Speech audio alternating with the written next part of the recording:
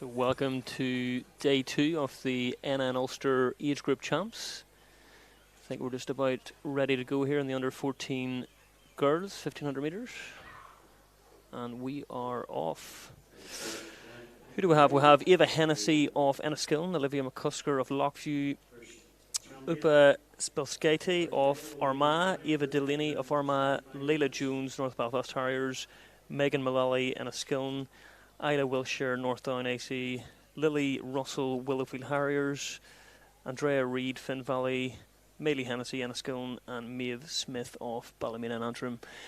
And it looks like they're strung out into single file already, very early on, through the first 200 metres. As they're coming down the home straight. They're not wasting any time in going for this one. And it looks like Olivia McCusker off Lockview coming through in 52 seconds through the opening 300. In second place, that looks to be Andrea Reid, who's just trying to close that gap.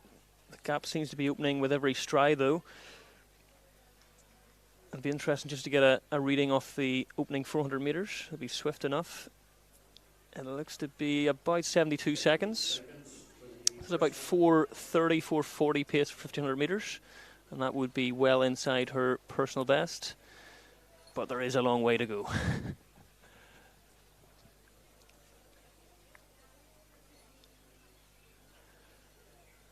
It definitely does seem to be just these two athletes have made a break from the rest of the field. Just further back we have Mailey Hennessy of Enniskillen and Isla Wilshire of Northdown now moving into 4th place.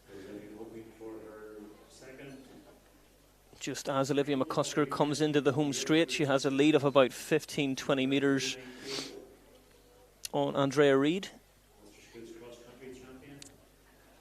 And I think we maybe could be confident in saying that the gold and silver position is probably almost certain to be one of Olivia or Andrea.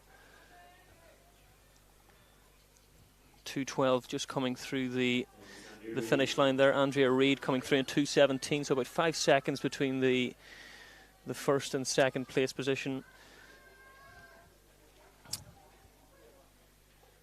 As Eva Hennessy comes through from Isla Wilshire of Northdown.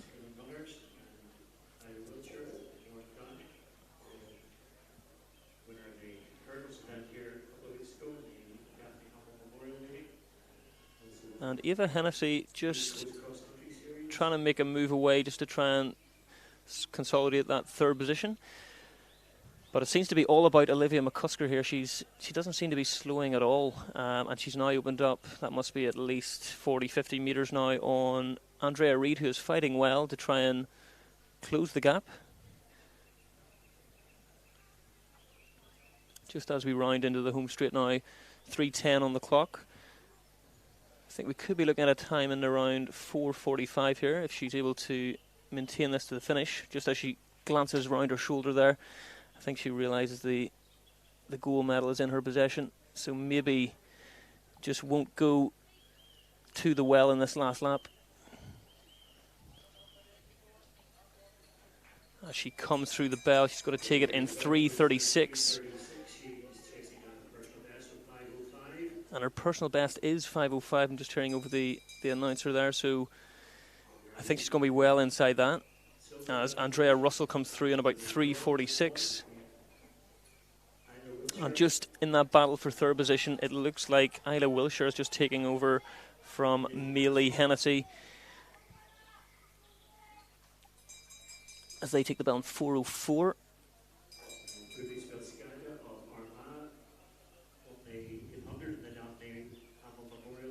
And Lockview's Olivia McCusker just coming into the final 200 metres, 4:16 on the clock. She's definitely going to be well inside 5:05, inside 5 minutes, I would imagine, as well. Just as she probably starting to look a bit tired now, as you would expect, just coming into the final home straight.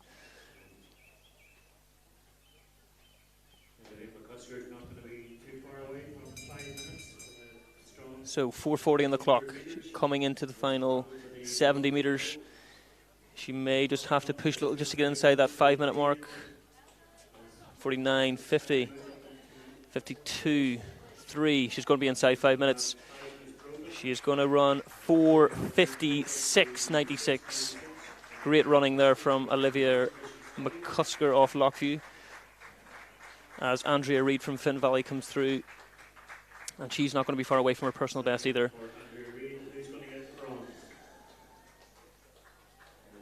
And there's a real battle coming on here between North Downs, Isla Wilshire and Upa Spilsketti off Armagh, and it looks like it's Isla Wilshire will take the bronze medal position, and she was in that third position for a long period of the race.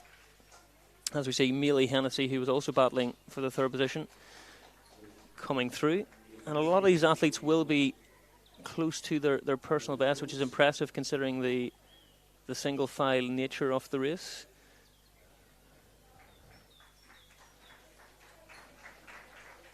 As Eva Delaney comes through.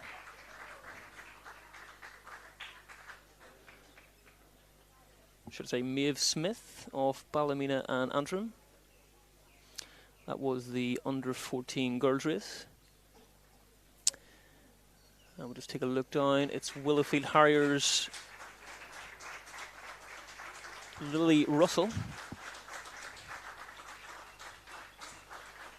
coming through. That's a great run from her as well.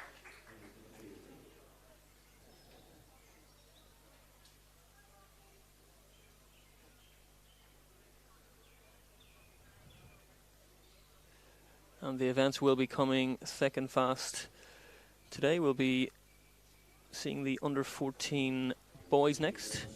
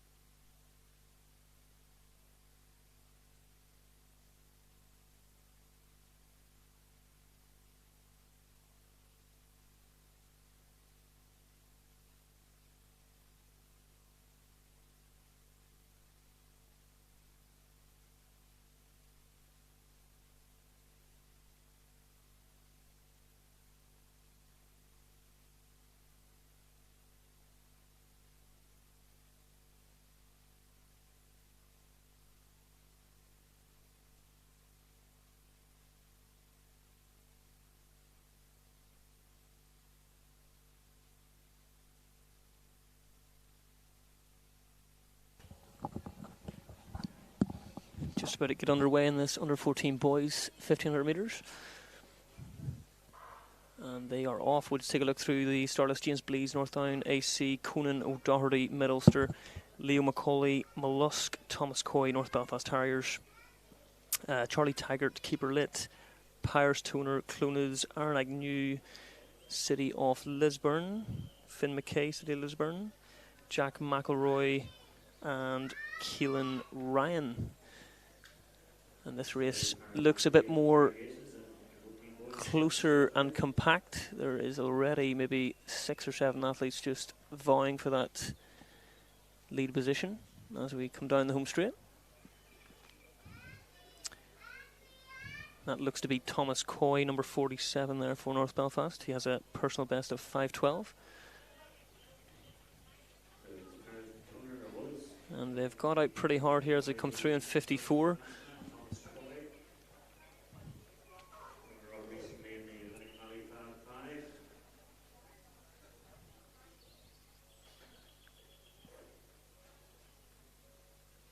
And Paris Toner just tracking Thomas Coy. He's went out pretty hard here, so he's went through in about 74 seconds.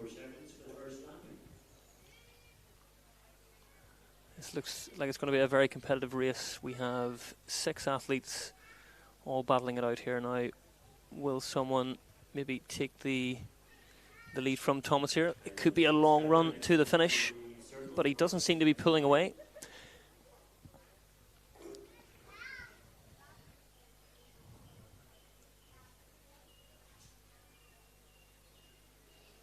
Very good representation in this race from across the province. As Thomas Coy comes into the home straight, and he is tracked by the Clonus athlete in Pius Toner, and Pius has just actually come to the front now alongside Aaron Agnew as they come through the bell lap, and 2:15, 2 laps to go.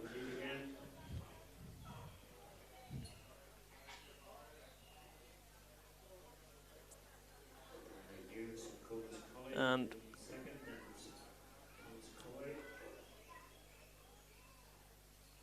Paris is just trying to stretch this field out as they go through in about 2:35 through the 800. The pace seems to be quite even, which would maybe suggest some of these athletes will have a bit more left for the final lap.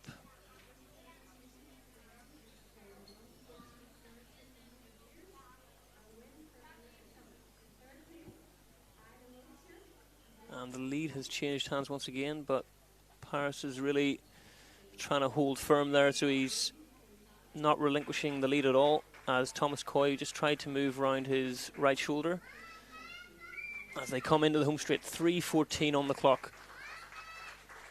This is going to be a great last lap as we see them coming down the home straight, and that is number 24 Aaron Agnew just on the outside, trying to stay as close to the Clonus athlete as possible.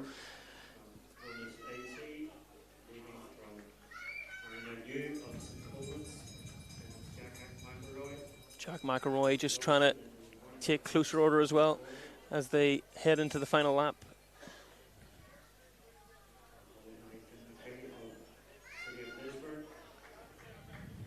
And Aaron Agnew really is starting to push this out, so it's 3 athletes have separated themselves from the rest of the field. This should be the gold, silver and bronze, and that is a very definitive move there from the Armagh athlete as he runs down the back straight, and there doesn't seem to be any sort of response from Toner off Clonus AC. That lead is about 10 metres. Can he hold on? 4:22 on the clock. He just takes a glance over his left shoulder. Not always a good sign, but is he comfortable? He looks comfortable as he comes down the home straight. Is the silver and bronze position confirmed? This is a fantastic last lap, and Jack McElroy is going to take this. Jack McElroy from Pierce Toner of Clonus, and Aaron Agnew in the bronze medal position. 4:47 on the clock as we see Finn McKay of City Lisburn coming through, Charlie Taggart and Thomas Coy of North Belfast, and I would say Thomas Coy is well within his 5:12 personal best, which he set at the Lagan Valley meet just a few weeks ago. And Conan O'Doherty comes through for Mid-Ulster.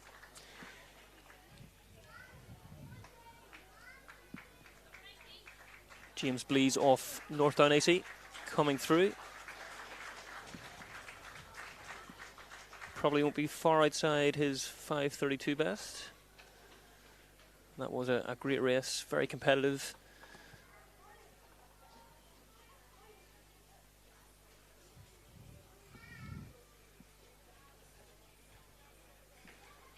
And just as we look over to the far side of the track, we're almost ready to see the girls under 15 race. The result of the under 14 girls was Living on Ulster with 4:56.96, Andrea Reid 5:11.72, Ida Wiltshire 5:24.70.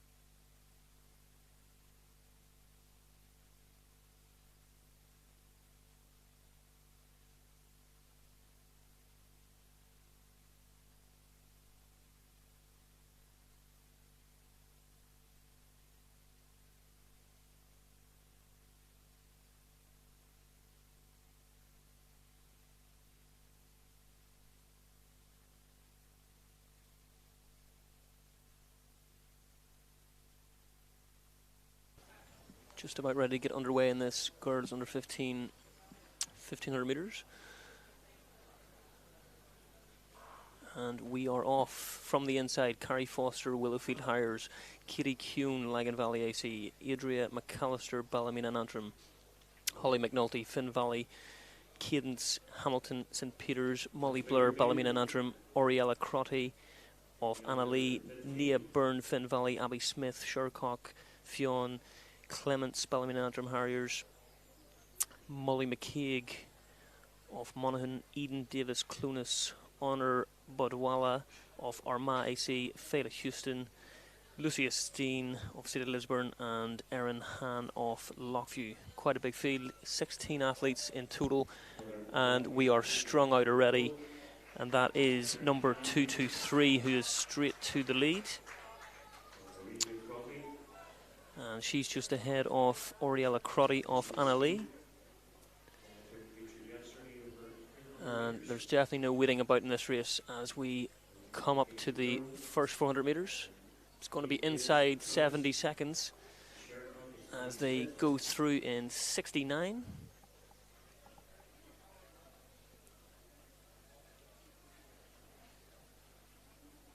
And 3 athletes have already separated themselves from the rest of the field. That looks to be Lucia Steen of City Lisburn in the bronze medal position, Oriella Crotty of Annalee, and we'll just get a look at the number on the leader here actually. So 1:44 on the clock. 3 girls have separated themselves from the rest of the field, so this could be already a definitive move for those medal positions. But just as we look, it's Katie Kuhn of Lagan Valley AC starting to take closer order. It'll just be important just to ensure the leading 3 just don't move away too much, or there could be just too much to do in that final lap. As we go through, Erin Han, 2:11 on the clock. Erin of the Lockview Club. And now all of a sudden we have a group of 4, and that looks like, just as we'd mentioned there, Katie Kuhn of Lagan Valley really starting to show her authority here as she comes into the lead, and that looks like Erin Han may have just stepped off there. She may have, I'm not sure if that's an injury, but it is Katie Kuhn of Lagan Valley AC starting to open up a gap here on Oriella Crotty of Annalee. City Lisburn's Lucia Steen in 3rd place. And Abby Smith just following then at 4th. This could be a very exciting last lap. Carrie Foster in 5th place, trying to get back onto that lead group.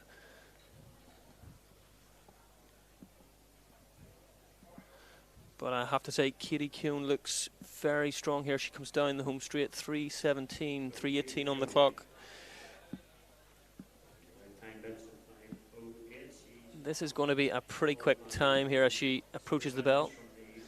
She's going to take the bell in around 3:34. 3:34 on the clock as she comes through. Oriella Crotty in 2nd place. City of Lisburn's.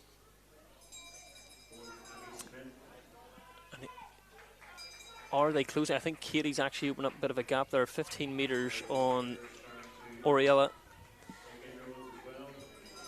Lucia Steen in 3rd place. It's going to be a real battle for the silver and bronze positions. And Katie, I think, is going to hold on here, but Oriella starting to really push down that back straight. It may not be over. Katie is starting to tire maybe just a little, but Oriella seems to be closing with every stride. This is going to be a very close finish if she can just keep closing that gap. City Lisburn's Lucia Steen as well. Can she secure a medal? Shercock's Abby Smith isn't going to let this one go either. So Katie Kuhn, Lagan Valley AC, coming into the home straight, 4:32 on the clock. And it looks possibly like Oriella Crotty is going to have to try and hang on here for the silver medal position, as Lucia Steen is closing fast as well. Katie Kuhn is going to take this, and she's going to be well inside 5 minutes. 4:50 on the clock. Lucia Steen taking second place. Oriella Crotty, Carrie Foster coming through fast for fourth position, and Abby Smith of Shercock. Just as we look as Clunas come through for fifth, Ballymena and Antrim. And that was another great race. Katie Kuhn just really taking authority just with, she sat in the first lap and then realised the pace needed to get moving, and she didn't really look back from there.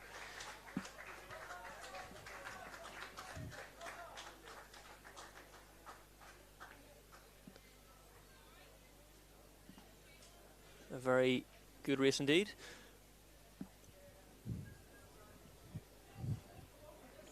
Just as we look over to the podium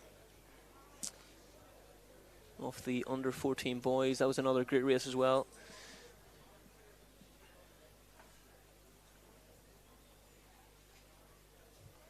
A lot of the girls in the under 15 girls would have been in and around their personal best there as well. So not just about the medals today. It looks like a lot of the girls were going 4 times as well.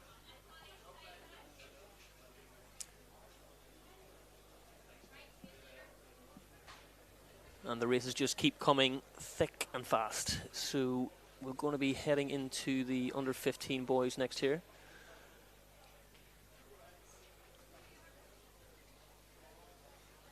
Meanwhile, there is a high jump competition ongoing. Bar currently at 120.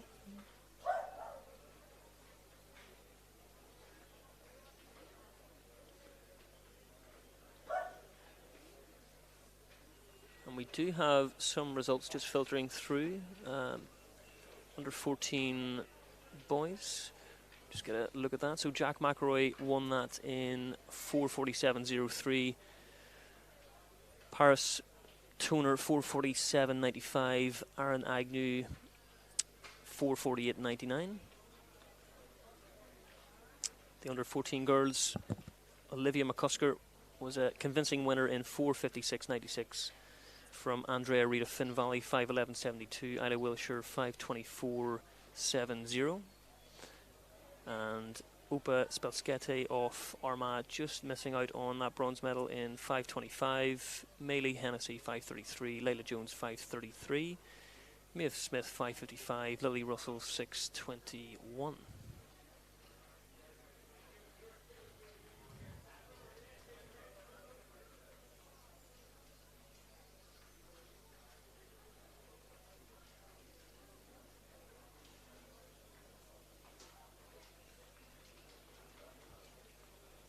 Quite a large field in this under 15 boys race.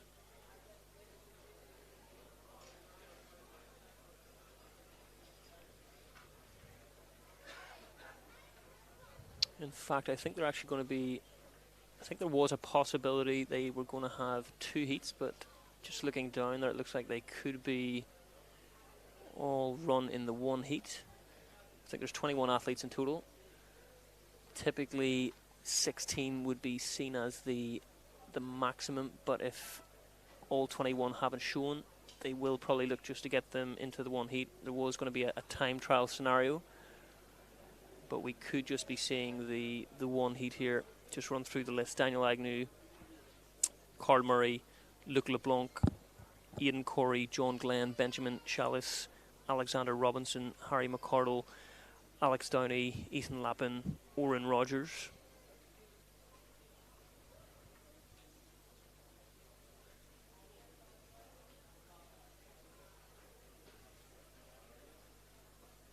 Caleb Lewis, Robin Nellens, Rory Armstrong, Emmett Smith, Evan Tosh, Ulek Fitzpatrick, Porrick Kelly, Darren Naughton, Dara McHugh, Mushene Anitra.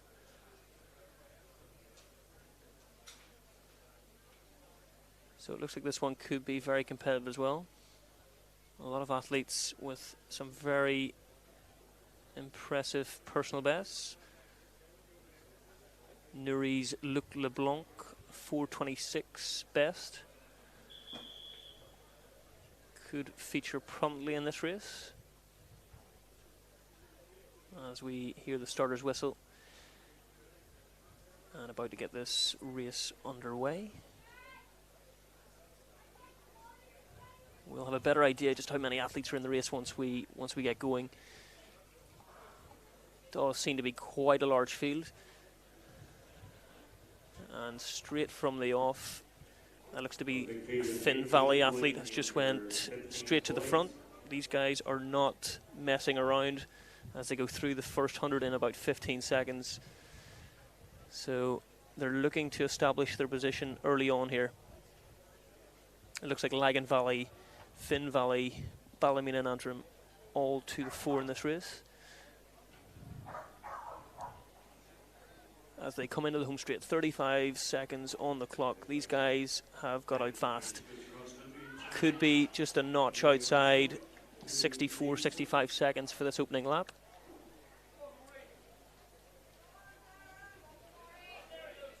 As they come through in 52.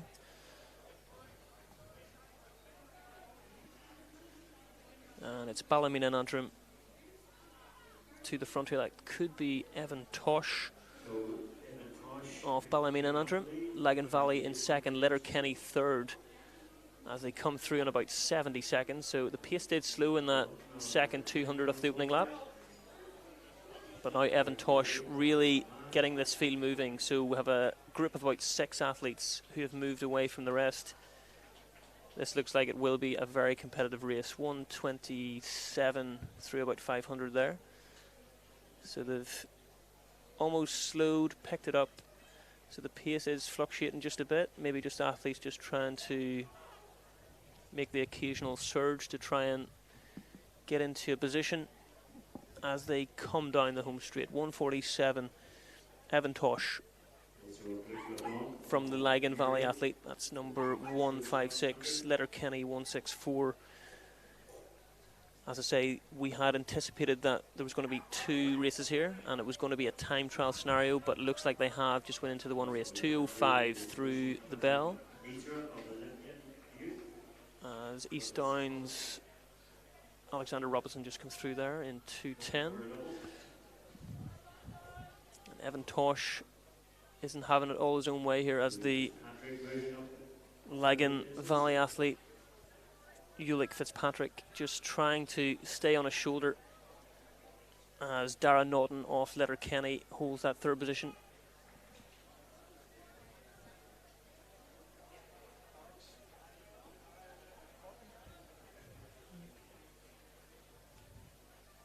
This is going to be a very good last lap here as East Downs Alex Robinson is starting to move into that lead pack as well. So Lagan Valley, Ulick Fitzpatrick takes us into the home straight here. 500 metres to go. Evan Tosh is still there as well from Ballymena and Antrim. Darren Naughton, Letterkenny AC. These 3 athletes have been in and around those top 3 positions for pretty much the entire race. And let's not forget the Newry athlete LeBlanc, 4:26 personal best. He's still there as well, so a lot to look out for in this last lap as they make a move for the finish. Ulick Fitzpatrick has really put the foot down here. So it looks like he's going to be, so 3:40 with 300 to go. This could be a fairly swift pace for a lot of these guys here. Personal best could be on offer. LeBlanc, as we had anticipated at the start of the race, he had a 4:26 personal best coming into this, and he's really making a strong effort down that back straight, but he's not having it all his own way. Evan Tosh has dropped back to about 5th place. His race may have been run, and this is an incredible finish. LeBlanc is absolutely powering it on down this home straight, but he's not going to have it all his own way. It's side by side coming down the home straight. That is number 170, Mushin Anitra. Is he going to take it from LeBlanc? He is in 4:27. What a finish. Darren Naughton comes in for 3rd. Ulick Fitzpatrick for 4th. Armagh coming through in 5th. Evan Tosh, who was at the front for a large period of the race, in 6th. Alexander Robinson of East Down in 7th place. As we look down and a stream of athletes come through now in what was an incredible finish to that race. Machine Inatra taking the victory. Very, very close race there with the Nuri AC athlete in Luc Leblanc in that under 15 boys race. Just outside personal best there as well. Of course, the championship races are all about those all-important medals. But an incredible performance by all the athletes there.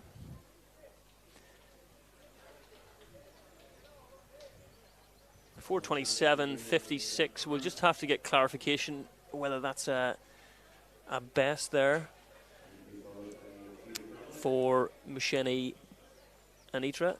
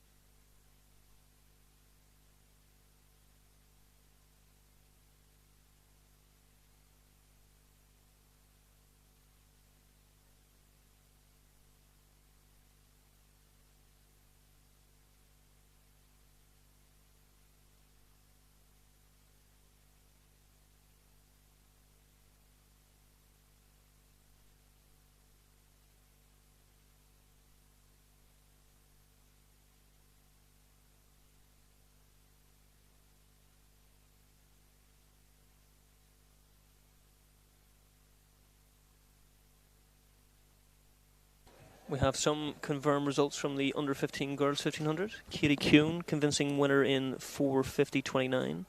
Lucia Steen, City Lisburn, 4:53.23. Oriella Crotty, new personal best, 4:54.79. Carrie Foster, 4:56.90. Another personal best. Abby Smith, 4:57.81. Personal best. Eden Davis, 5:04.87. Personal best. Molly Blur, 5:08.67. Honor Bawala, 5:10.42. Cadence Hamilton, 5:10.45. New personal best. Molly McCaig, 5:15. Holly McNulty, 5:17. Adrian McAllister, 5:21. Nia Byrne, 5:24. Fionn Clements, 5:29.97. And the under 16 boys race has just got underway. And this looks like it's going to be another very competitive race. We did actually have a comment there just asking when the under 16 boys is going to take place. So here we are. We're underway. And once again, this was anticipated to be a double heat race, but it looks like we may just have the one heat. And that looks like Lockview in the lead there. Just get a rundown off the start list here as well. As they come down the home straight, City Lisburn in second place. And that looks to be 298. Coming down home straight, he's trying to open up a bit of a gap. In 46, this has got off to an absolute flying start. These guys are not waiting around. A lot of impressive personal bests in this one as well. And I think they're just taking close order now. So 63 seconds, that is about 3:56, 1500 metre pace. So these guys, I think they're running well within their personal best there. So we could see the pace just slowing ever so slightly in the second lap as they begin to bunch. There's about 8-9 athletes in that leading group as we come through 500 metres.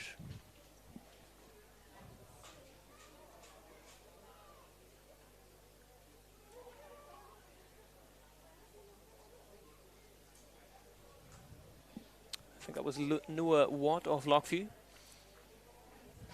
holding a commanding position in this 1500 metre race.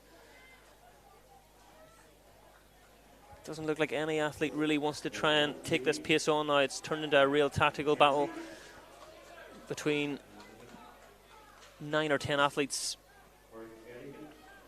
and this lap will be significantly slower than the first. 62 for the first lap, and we have, what's that, 2:10 on the clock, so definitely has slowed as we approach the 800 metre mark in 2:18. Lockview's Noah Watts still holding that lead position.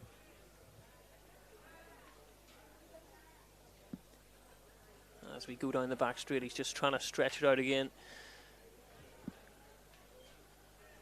Enniskillen featuring well, Finn Valley, Shercock, Lagan Valley, Mid-Ulster AC.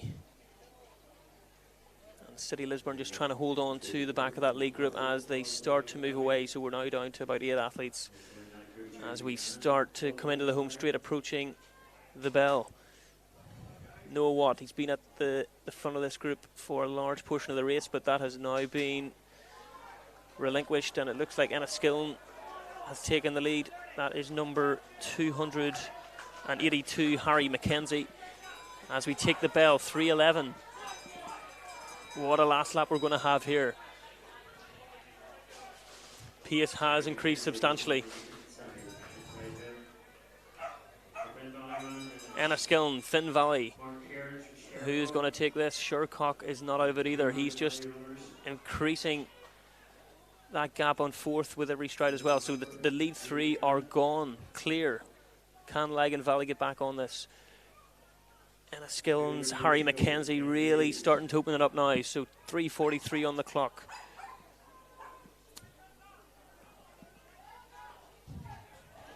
This is going to be a fairly quick time as well if he can just keep this together down the home straight. Harry Mackenzie, Enniskillen AC. What a finish we're going to have. Can he hold on? Finn Valley just coming down the outside. Harry Mackenzie, he's going to hold on from Oran McBrearty of Finn Valley AC. What a run. Mark Kearns of Shercock taking that bronze position. Noah Watt coming through for 5th place. Mid-Ulster's Luke Docherty in 6th. And 4:12.08 on the clock for our winner, Harry Mackenzie. Took the lead with about 600 metres to run and held it very well. But let's not forget, he's just over shaking hands there with Noah Watt. He was in that lead position for quite a while as well, but it probably just did take its toll just over the course of the race in those opening 2 laps. Another very closely matched race, as we see Joe Dugan of Armagh AC come through. And we go back down the home straight.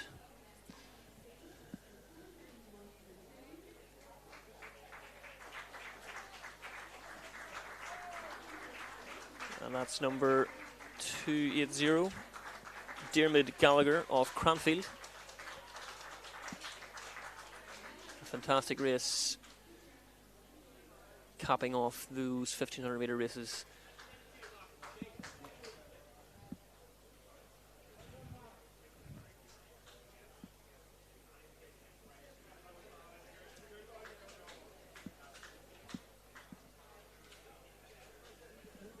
And we're just getting a look at the under 15 podium, boys 1500 metres. Just try and get some conclusive results from that. Musheni Inatra, of course, won that in 4:27.57 in that incredible sprint finish alongside Luc LeBlanc of Newry AC, 4:27.68, so just a tenth of a second separating the two of them. Dara Naughton, Letterkenny not far behind in 4:31.02. Rory Armstrong of Lagan Valley AC, 4:31.34. Porrick Kelly, Armagh AC, 4:36.02. Ulick Fitzpatrick, of course, as well, was a long-time leader of the race in 4:37.83. Alexander Robinson rallied very well. running 4:41.91. Aidan Corey coming up as unattached, 4:51.83. Alex Downey, North Down AC, 4:52.95 in a new personal best. Emma Smith, Ballymena and Antrim, 4:53.54 in a new personal best. John Glenn, 4:58.07. Caleb Lewis, 5:02.26. Daniel Agnew, 5:05.32. Robin Nellens, 5:08.18. Harry McCardle, 5:12.54. Ethan Lappin, 5:16.06 in a new personal best. Benjamin Chalice of Willowfield Harriers, 5:16.64. Carl Murray, City of Derry. And I think that concludes that result of the under 15 boys. Again, that was originally intended to be a 2-heat race, but I think they had enough athletes just to run the one heat, so it looked to be just the 18 athletes in the one heat.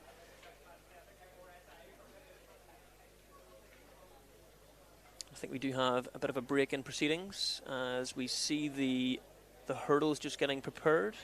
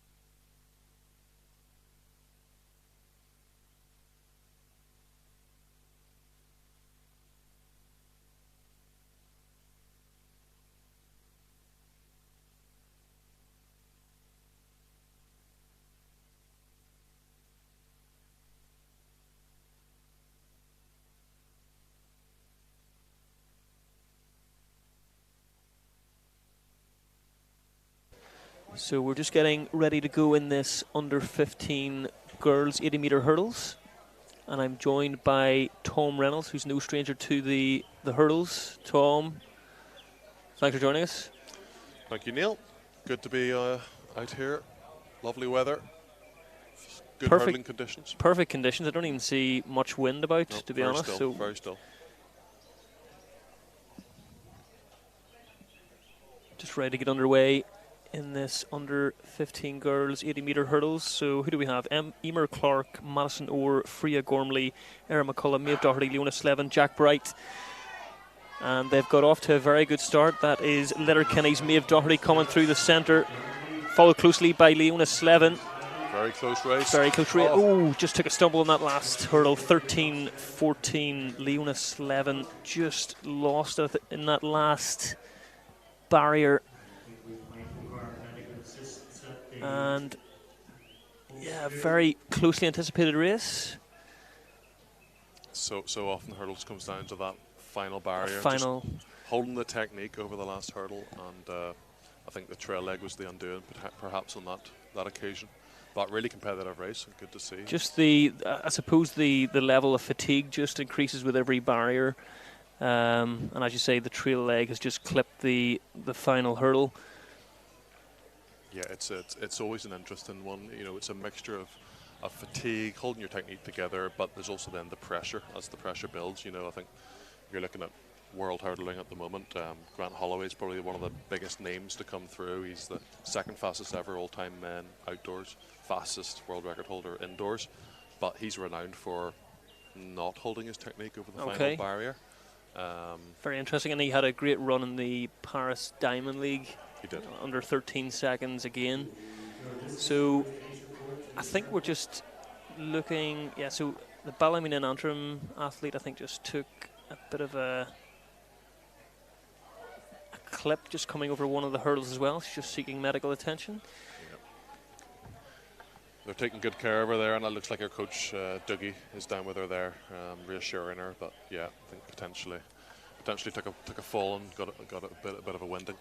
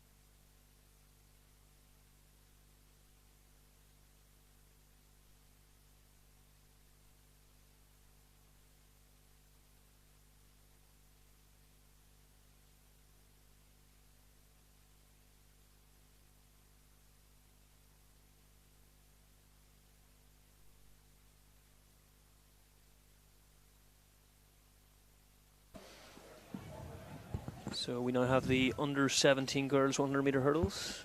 4 athletes going in this one. 4:04 Clara Mullen in lane 3. As they just take a step back from their blocks. Number 408 Ava Anderson. Number 472 Kate McKenna, and number 394 Lexi Reese of Banbridge. I think we might just be having a few issues just with the starting blocks. Yeah, it looks like we haven't had everyone show up for this final, but we've pushed the athletes together, which keeps it a bit more competitive. So it's always nice when you see that. It's not ideally don't want to be seeing gaps. Hurdles is one of those events as well. You like to have people beside you, keep you pushing on to each barrier. Set on their marks now.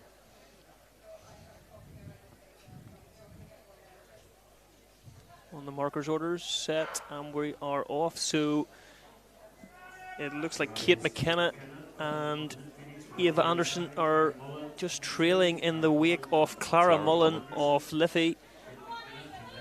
Incredible running here. So she's just going to be outside 16 seconds, 16:07 from Ava Anderson of Tyrconnell, Kate McKenna and Lexi Reese. Impressive forward drive there and lean between the hurdles from Clara Mullen. Working into a bit of a headwind by the looks of it, but yeah, it looks like the wind has picked up. We had just commented that the wind was pretty much non-existent, but we have just seen a change just over the last few moments for the start of the under 17 girls 100 metre hurdles.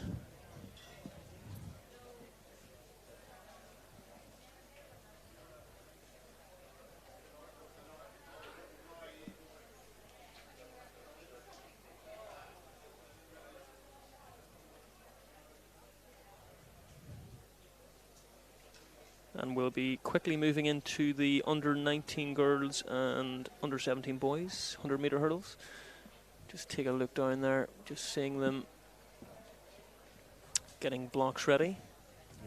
Due to have 3 in this race, I can certainly see 2 athletes down there. They seem to be all Tyrconnell. Would that be right? Yeah, so That's correct. I think potentially Ethan Dewhurst, who ran in the 4 hurdles yesterday and I believe got a standard for the EYOF, potentially isn't here. Doesn't seem to be down there. I think we've got Jamie Kennedy of Tyrconnell, under 17 men, and Alexis Campbell of Tyrconnell, and under 19 girls.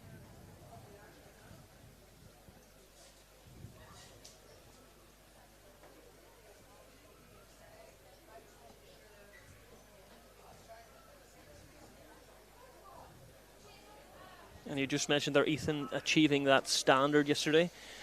You can watch that back on the Athletics NI YouTube channel if you go into the live stream tab.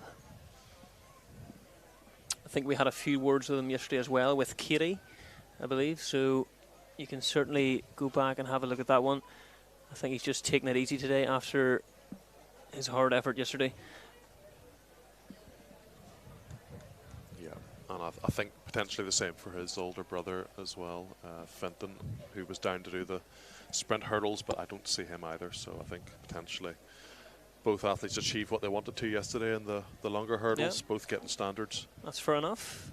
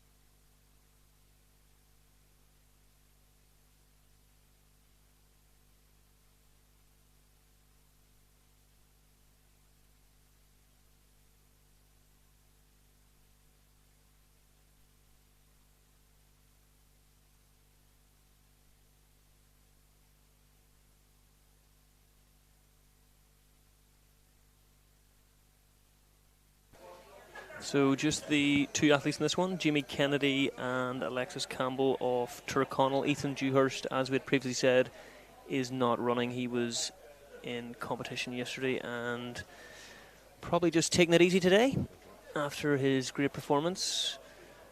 So we've got Alexis in lane 2, and Jamie seems to be in lane 5.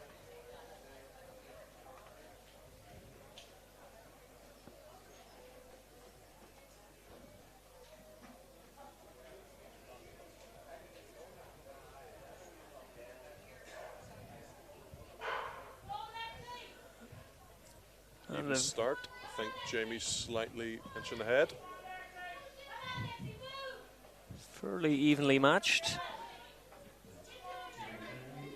And Jimmy just going to take this just outside 16 seconds. Two great runs there from Jimmy and Alexis Campbell, both off the Tyrconnell AC Athletics Club. Quite possibly trained together then in the same group, so they're probably used to run together. But it's always helps when you're pushing races together. Hurdling on your own is no fun. I remember doing it as a teenager. So the more the better. The more the merrier.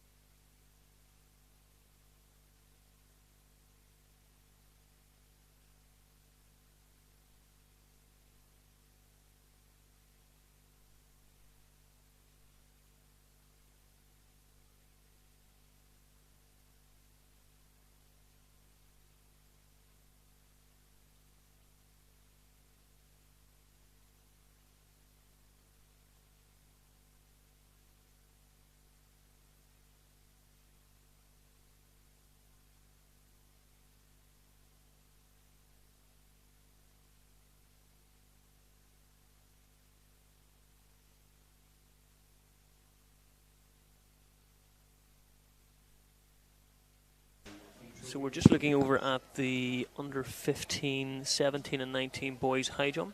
There is 9 athletes in this one. Zach McMinn, Jude Glover, Peter Gray, James Wright, Mark Wilkinson, Benjamin Huss, Matthew Nelson, Andrew Bowden and Olivier Taylor. All looking to get underway. As I say, there is a mixture of age groups from under 15 up to under 19. Peter Gray in the under 19 category on his own, with a range of personal bests. Also see down there James Wright of Eastdown has a personal best of 165.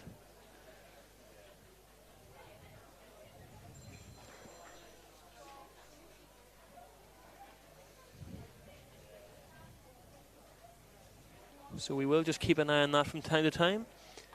At the minute we're just waiting on the starters orders for the under 19 boys 110 metre hurdles, as we hear the starting whistle and the wave from starter Gary Keenan just over to the right hand side. Yeah, got a couple of non-starters here with Finn O'Neill and Fintan Dewhurst not running the under 19, so Zane McQuillan will be the sole under 20 runner. Zane had a fantastic performance in PB last week at the Irish Schools, where he finished second behind Adam Nolan, who broke the Irish under 20 record. Very good. So it's going to be Zane against the clock here. 14:52 is the time he ran last week. I wouldn't necessarily be expecting him to do that on his own. It's going to be very difficult solo, isn't it? Yeah, to be honest, a sub 15 would be a really good clocking here if he can go clean. Just keeping an eye on that wind as well. Bit of a crosswind. Gets out well. Just clipped the 4th hurdle there ever so slightly. I think he's just going to be outside 15 seconds. I think he, when he clipped a couple of hurdles, he probably knew the time wasn't on. So time was gone at that point, so he jogged in off the final hurdle and probably lost half a second at the end there. But it's hard when you're on your own time trialing, especially in an event like hurdles where you really need people around you. You really need people on your shoulder to push you on. But still a good training session for Zane. Any run over 10 hurdles in a training session is got to be called a success. So he'll take something from that and move on to the next race. And he's with the Ballymena and Antrim club. Would he do much of his training down here, or would he be mainly based at the Antrim Forum? He does do some of his. He does his sprints work in with Ian Neely's sort of 400 metre group throughout the winter. So he's here on a Saturday. He'll do some of his work with the ANI Youth Academy. Strength and conditioning and some speed work, but Dougie Tom is his speed and hurdles coach, so he does a bit of a mixture of venues is where he works across. Very good. And is he primarily focused on the 110 hurdles, or would he be moving into any multi-events? I think he's done some multi-events in his time, but no, he's sprints and hurdles. He runs a good 100, runs a good 60. But I think hurdles is his preference, and I think Zane himself would say anything longer than 100 is not really his thing. So he's not going to be doing the 400 hurdles anytime soon? I don't think so. I mean, never say never, but no, I think he prefers the short and fast stuff.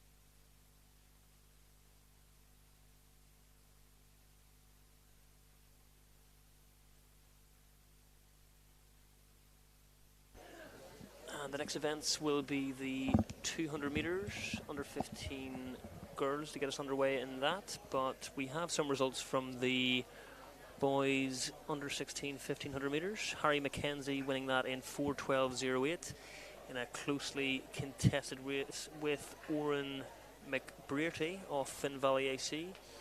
Mark Kearns 4:14.65 for bronze. Noah Harper fourth, 4:16.81. Noah Watt, who led for a large portion of the race, 4:18.59. Luke O'Doherty, Mid-Ulster, 4:19.34. Zach Hall of Armagh AC, 4:21.45 and a new personal best. Jude McGann, Lagan Valley AC, 4:22.43 personal best. Rohan McMenamin, Letterkenny, 4:29.22. Luke McCausland, City Lisburn, 4:29.95. Porrick McGettigan, Finn Valley, 4:36.51.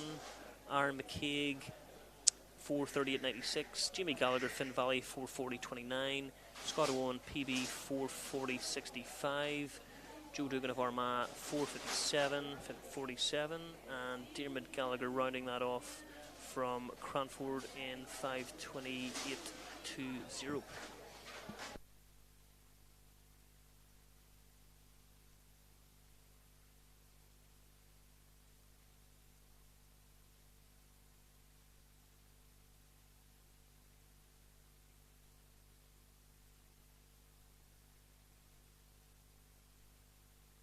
Some results as well from the under 19 and under 20 girls long jump.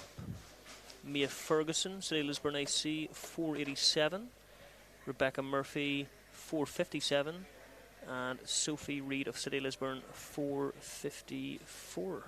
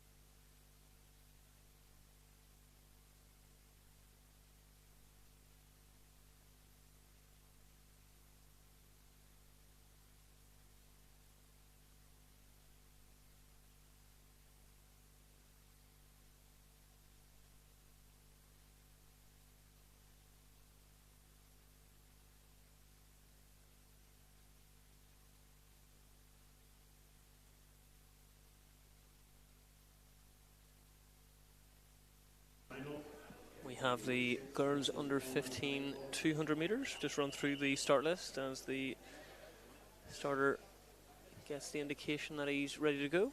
Ruby Tolan, Northdown AC, Isabella Morrow, Ballymena and Antrim, Orla Kelly, Enniskillen, Tegan Dolan, Ella McKelvey of Lagan Valley AC, and Grace Evans of Mid Ulster.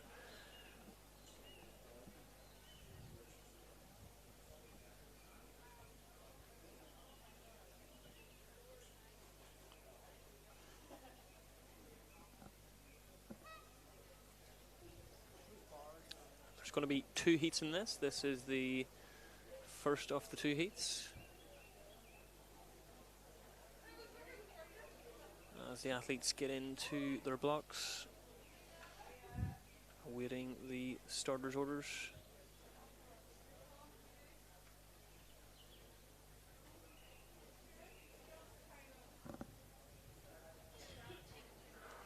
And they are out. And that's a very quick start from Ella McKelvey of Lagan Valley AC. She's really putting ground into the rest of the field already through that opening 100 metres as she comes into the home straight. It's Ella McKelvey from Tegan Dolan. Can she just hold the form down the home straight? It looks like she can. So Ella McKelvey, what's she going to clock? Quick glance at the clock. It's 27:55 from Ella McKelvey of Lagan Valley AC and Isabella Morrow of Ballymena and Antrim getting that bronze medal. Ella McKelvey just taking control of that race from the off. Never looked like losing, kept her form well coming down the home straight. And also a very impressive run there from Tegan Dolan. Also holding her form very well. Looks at the moment like 200 metre conditions are not bad. There might be a wind behind around the bend and maybe only a very slight headwind coming off the bend. So I think so. Just looking at some of the flags, you can see a crosswind just coming down the home straight. So yeah, quite right. Just a bit of a tailwind coming around that opening bend. And as I say, that's the first of 2 heats. The first heat there won by Ella McKelvey of Lagan Valley AC, and I think that could actually be a personal best as well, coming in with a 27:89.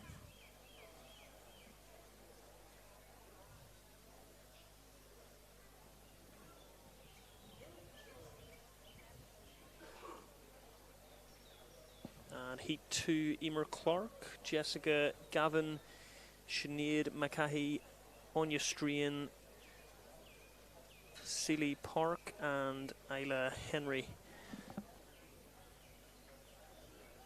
It'll be interesting to see what sort of time can be posted in this one. looks like there's first 2 to qualify.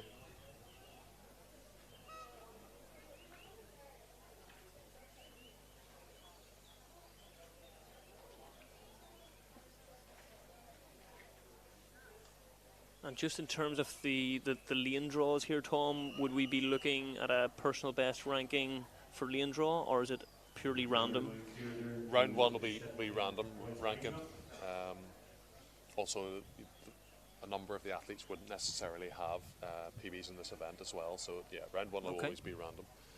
It's always more difficult in the age groups when they're not fully established athletes.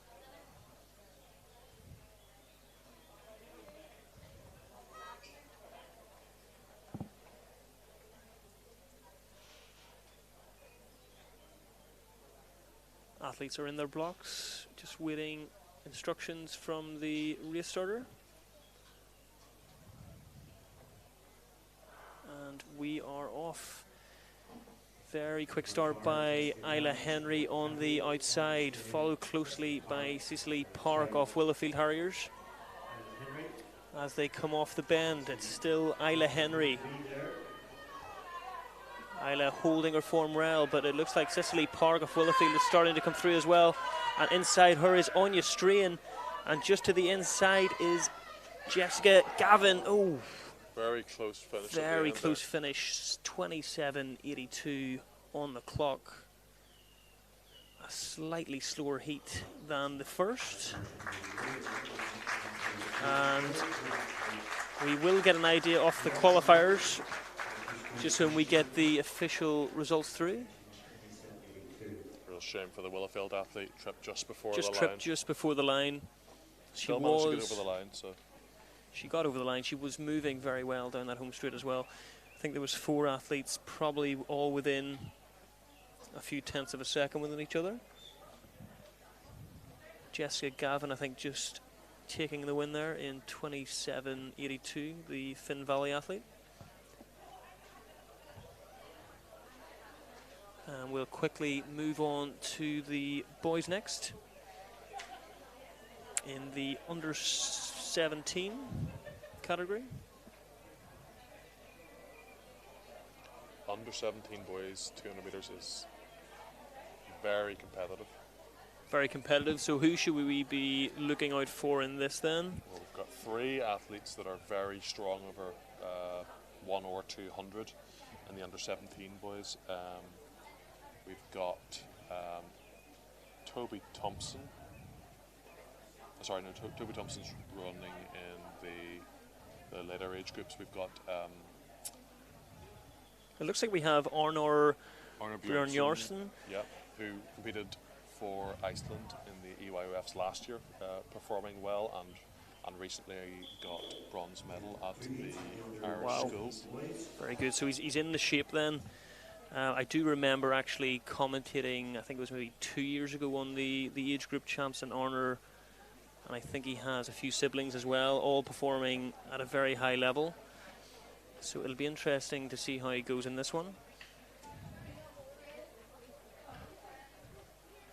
We also have Irish schools under 17 100 metre champion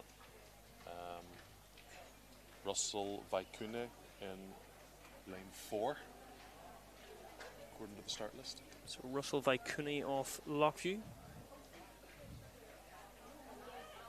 Athletes have just been asked to stand up out of their blocks. Starter just isn't happy with something, so I'm going to try that again.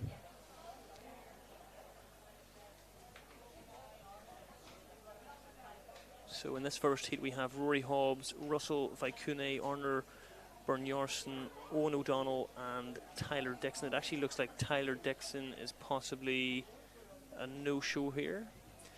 So I think we're just down to the 4 athletes. I'm actually not seeing the athletes I'm looking for here, so maybe this isn't the heat I think it is.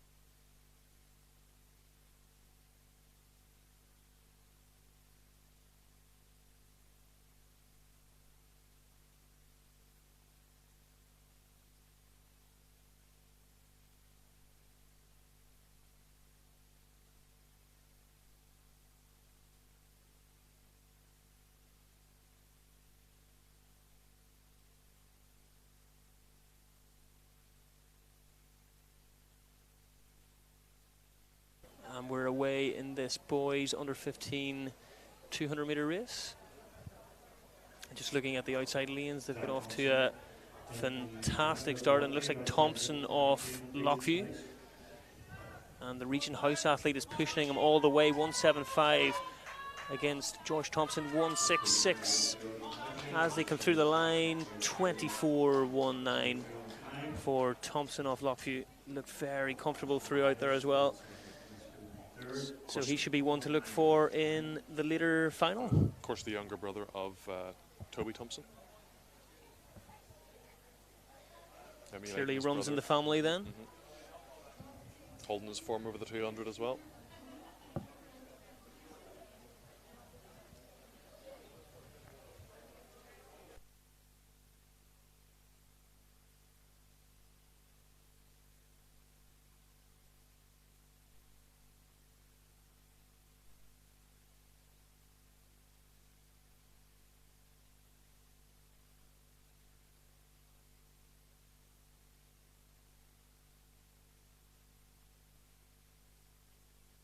Some results from the girls 200 metre heats. Ella McKelvey, of course, took that heat one in 27.57 in a new personal best. Tegan Dolan pushed her in 21.15. Isabel Morrow 28.90.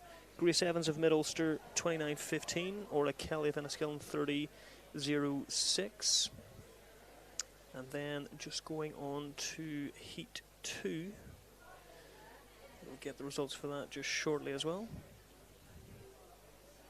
Isla Henry of Regent 27.82, Jessica Gavin of Finn Valley 27.88, Anya Strain 27.95, Cicely Park 28.69, Sinead McCahey 29.61, and Emer Clark rounding it out in 30.60.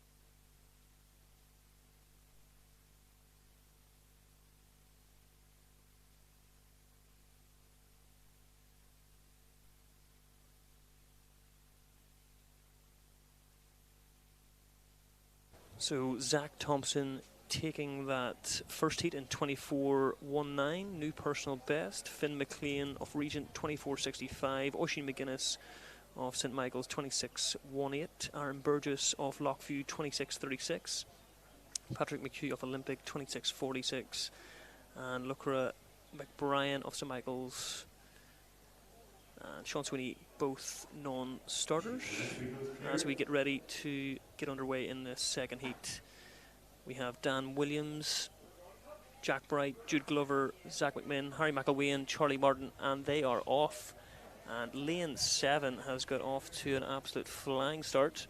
He has put a lot of ground already into the rest of the field. That is Letterkenny's Harry McElwain, and he is powering down the home straight. And he is going to win this by quite a margin. Harry McElwain in 24.92, just under 25 seconds. Zach McMinn getting second place. And Jack Bright in third. Very powerful run there. Dominant in that heat, although not as quick as the first heat. So the final should be an interesting matchup. Final should be very interesting. Three athletes under 25 seconds. Zach Thompson 24.19, Vin McLean Regent 24.65, and Harry McElwain of Letterkenny just now 24.92. So we should see potentially a low 24 clocking in the final later on.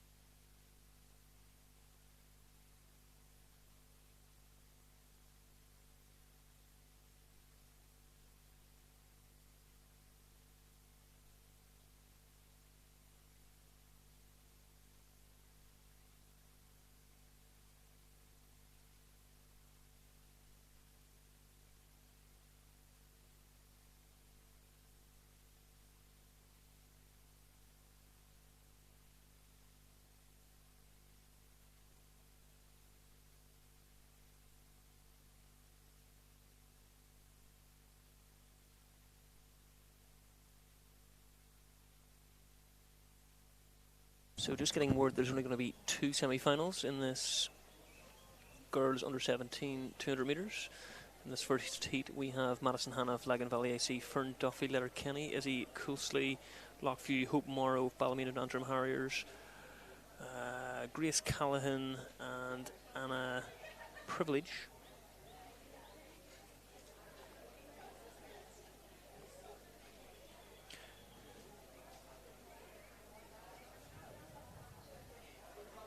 So just get into their blocks. So we're looking for the first 3 to get through here, plus 2 non-automatic qualifiers from both heats.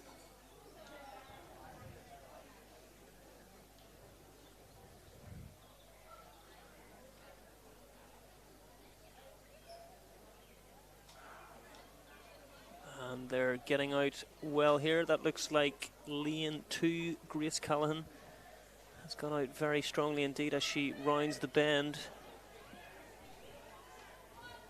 Say lane 4, Letterkenny, Fern Duffy is really powering down the home straight here, 22-23. So this is going to be a pretty quick time, I think, for Fern Duffy. 27:28 on the clock. We'll just have to get some confirmation on the top 3 in that race. That will make it through to the final. As I say, the heats will literally just be 2 heats as opposed to the forecast 3. Certainly Fern Duffy first, and Grace Callahan, I believe, is following up there. May have run a PB by the looks of things, with a PB down at 28:07. I think she was inside the 28-second barrier in that one for second place.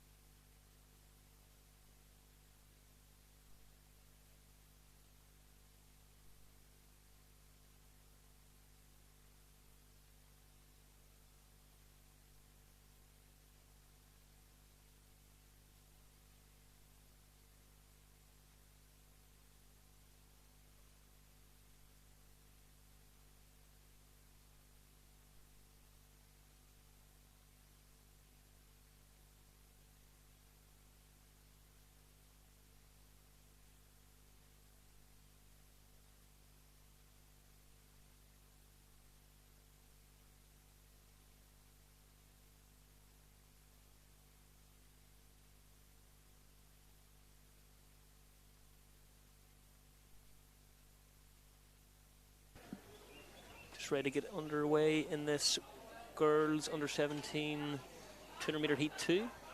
This will be the final heat, top 3 in each heat progressing to the final later on.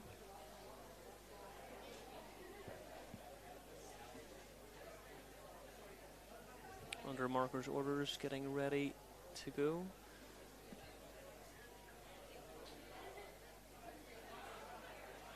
And they are underway. Looks like a very strong start in the inner lane there. Looks like a Lagan Valley athlete. She's powering down the home straight. It's 4:02, which It looks is Ada Ada Suskaita is coming down the home straight here. Very quick time, 26:07. I think that is much faster than the opening heat. I think the opening heat was just outside 27 seconds, so that will take a lot of beating. Very She's impressive able to running from Ada, and looks like she's taken almost half a second off her personal best if what we're seeing is very correct. impressive. 26:53 coming into it, and has just ran 26:07. So she definitely will be very difficult to beat in the final later on if she's able to produce a similar performance. All the more impressive considering this is her secondary event. Ada's primary event is the hammer. Wow. Which is thrown 48 meters this year. Very impressive. So you would like to think the 26:07, I mean, we could be possibly looking at a sub 26 provided the conditions are conducive.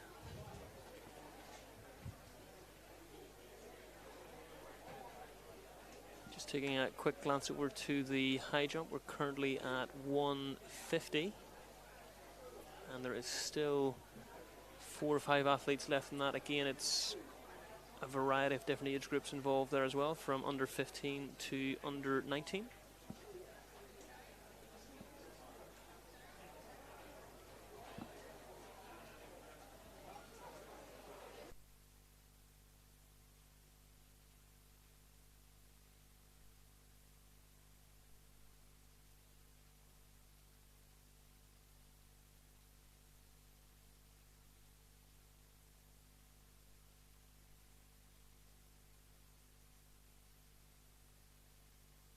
So just looking over at the high jump, we have James Wright of Eastdown AC just jumping there now, having an attempt at the 1 meter 50.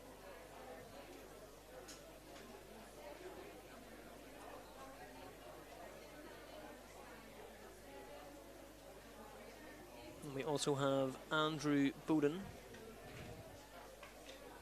as well, as he comes up to attempt 150 again. I believe that is his second attempt at that height.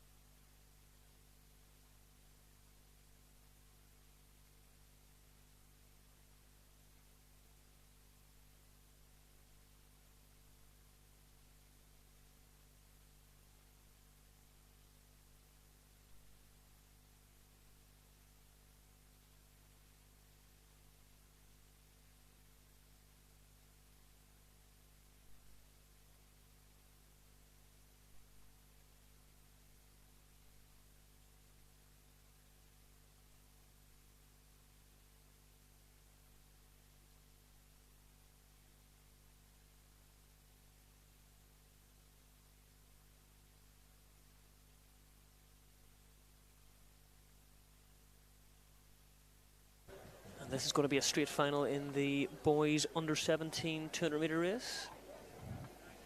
Some very impressive personal bests on show here as well. A lot of them in action last weekend at the Irish schools as well, Tom. Absolutely. I think the lanes to look out for here are lane 4, Connor Kelly, who's a PB of 22.02 for this year. Lane 7, Russell Vaikune, who won the Irish schools 100 metres, and also lane 8, Arnar Brynjarsen, who was bronze in the Irish schools 200 metres as well. So it should be a lot of talent in this race. And they are off. Stagger fairly even. Russell Vaikune maybe a slight advantage on Arnar Brynjarsen on lane 8. Connor Kelly still in the mix as well. Should be stronger with the finish. Russell's still leading. And Kelly coming through. Kelly, Vaikune, Brynjarsen. Oof, that was a very close finish. 22:21 on the clock as well. And that will possibly come down to a photo finish. We'll need to get confirmation on that. I think from what I could see, Connor Kelly, who's got a lot of strength over 400 metres, seemed to hold towards the end there. Showed his strength in the closing stages, keeping his form, coming down the final 30 metres. Very evenly matched, possibly Russell Vaikune getting out the harder of the three and maybe just paid for that in the final 30-40 metres. Russell's certainly a 100 metre specialist. He's run 10.88, which he ran to win the Ulster schools. But I think, yes, maybe perhaps in the last 30 there, the 200 metre strength of Connor and Arnar showed, as I believe Arnar came through for second there as well. So really competitive. Very competitive indeed. There, yeah. And 22:21 on the clock as well.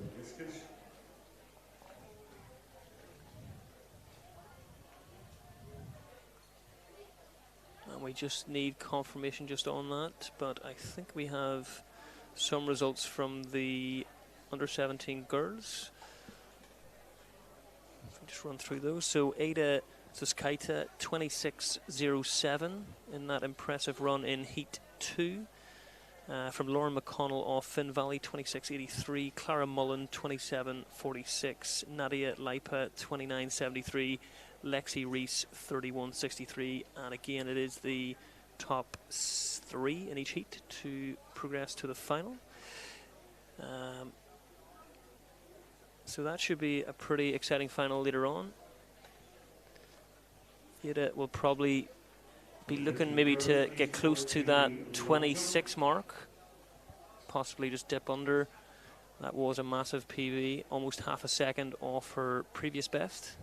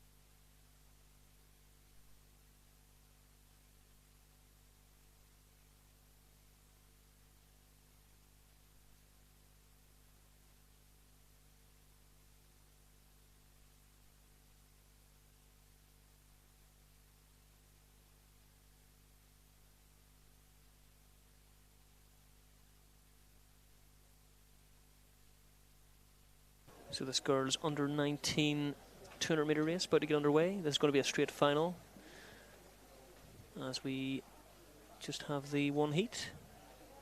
A few to look out for. Number 612 off Olympic, Sophie Parler, Irish schools champion. Over 100 metres. Over the 100 metre distance. Others to look out for: City Lisburn's Catherine Hempton,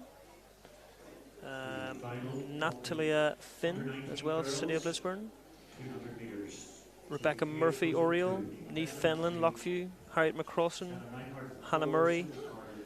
Some of them will not be running, of course, so we will keep you posted. But of course, Sophie Parler is the one to look out for here.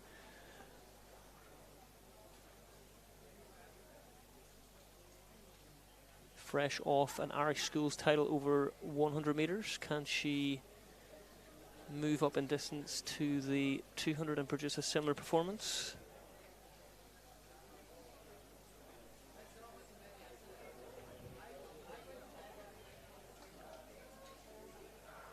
And they are away well, and it's a very strong start by Sophie Parler. She is eating up the ground, coming round the bend, and she has got a few metres on the City Lisburn athlete coming down the home straight. She's powering down. 612 is going to take the Sophie Parler from number 600, Catherine Hempton, and she takes in 25.20. Impressive finish there. Very impressive from Sophie Parler. Could well be a personal best there, according to Open Track 25.39, so 25.20 would be a new personal best. Could well be a new personal best for Catherine Hempton as well in second, potentially. Very impressive running by both girls there. It really does take the competition. It was good that they were actually in a lane beside each other, just to have them pushing all the way to the line. Sophie probably opened up maybe 3-4 metres coming off the bend. Catherine did close it a wee bit coming down the home straight, and they have been rewarded with two very fast times. 25.20 for Sophie to take the win, and we will get confirmation shortly of Catherine's time.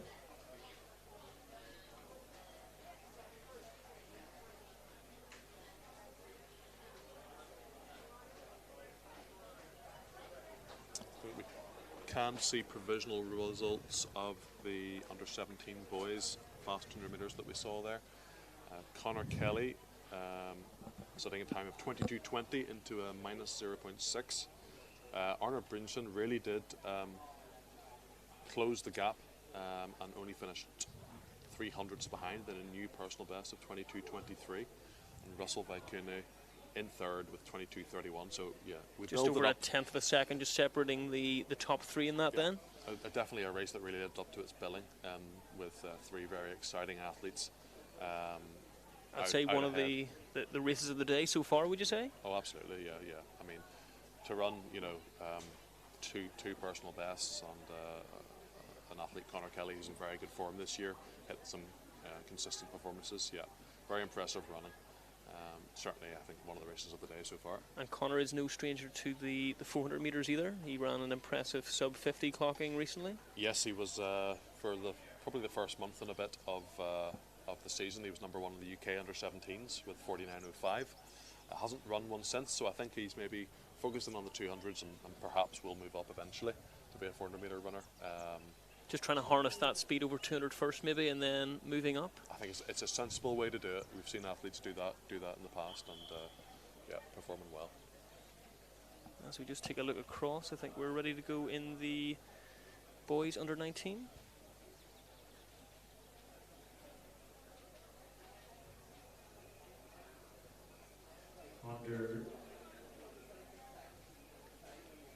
Doesn't look like we have the full complement of athletes in this one. Looks like we have 4. So I think we've got Toby Thompson in lane 2, who should be running very well. Ran 22.13 in Belgium yesterday and has travelled back. Wow. You would say he's possibly the favourite to take the win here? Most likely, yes, he will be.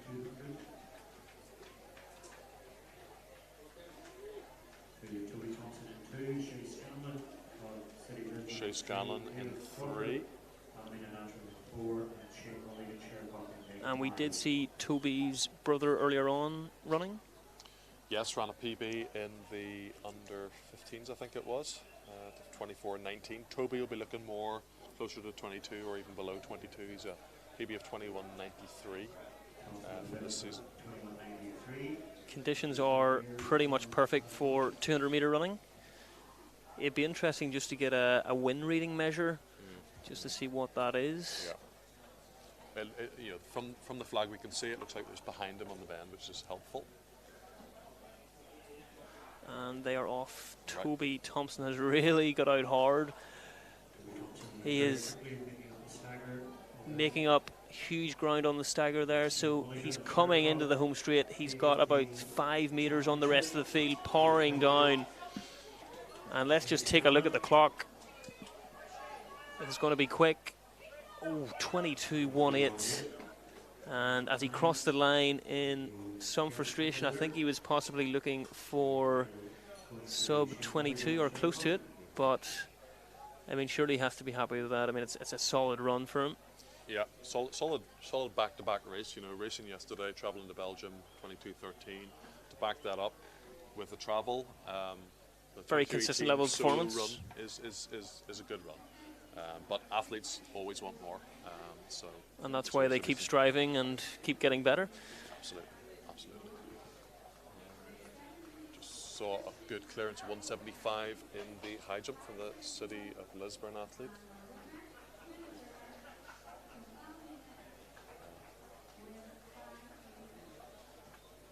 Peter, I think it was. Peter Gray. Peter Gray in the under 9. He's actually the only under 19 in the event. We'll have a range of age groups from under 15 up to under 19 in that one. 175.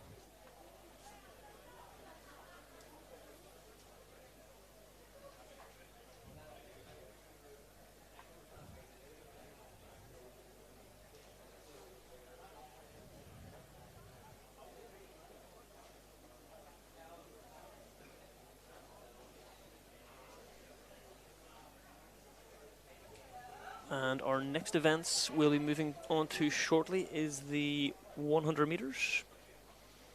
That's due to take place at 12:30.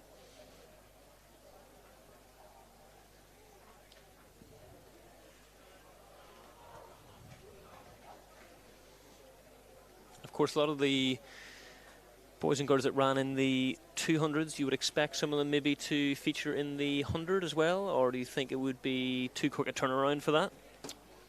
No, I think certainly many of them will be entered in both. It might have been a surprise to some of the athletes that ran as straight finals. Might have been expecting to be able to cruise a heat and then go through the 100s, but yes, it's sometimes this is what happens at championships. If not full complements not there, you'll run as a straight final. Have to be prepared for the unexpected. Absolutely prepared for the unexpected, and hopefully have a good warm down routine in your locker. You know, it's maybe not something that sprinters are best known for, their warm downs, but on a day like this when you're running at 200 metres first, it's going to be very important.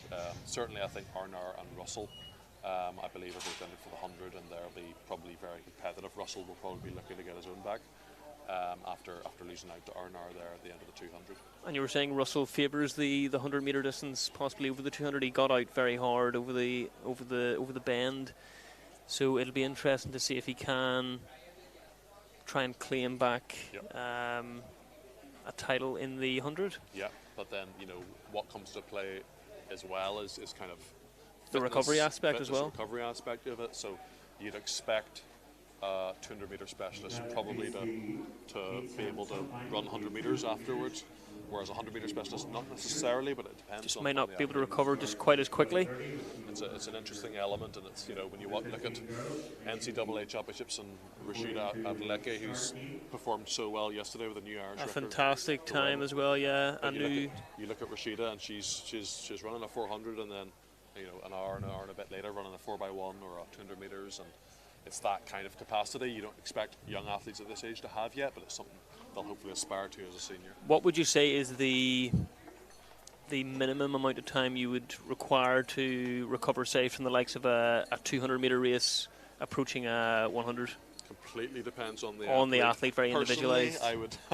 I wouldn't be happy if it was anything less than about 45 minutes. 45. Some athletes can turn around quicker than that, depending on their fitness. And a 400-metre specialist probably wouldn't struggle too much with 25 minutes, half an hour. But even yesterday, the favourite for the 400-metre title of the NCAA's, she finished second to Rashida and then ran the 4 hurdles 25 minutes later.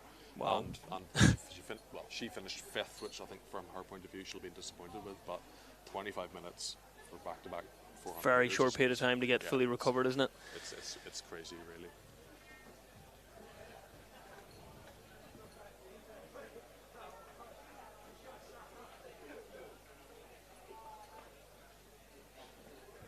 And Peter Gray, I think he's going to attempt 178 in the high jump.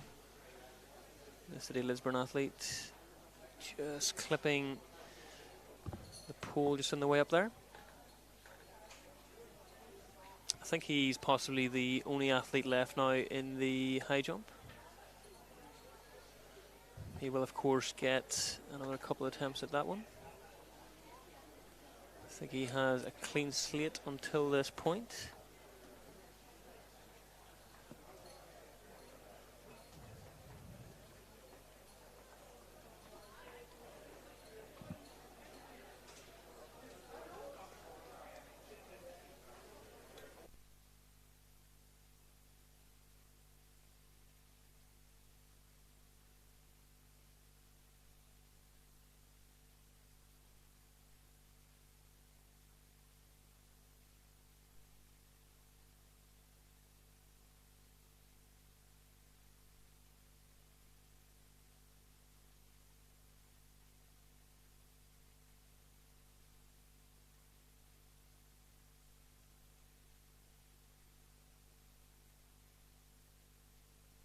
So Peter Gray is attempting 178. His personal best is 176.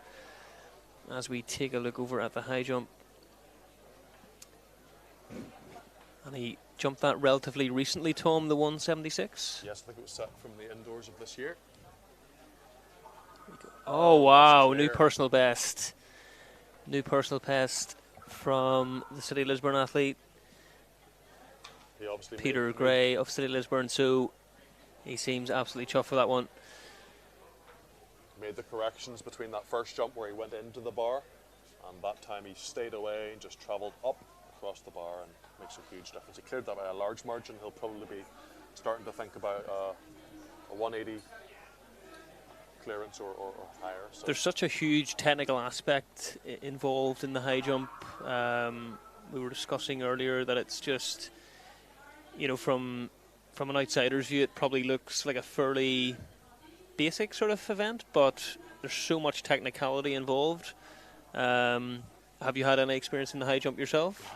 Well, yes, I was a decathlete, so I had to do the high jump. I say had to do the high jump because it wasn't a favourite event of mine. I never quite got it. I could coach it, but couldn't do it. It wasn't your best event? No, it was arguably my worst event. But it's very technical, and it's to a certain extent it's very natural. A good jumper can often jump well without too much training. For me, I had to work really hard on it, and it was still one of my limiting events. But the athletes that get it, it's the approach. The approach run in a curve is very difficult to run that effectively. You've got to. How you run the curve sets up how you jump, and if you can't run the curve effectively, it's very difficult to maneuver yourself into a jump. Whereas, the best athletes will just run around extremely fast and make it look very easy, and then take off from that position. A huge degree of timing involved as well, both on the run-up and the actual jump itself. Absolutely. The rhythm of the run-up, the speed of the run-up is so important, where you're taking off in the right position, and then the spatial awareness to kind of maneuver yourself around the bar. When it goes well, it's a wonderful, very fun event for an athlete to do.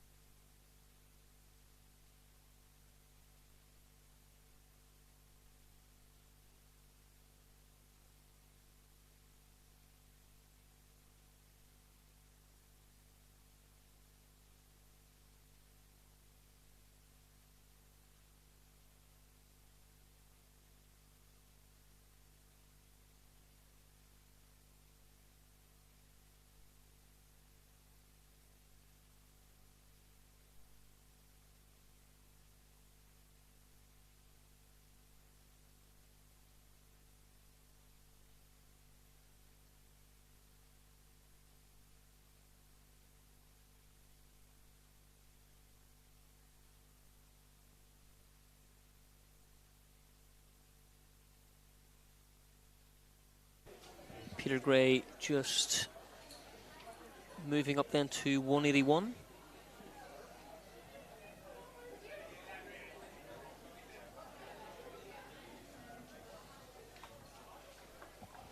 Yeah, he was obviously carrying some confidence from the last clearance.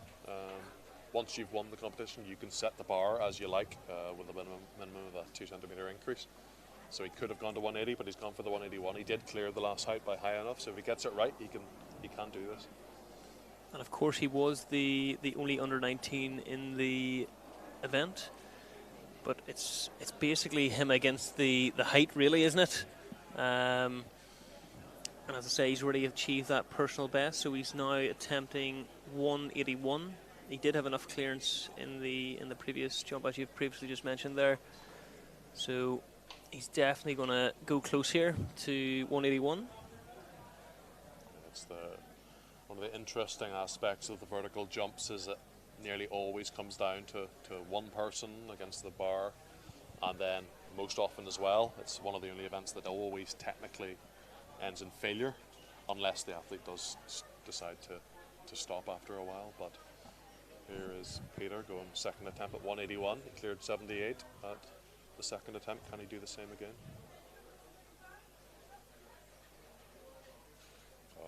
Just clipped it on the way up there. Yeah. He's really going for it. Sometimes when you're really going for a new PB or new height, maybe you run a little bit aggressively at the bar. Maybe you're not quite building your rhythm as you want to. So perhaps that's the feedback he'll be getting from his coaches. And he's got one more chance to join the 180 club.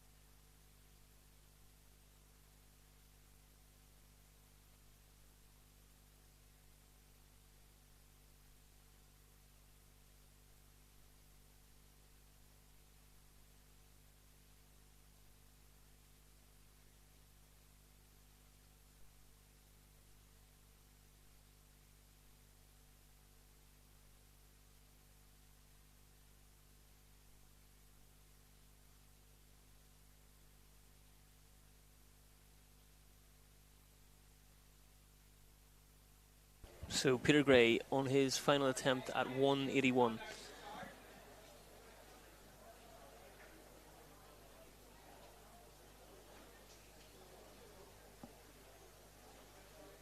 Looking to join that 180 club. Oh, that was close. It was very close, but unfortunately that is his last attempt. Much better effort on that third attempt. He calmed himself. He slowed the run up and built it up well. And yeah, he just clipped it on the way over. Not too much. One more jump might have done it, but you only get 3 at each height.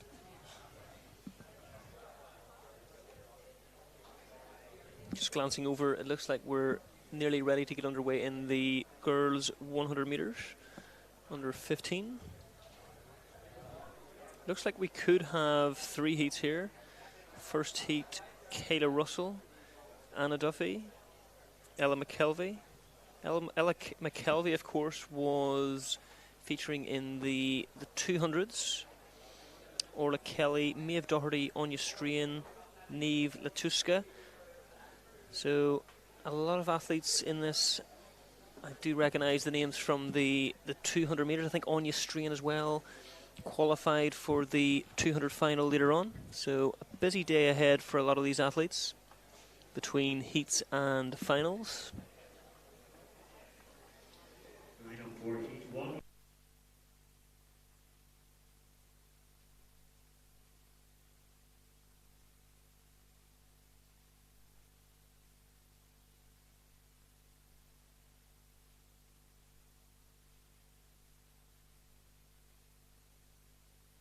So it will be interesting just to see how a lot of these athletes transition from running that 200 into the 100 in terms of both recovery and, of course, just the different demands of the event.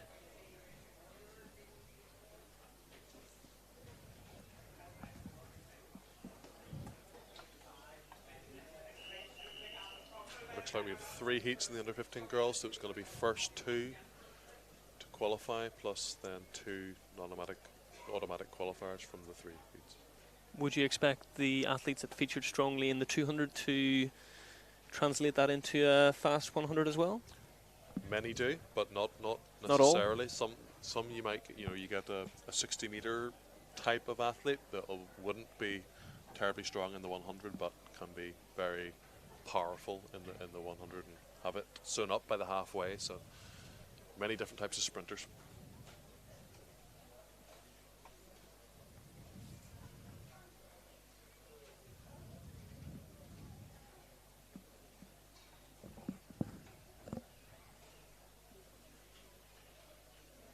In their blocks, ready for the starters' orders.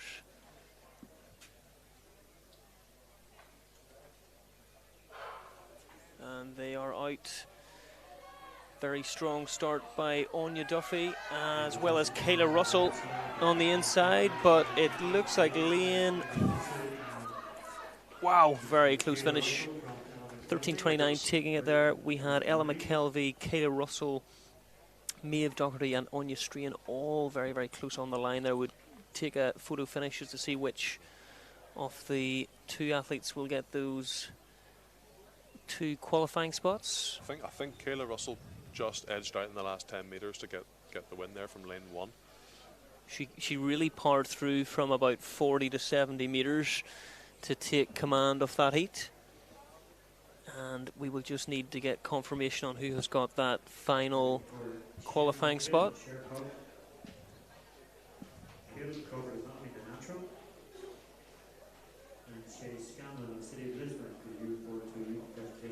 And we do have some results from the previous 200-metre heats. Fern Duffy taking the win in the under-17 girls in 27:28.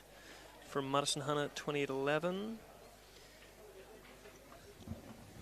In Heat 1. In Heat 2, Ada Saskaita, 26:07. Lauren McConnell, 26:83. Clara Mullen, 27:46.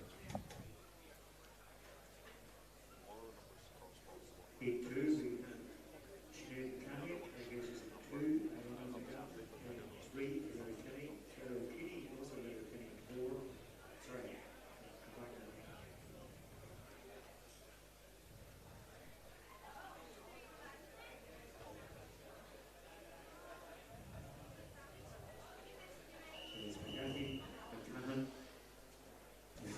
Sophie Parler taking the women's 200 metres, under 19 in 25:20, a new personal best from Catherine Hempton. We were waiting confirmation on her time. Hers is also a PB, 25:80.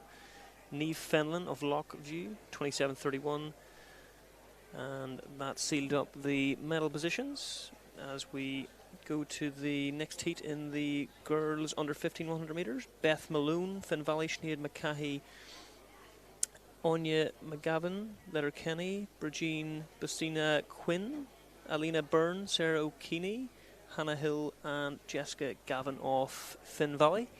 And it looks like we are missing an athlete just in lane 2, or lane 1 should I say. So we are down to 7 athletes. And they are out well.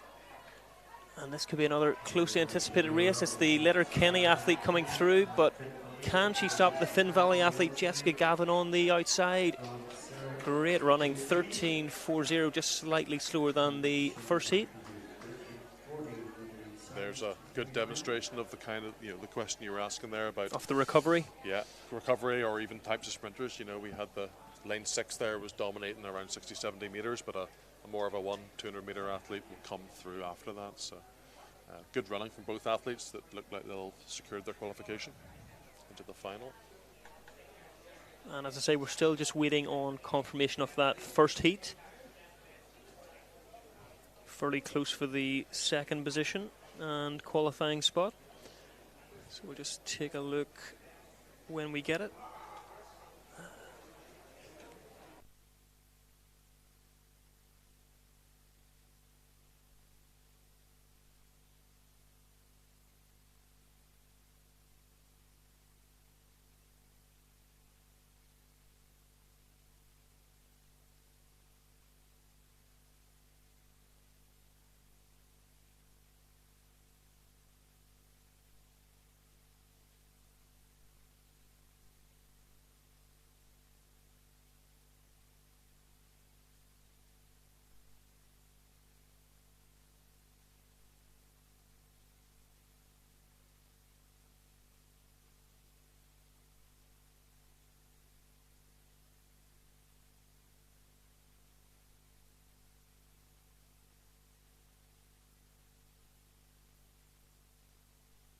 Getting ready to go in Heat 3 of the under 15 girls. Isla Henry of Regent, Isabella Morrow, Ballymena and Antrim, Megan Jackson, Jessica Westman, Niamh Gallagher, Ruby Toland, North Down, Alice Brereton, City Lisburn IC and Tegan Dolan.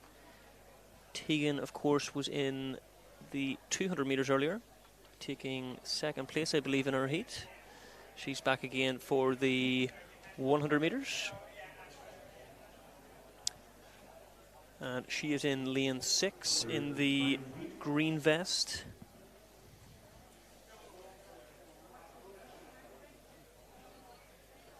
And there's only actually 5 athletes going in this. It's quite possible that some of the athletes that ran in the 200 maybe decided to opt out.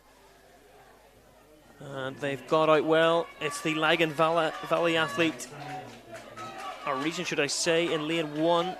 And she is powering ahead, but Tegan Dolan coming through as well. 13:45 for Isla Henry. Solid run there. Very clear for the top 2 in that heat. Very clear indeed. And Tegan backing up her good performance in the 200. That should be a very good final in store later on.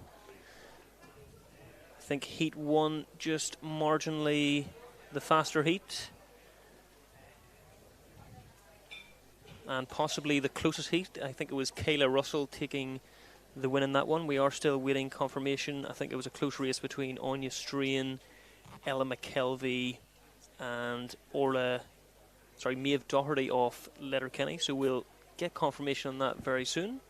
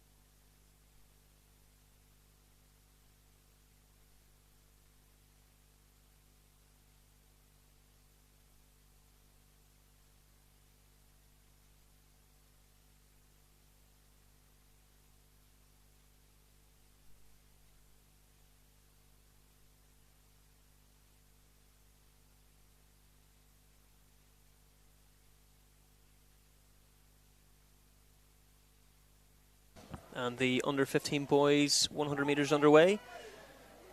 Thompson in the middle lane, 166. He's being pushed by 175, and both athletes comfortably through. It looked like Thompson didn't really get out of second gear there. He was just cruising up the home straight.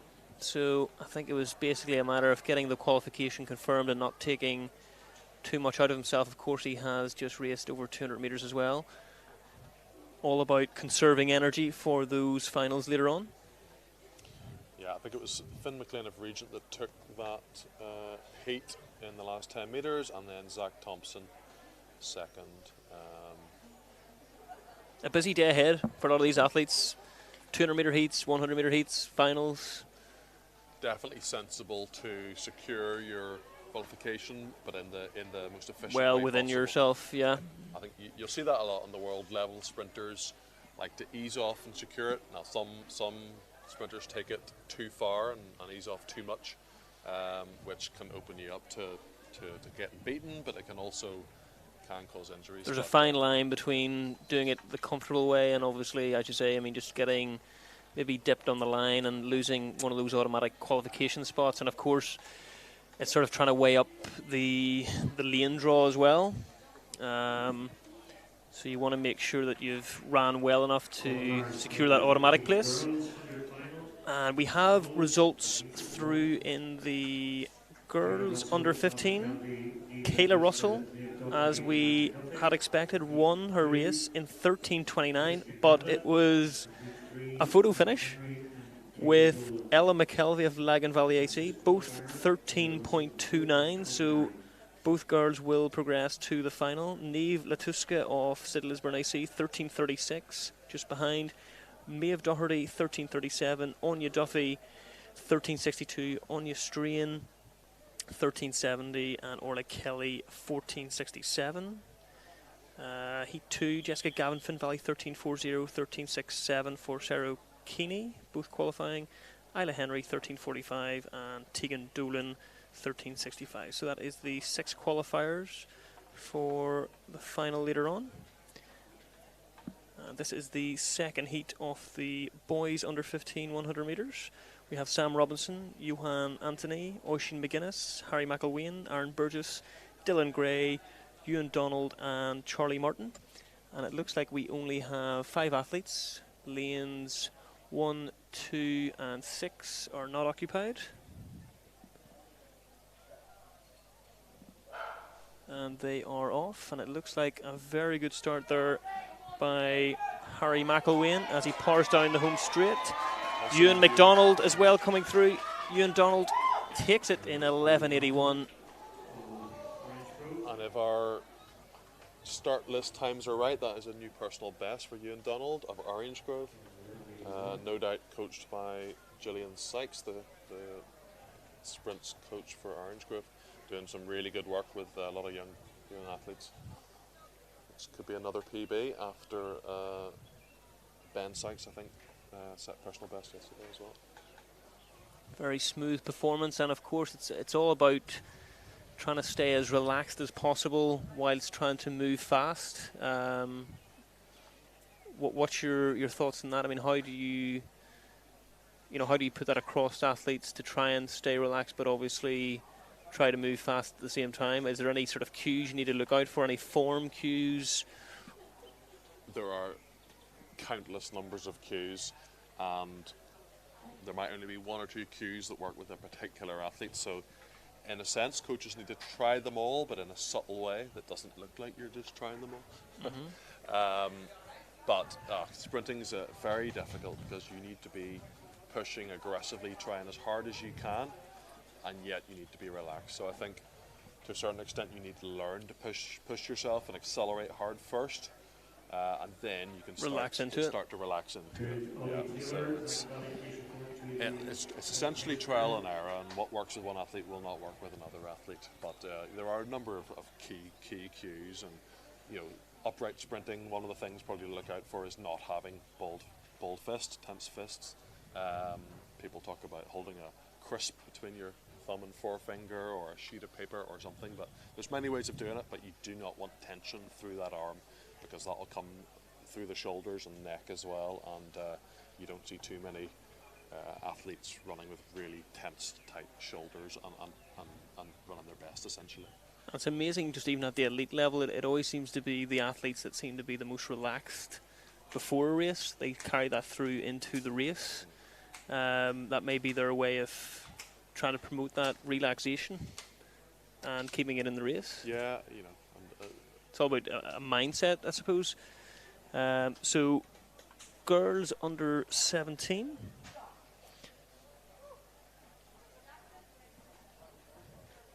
As they just do a few stride outs just before this race gets underway. Looks like we have 1, 2, 3. We have 6 athletes going in this, possibly. Just get the starters for you.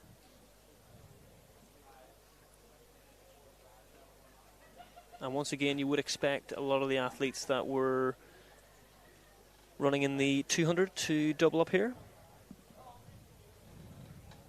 Actually, looks like we have a full field of 8 athletes.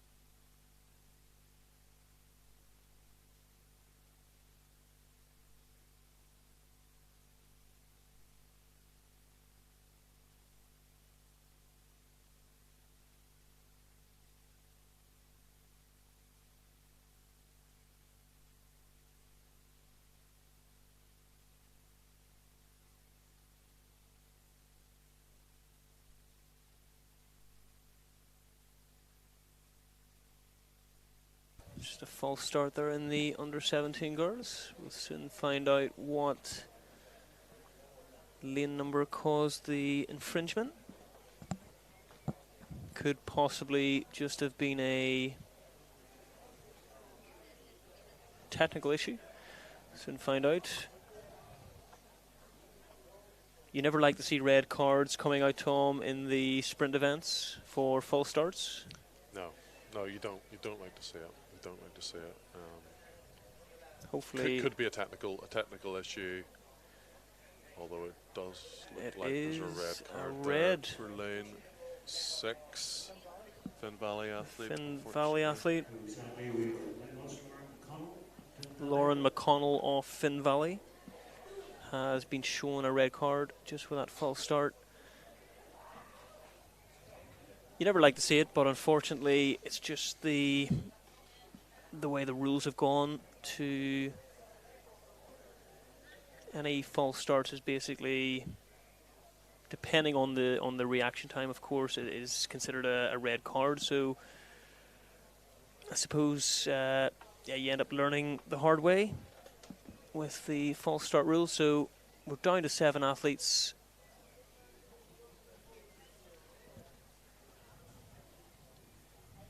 So it'll be 3 per heat plus 2 non-automatic qualifiers in this one. And they have got away well. Amy Tinnamy seems to be leading. Amy Tinnamy of Finn Valley has the lead. Dominant run. An incredible run. 12.75 for Amy Tinnamy of Finn Valley AT. Very strong hurdler as well, Amy, and a long jumper.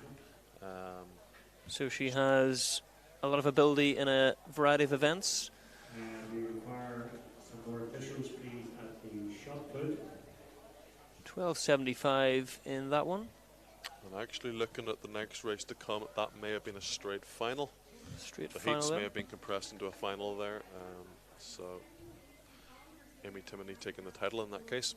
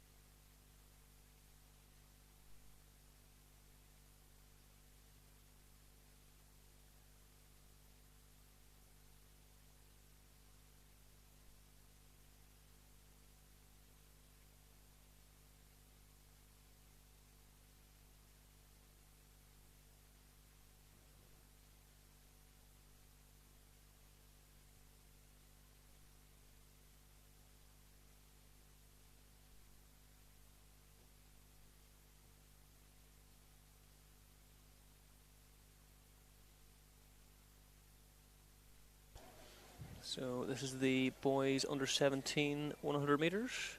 James Kelly, Chris Burgess, Ornar Byrnjarson, Rory Hobbs and Owen O'Donnell in this one, but it looks like we're missing Owen possibly. So we are off. Lane to look out for is lane 4, and it's Ornar Byrnjarson is really powering away.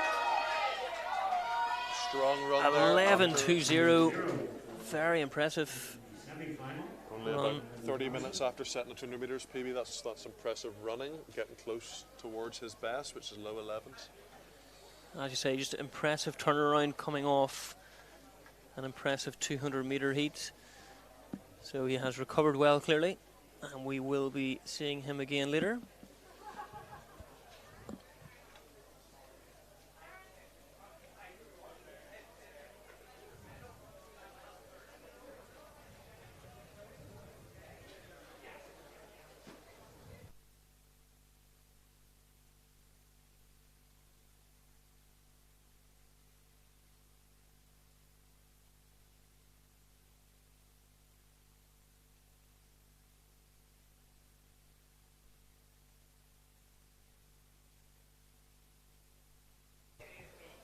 Just getting confirmation that Amy Timoney of Finn Valley took that girls under 17 100 metre title in 12.75 convincingly, from Anna Privilege of Ballymena and Antrim 13.72, Kate McKenna third in 13.76, Izzy Cusley Lockview 13.86, Kieran McCahey 14.20, Nadia Lipa Letterkenny 14.46, Lexi Reese of Banbridge 14.98, and of course there was just a red card after a false start from Lauren McConnell of Finn Valley AC.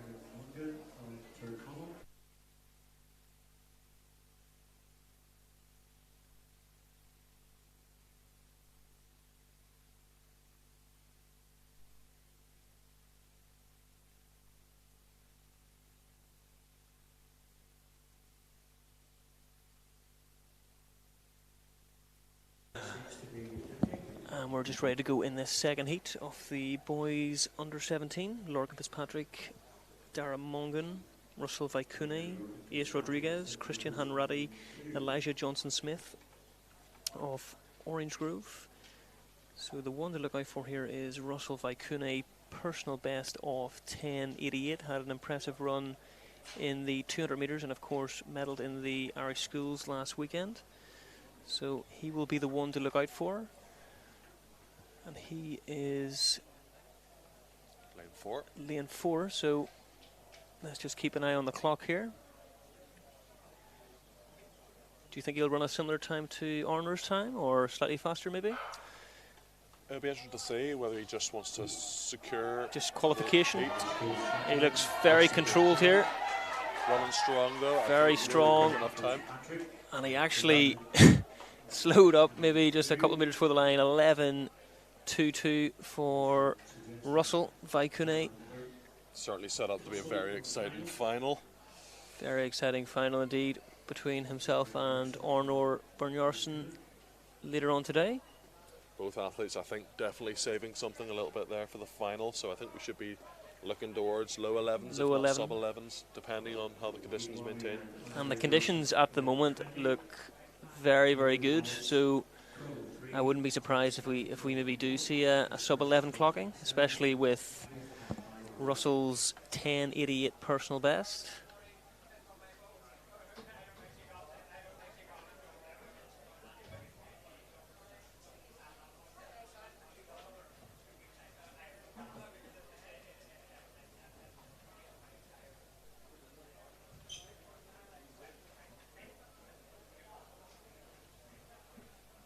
And those finals will get underway after 2:35 this afternoon. The 100 metre finals will be from 2:35 onwards. The 200 metre finals will be after 4 o'clock, so plenty of recovery between now and then. What do you think the athletes will be doing in between times, Tom? Will they have any sort of recovery strategy? Will they be getting some fuel maybe on board What would the obviously it'll vary from athlete to athlete, but is there any sort of key recovery strategies that would be implemented? Yeah, I think it depends on what you've done that day and how much time there is to the next race. But there'll be some element of a cool down. That could just be a light jog, bit of stretching. Certainly getting some fuel on board for later races, and probably get the head down, resting a little bit. But everyone's a bit different. But largely those are kind of the rules that apply. 200-meter champion in 93, Hampton, silver medalist. 200 As we look down, we can see the girls under 19s just about to take place. And once again, some athletes that were in the 200 metres also making an appearance here. Looking down there, we can see City Lisburn's Catherine Hempton. She was second in the 200 metres behind Sophie Parler. It looks like Sophie Parler's in lane 3, Catherine Hempton in lane 4 from what we can see there. But we've got a full complement of 8 athletes in this. Must be a straight final.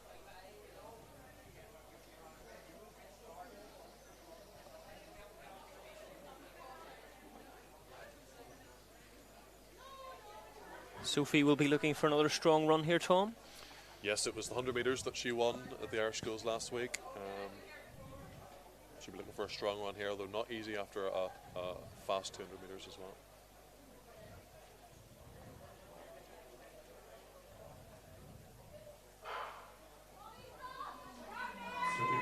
Sophie Parler working hard from the start, taking the lead at 50 metres, holding that. So it's going to be the same position of 1-2. Sophie Parler 12:23. Good running. Fantastic running, and she looks absolutely delighted with that as well. And that is a new personal best, I believe. Full 3/10 faster than she ran at the Irish Schools last week. Massive progression from Sophie Parler from last weekend, so you can tell why she should be over the moon with that. 3/10, 12:23 from last weekend's Irish Schools title. Catherine Hempton not far behind as well, possibly a personal best too. So we will just need to get confirmation on the results. And that is another double for Sophie Parler, 100 and 200 metres. So a very solid day's work.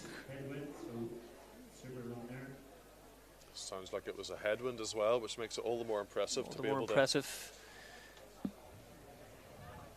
Not long after running a 200 as well, so yeah.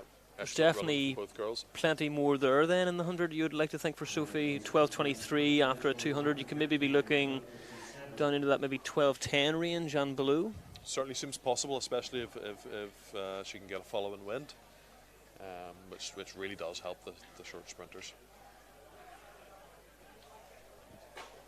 Peter McGee was third.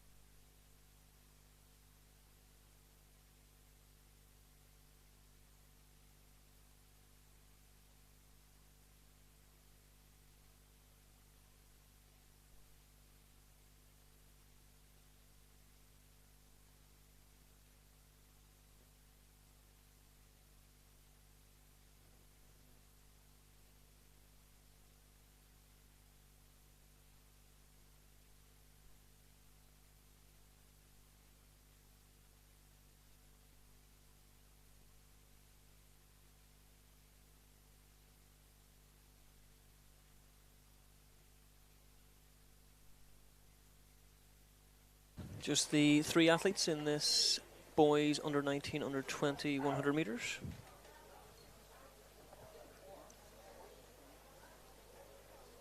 Lanes 4, 5 and 6.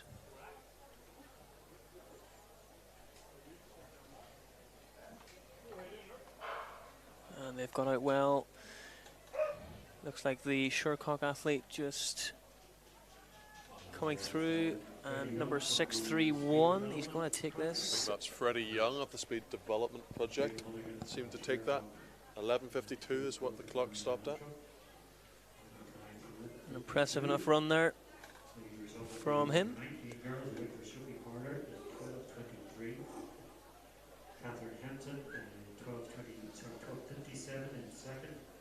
Equal to you, Valley third, 13:09.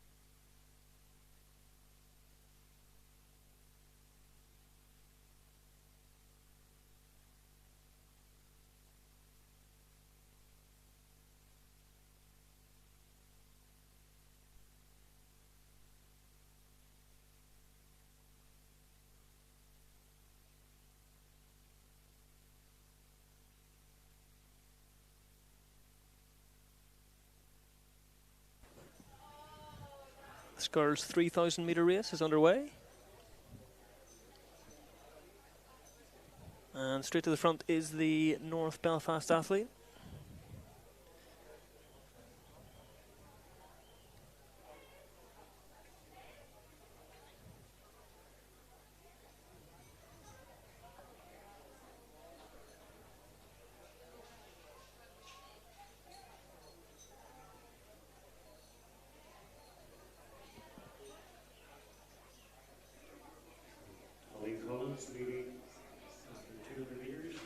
Holly Collins in the lead for North Belfast Harriers. Just ahead of Sarah Henry of Letterkenny AC.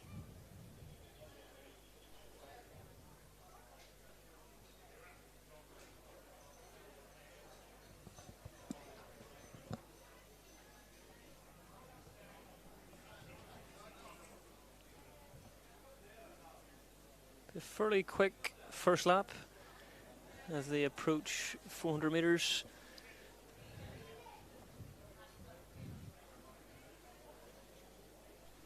In 76 seconds, as we see Sarah Henry take the lead for the first time, as the pace slows slightly.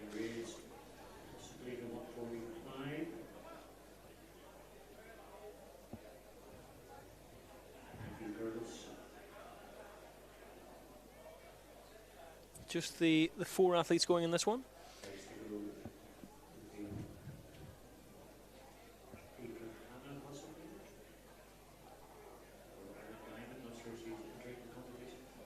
So Sarah Henry from Holly Collins.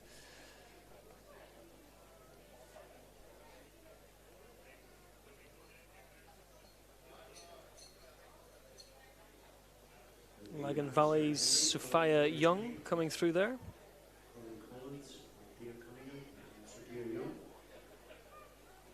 And this is under 17 girls. There was due to be an under 19 girl in Emer McCarroll and under 20 Sarah Bradley, but both of them have not shown. So it's just the 4 athletes and 3 just making a breakaway, but Sophia is closing that gap on the leading 3. This may turn into a more tactical battle.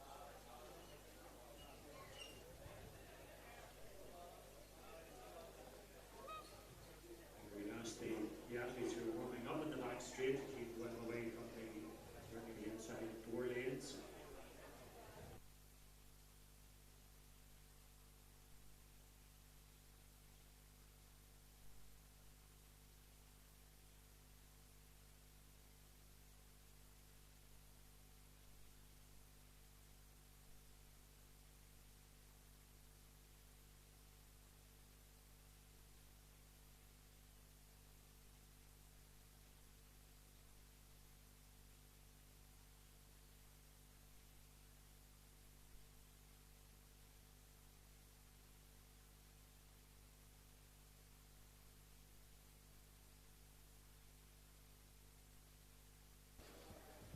So all of a sudden we have all 4 athletes together now. Sophia Young possibly pacing that opening 2 laps, maybe a little more conservatively, and it seems to be paying off. So we have Sarah Henry, Holly Collins, Thea Cunningham and Sophia Young in that group of 4. Will be interesting to see if one of the other athletes takes the lead for a while. Sarah has been in the lead for the last 2 laps or so.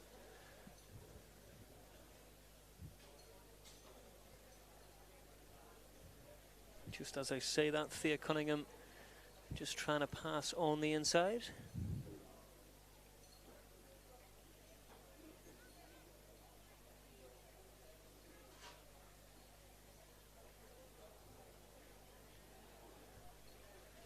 Conditions almost perfect today. Low 20s, very little wind.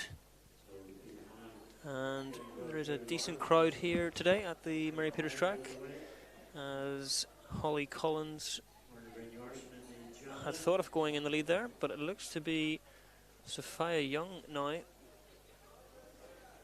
They do seem content just to sit behind Sarah Henry. As Thea Cunningham now takes the lead. Maybe she's thinking this pace needs to get moving a little. She may not want it to come down to a sprint finish, so she's taking matters into her own hands and pushing the pace on.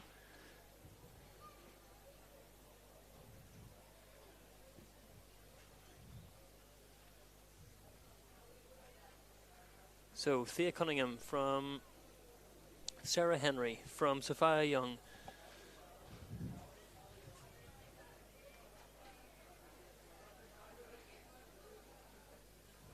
This could be a very exciting finish if all four athletes do remain in this group for the. I mean, the longer it goes on, the closer the finish will become.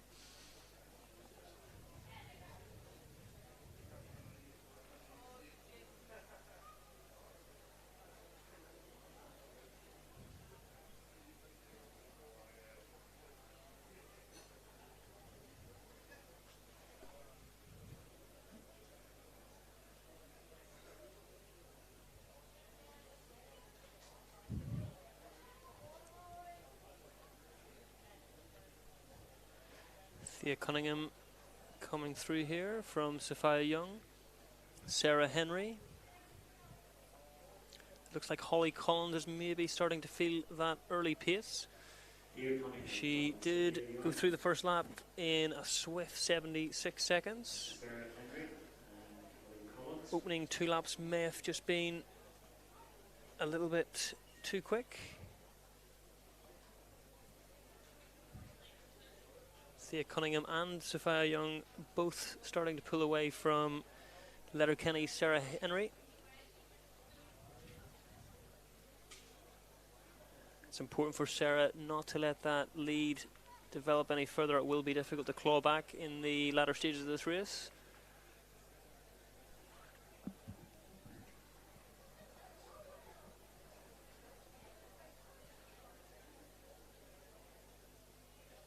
As we approach 3 laps to go when they come through.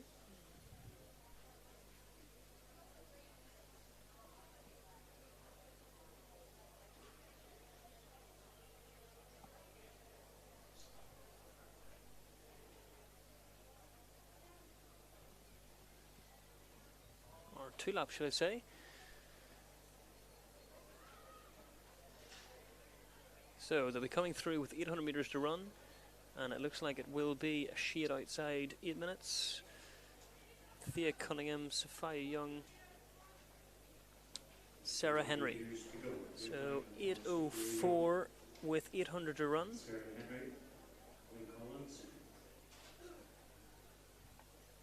We're looking at a time possibly just inside 11 minutes for these athletes.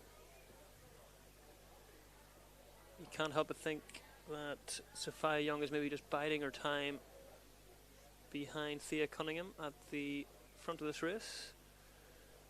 It will be interesting to see if Sarah Henry can maybe just get back with them in the closing stages here. She does seem to be closing that gap. It's now down to maybe 5 or 6 metres. Sophia Young does seem to be thinking of moving around Thea Cunningham, but she may just wait until the bell. 8:52 with 1 kilometre or 600 metres to go. So this is going to be very interesting. And Sarah Henry has has made a huge move here. Coming up to the bell, this could be the kick for home. This could be the move we've been waiting for. She maybe had this plan in mind from the get-go. Sarah Henry really is powering on, moving away from Thea Cunningham, Sophia Young. She's going to hit the bell in 9:31. And I think she hasn't realised that there's 1 lap to go. And this will make for a very interesting finish. I think she thought the race was over, and that would explain that late surge. And Thea Cunningham is now powering on as she passes Sarah Henry. Sophia Young, can she close the gap? Thea Cunningham looks like this race could be over at this point. Thea Cunningham moving away with every stride. It looks like it could be a race for second place at this point. Sophia Young is going to go past Sarah as well. So 200 metres to go, 10:13 on the clock. It looks like the City of Lisburn athlete is going to take this race from Lagan Valley's Sophia Young.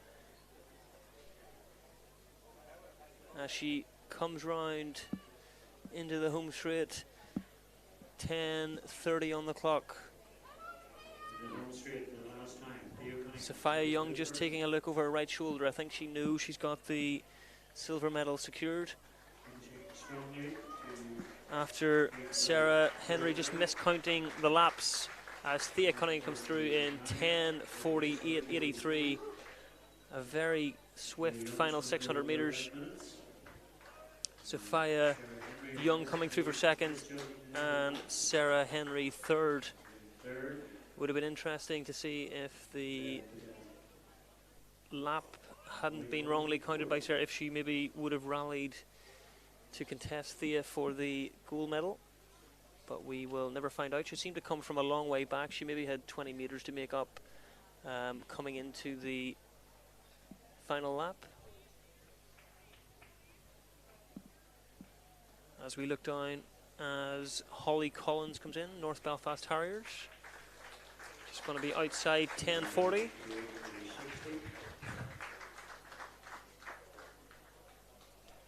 She runs 10:41 or 11:41, 11 should I say. Very interesting race indeed. Have seen it happen a few times over the years, both in amateur and elite events. Just a miscount of laps. Your mind really can play tricks on you, especially over 3,000 metres when you're in a world of pain. But I have to say she did well to re-rally and get to the finish.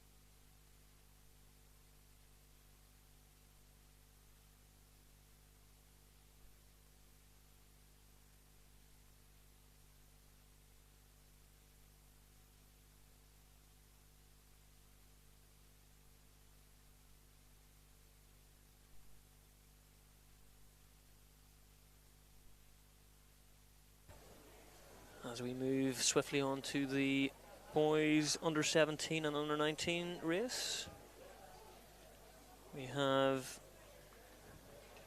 good field here of athletes. Christoph Sokol of Mid-Ulster, Jack McCausland of Sid Lisburn AC, Tiernan McManus of Enniskillen, Noah Kavanagh of Beachmount, Charlie Rehill of St Michael's, Owen Sheridan, Daniel McKinney of Candor Track Club. Candor, a new club on the local scene. I think this could be, they have a few younger athletes coming through now. Daniel McKinney being one of them, the other being Ben Atchison, who's taken to the 3,000 metre steeplechase. We also have City of Derry's Jack Crampsey, Luke Donnelly, Tom Fleming, Liam McKay, and Frank McGrath of Lagan Valley.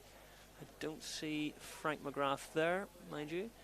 Looks like we could be down a few athletes. We appear to have 8 there. It looks like Jack McCausland of City Lisburn really trying to push this pace on. It'll be interesting to see if the swift early pace may come back to bite them as they go through in 72. That's 9-minute pace. These athletes will be capable of running inside 9 minutes, the leading 3 anyway. Daniel McKinney just well tucked in third position. I do actually recall Jack McCausland trying to front run one of the 5,000 races at the North Belfast afternoon of 5,000 metre races, and was just caught with maybe 200 metres to go. So he is well used to the front running. It's Beachview's Noah Kavanagh in second place, trying to conserve the energy as best possible, especially in these warm conditions. We almost have three separate races here. We have the leading group of three, then we have the two St Michael athletes along with Christoph Sokol of Mid-Ulster, and then the final two athletes battling it out. So there's races within races as Jack McCausland moves through 800 in 2:25, so the pace is not really slowing. They're still in and around that 9-minute pace, clicking off 72-second laps. Will be interesting to see if the Beachview athlete or even Daniel McKinney might move to the front just to try and help with the pace a little, although I don't think the time is at the forefront of their mind. I think the medals will be the main focus here as Daniel McKinney just moves up alongside Noah Kavanagh of Beachmount Harriers. Jack McCausland comes through 1 kilometre 3:01. These guys are moving along very well. Medical assistance, please, at the gate leading into the track at the finish line. So Jack McCausland, City of Lisburn, Daniel McKinney, Candor Track Club, Noah Kavanagh, Beachmount. Andrew, yeah, come this way. Keep coming. Should point out that there are both under 17 and under 19 athletes in this race.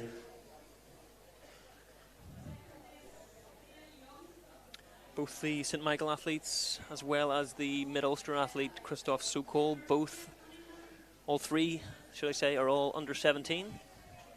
So we almost have the under 19 championship in the leading three, the under 17 championship in the next group of three. So there is genuinely two races within a race here, and it's that they're all very evenly matched.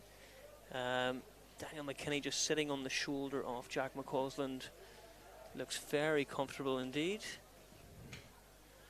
I think all athletes are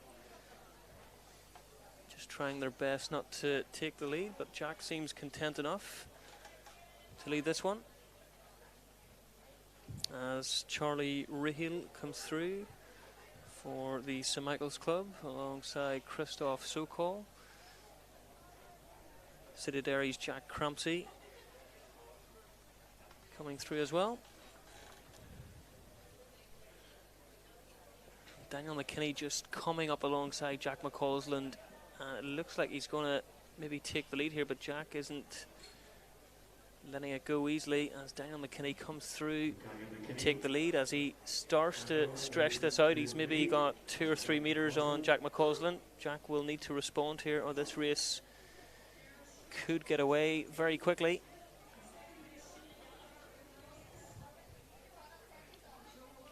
Daniel McKinney looking very strong. He looks like he has fuller running. Very smooth, economical stride as he comes through in 5:27, 3 laps to go. So it'll just be interesting to see what the 2 kilometre split is. We'll get that very shortly.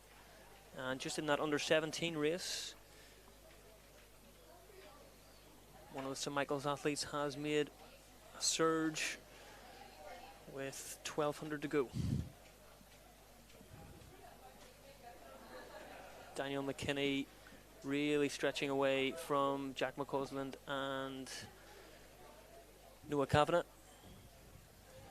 And that 2K split was around 6:02, 6:03. So if he was really to rally this last kilometre, we could be looking in and around the 9-minute mark, possibly getting under it. How will he handle the last 2 laps? That's when the going gets tough over those final 2 laps. He is looking down at his feet a little, so he could be starting to to feel the pace. Have to say, Jack McCausland and Noah Kavanagh both look relatively comfortable as well, but they will need to start making headway on that lead of possibly 15-20 metres. Jack McCausland did lead a large portion of the race, probably the first half of the race he was in the lead, and that maybe has taken its toll.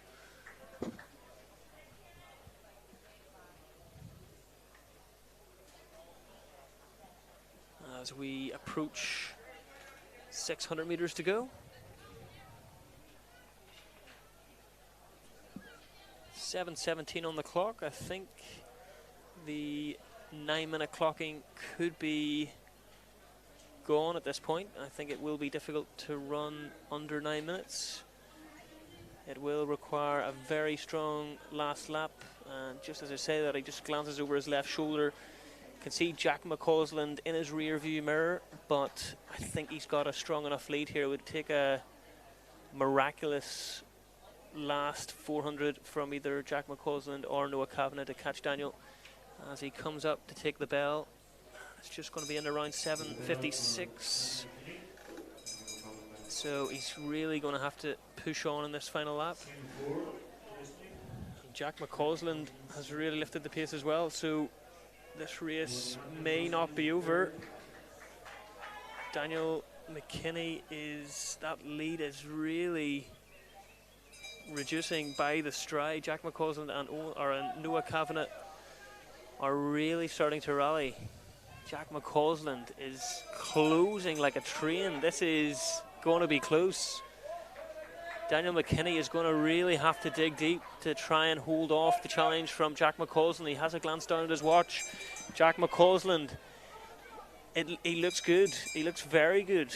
He is approaching Daniel McKinney at speed. McKinney coming into the home straight. City Lisburn's Jack McCausland coming up on the right-hand shoulder of Daniel McKinney. Both side by side. He comes out. And that could well be an infringement as Daniel McKinney goes again. 9:03 from Jack McCausland. Noah Kavanagh in third place. And I have to say that may go to a ruling inquiry. I think it definitely did look like Daniel McKinney possibly went out to the right-hand side, but we will wait to see if that will be judged as an infringement. It was certainly very, very debatable whether it's going to stand. We will soon find out. Good race between the two athletes. The St Michael's athlete comes in to take fourth place in his category. What a race, what a finish. We thought the race was over. Daniel McKinney had a commanding victory as we see Jack Crampsey of City of Derry coming through to conclude this under 17, under 19 boys 3,000 metre race.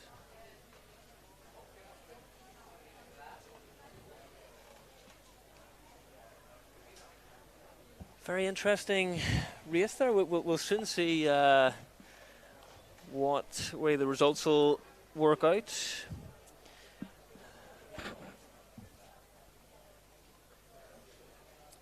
And some interesting discussions will probably be taking place now, I think. Yeah, so I mean, Jack McCausland come into the race with a PB of 8:50.97, so it was well within his compass, the pace today. We'll just have to confirm.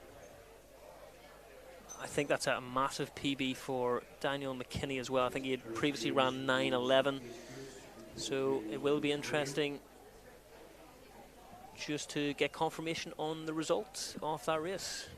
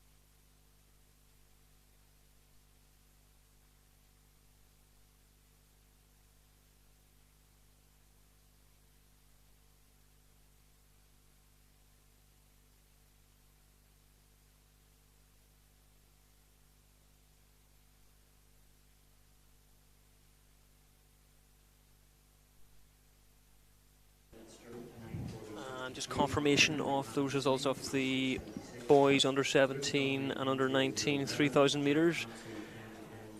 As we had maybe just speculated, the lane infringement lane infringement from Daniel McKinney has resulted in a DQ. So Jack McCausland of City Lisburn has been promoted to the gold medal position, 9:03.99. Noah Kavanagh, 9:06.11.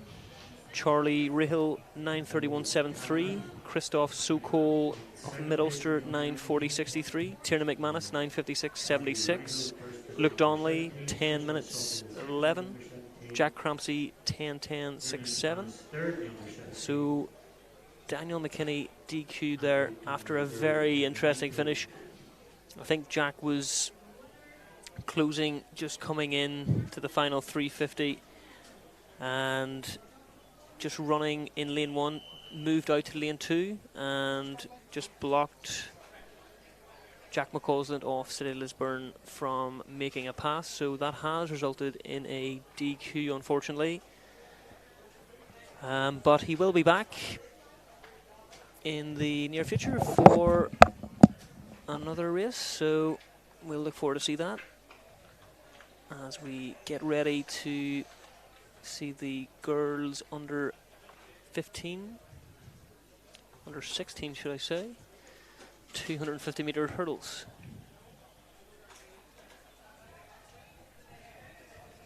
This is a more common event seen at this age as opposed to the grueling 400 metre hurdles. Yeah, no, you were right. It is under 15 girls. Under 15. So we have Daisy Forbes, Erin McCullough, Emily Kelly, Rebecca Lau, Maeve Smith and Maeve Doherty of Letterkenny AC. They are in their blocks ready for the starters' orders. And they are off as they approach the first hurdle, safely over the first. Seems quite even at the moment between Daisy Forbes in lane 1 and lane 3, Emily Kelly, Clifford Strabane. And there's 3 of them with 2 barriers to go. Fairly evenly matched coming into the home straight. It looks like the Letterkenny athlete Maeve Doherty may just have a slight advantage coming down the home straight as she approaches the finish line. Let's look at the clock, 38.62, and that was ahead of Emily Kelly of Lifford Strabane. Daisy Forbes up there too as well, carrying on the Regent House School hurdling tradition. Regent House have had a very good representation at today's NN Ulster age groups. Had a number of good results at the Irish schools last week as well. They had a gold medal in the discus, a number of finalists in the sprint hurdles. Alan Keyes, as always, retired from teaching at Regent, still has a big hand in the athletics development there. Some of his former athletes are teachers there now as well. So very interesting. I mean, just looking at the 250 hurdles in terms of the stride pattern for athletes of this age, what sort of stride pattern would the majority of the athletes be looking for? At this age, in this event, there's almost probably, I'd be surprised if any of the girls have a set pattern. Now they might, but generally speaking, at this age, you're best off taking the hurdle as it comes. You're best off being able to hurdle with both legs. It's a big advantage for hurdlers to be able to do that, especially long hurdlers. And as they change from the 250 hurdles to the 300 hurdles that would be in schools interlevel, and then eventually to the 4 hurdles, the start distance, the first hurdle changes as well. So it's best to be flexible. You want to be able to start on the blocks on both legs, and you also be able to want to hurdle on both legs. And then generally speaking, you'll be getting into more stride patterns. If you go for an odd stride pattern number, that could be 17s, 19s even maybe at this sort of age, or 15s. That means you're hurdling with the same leg each time, which is an advantage in terms of everyone has one better than the other. But equally, then you want to be able to switch it up potentially, so you're not having to really lengthen your stride under fatigue. So it's a very complicated event in that sense, but it actually gives you options. It means technically a better 400-meter runner might lose to someone who's slower over the 400 because they execute their race strategy correctly. They've got better technique. Because we did hear recently that Femke Bol had changed her stride pattern to 14, and she's been just trying to implement that at the start of the season, which seems to be going quite well. But it is interesting just how the stride pattern obviously can affect the jumping leg, as you were saying there. But at this age, there is no specific stride pattern that is. Most of the time that would be the case, but you never know. Some coaches might try and execute a stride pattern even at this young age. But yeah, Femke Bol is interesting. Her going to 14s. That means every hurdle she's changing her lead leg. But what that's doing is that's allowing her to take slightly longer strides and presumably faster speeds around the first half, and then she'll probably switch down to 15s then and use her favoured leg for the rest. I wasn't a 4-hurdler, I was more of a hurdler combined eventer, but I did do some 4 hurdles, and when you're under fatigue and you're going on your least favoured leg in the hurdles, very difficult. It feels a very grueling event. Yeah, you lost all coordination, all flexibility, and it's hard enough to run effectively at the end of a 400, let alone hurdle. And you see that so often.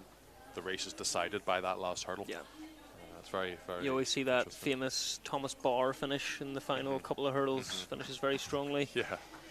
That's where the race really can be won and lost. Won and lost, and again, it's a very interesting event for hurdles, and even from a physiological point of view, it's more endurance than 400 meters flat because it takes longer, and the female event then it's more like 50, 52, 53 seconds rather than the men's 400 flat, for example, which is 10 seconds faster than that. So there's always a little bit more endurance coming into it.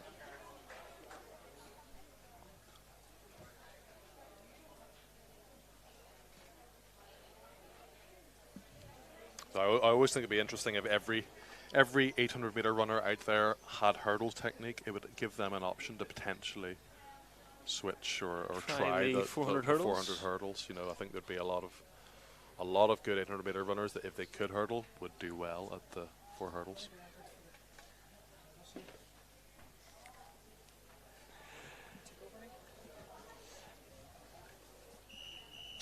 So we're just getting ready to start the under 15 250 hurdles boys, and it looks like we have just the 2 athletes in Finn McLean and Benjamin Huss. Looks like Regent and then Tyrconnell would be Benjamin. Two big hurdling clubs. Tyrconnell as well as big hurdles club. Yeah, we've seen it throughout the day there. Even just from a sprinting perspective, the Tyrconnell club had a lot in the shorter hurdles as well. I think actually in one of the races it was actually all Tyrconnell in the one race. So they're off, and it looks like the Tyrconnell athlete just getting the advantage on Finn McLean.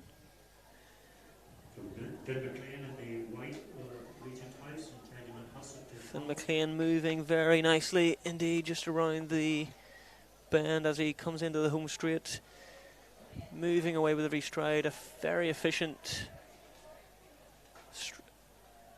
It looks like he's just going to pull away from Finn. Finn has a very efficient hurdling technique.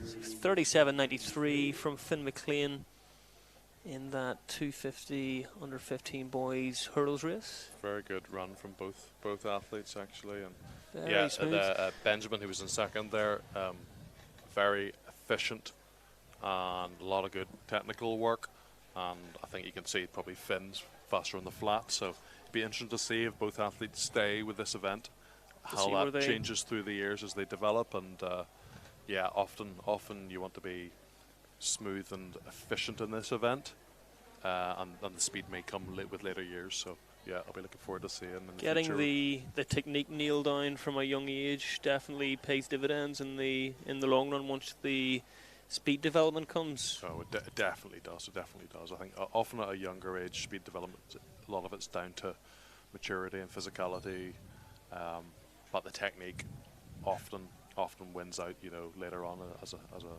under 20 or even a senior.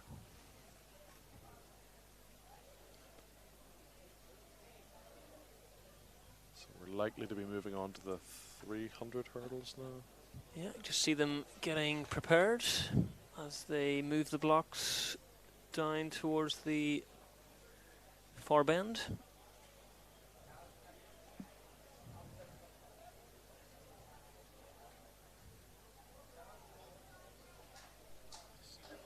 Likely to be a combined race.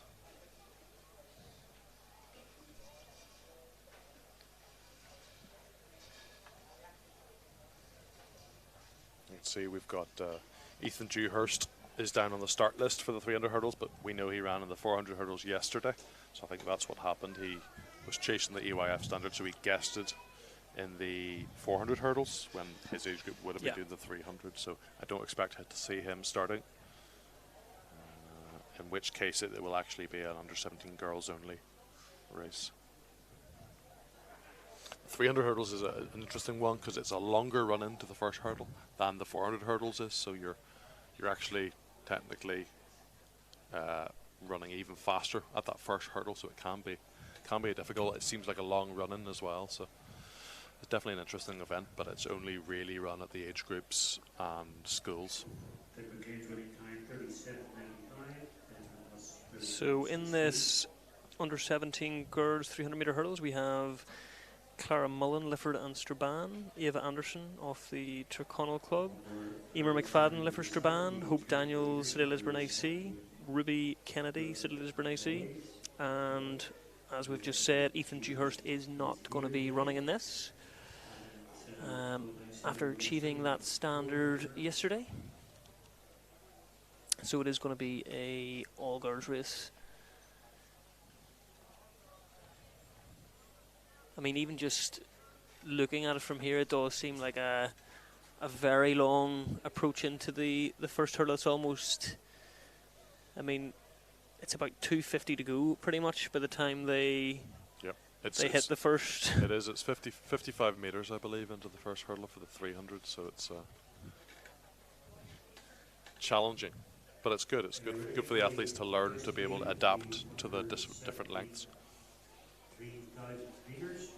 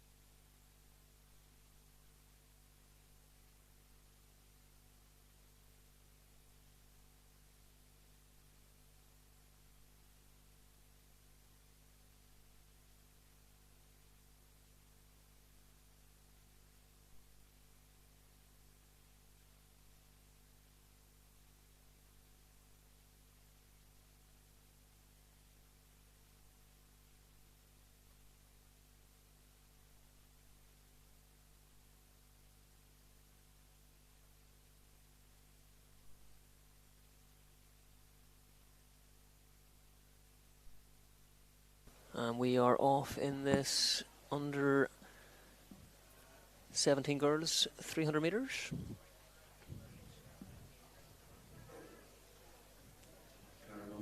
And Carlara Mullen off Lifford-Strabane has got out very well here.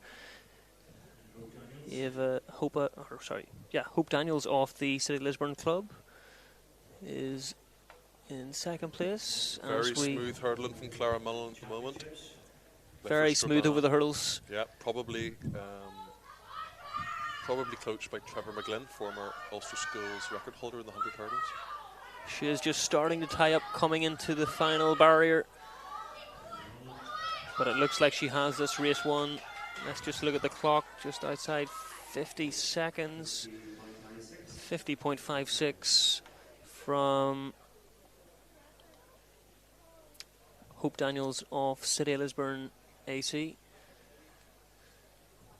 Very interesting. It's interesting how the technique just over each hurdle just starts to get more and more difficult as the fatigue kicks in. Absolutely, and the fact that, you know, she was able to effectively negotiate that last hurdle when she was clearly tired, that just shows that the she has the strength. In. Yes, because if you're ever going to get back to bad technical habits, it's going to be when you are tired at the end. So the technical work there is obviously paying off. Could we ask the medical team to report to the far side of the track at the triple jump?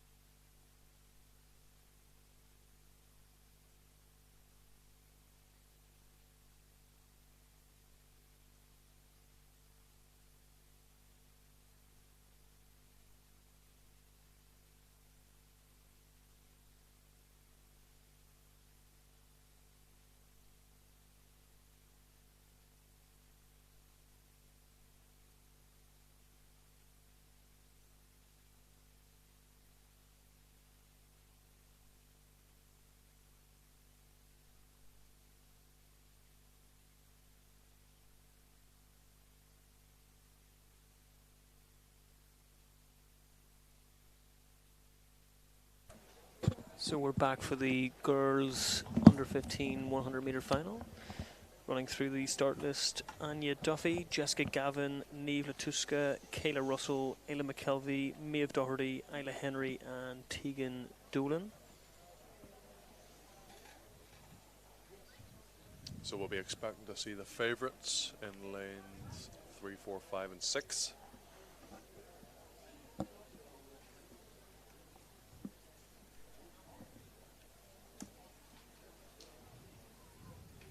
Certainly Kayla Russell and Ella McKelvey had strong heat races.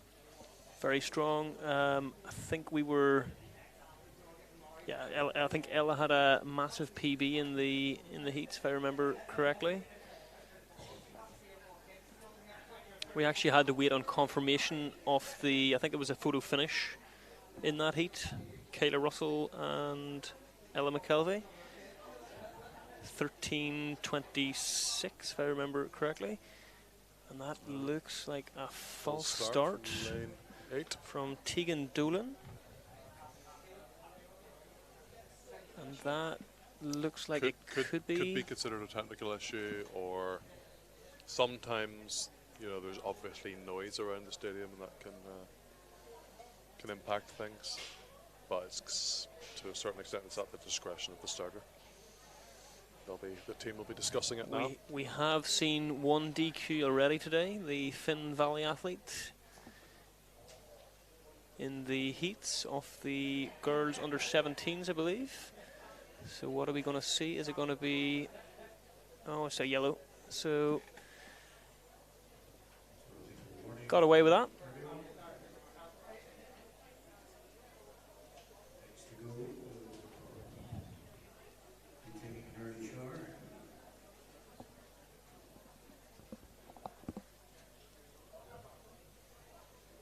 So they take to the blocks again at the second time of asking.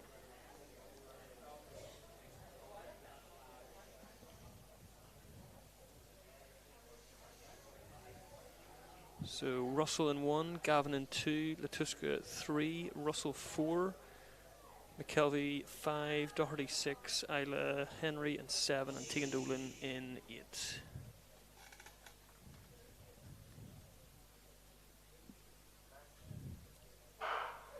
They're off cleanly this time. It's a great start from Anya Duffy in lane 1. Coming through strongly is the Regent athlete Isla Henry in lane 7. But we need to look at lane 4 and 5, and it looks like Elle McKelvey has got that one. 13:28. Came down to those two again at the end. Once again, and we did expect that, just going from the heats. The times were close, and Ella McKelvey has got it this time. Maybe not quite as close as the heat. The heat was a dead 13:26, so just 0.02 of a second slower than the heat. Looks like there may be a bit more of a headwind this time. That would have influenced the times. And of course they do have a few more races in the legs now. So a very impressive victory there for Ella McKelvey of Lagan Valley AC. From Kayla Russell of Lifford and Strabane. And we'll just get confirmation on the rest of the results in that one when we have them. I'm not sure who got up for third place there. It looked like Anya Duffy, possibly off Letterkenny AC, who was in lane 1. We'll have to get confirmation on that. Certainly the Regent athlete was in a good position as well, with about 30 to go. But Isla Henry, I think McKelvey and Russell just came through in those last 20 metres or so just to separate themselves from the rest of the field.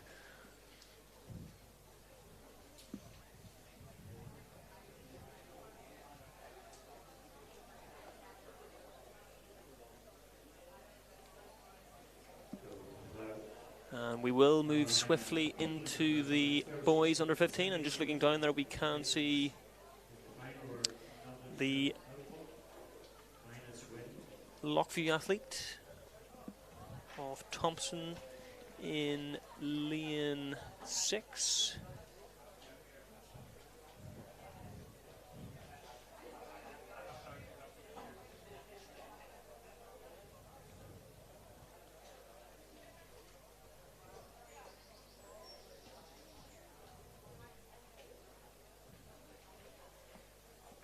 Through the boys final, Aaron Fee, Oisin McGuinness, through the full lineup: Aaron Fee, Oisin McGuinness, Harry McElwain, Ewan Donald, Finn McLean, Zach Thompson, Aaron Burgess and Patrick McHugh.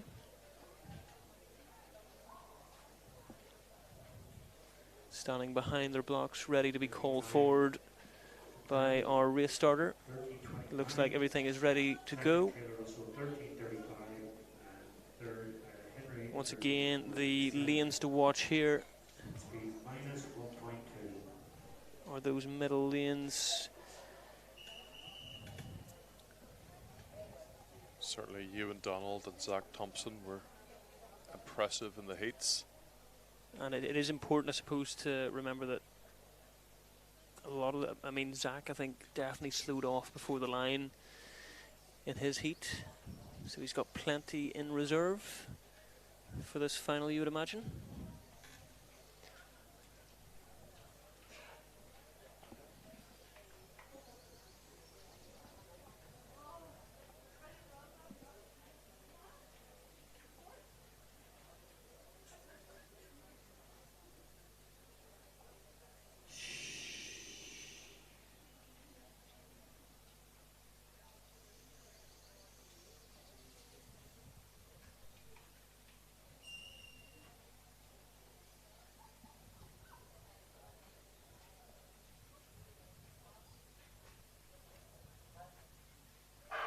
And they've got away cleanly.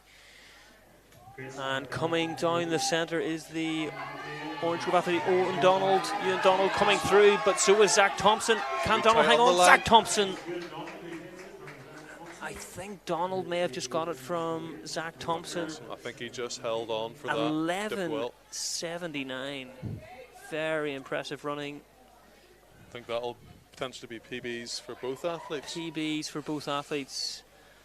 And I think we had talked about in the heats whether they could, how much they could get into the 11-second range. 11.79 into a slight headwind as well.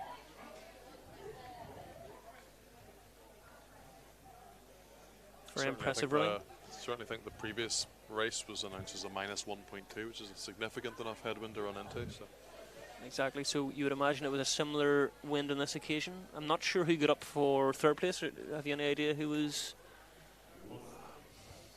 Certainly they seem to be clear. It was similar to the under-15 girls, and there was two athletes just a wee bit further ahead. The Regent House athlete Finn got an excellent reaction and start, but I think he also had that 250 hurdles win in his legs, so potentially didn't hold it all the way through.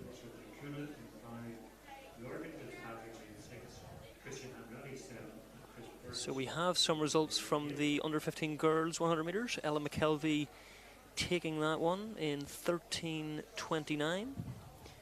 Kayla Russell closely following in 13.35. Isla Henry got the bronze in the end in 13.47.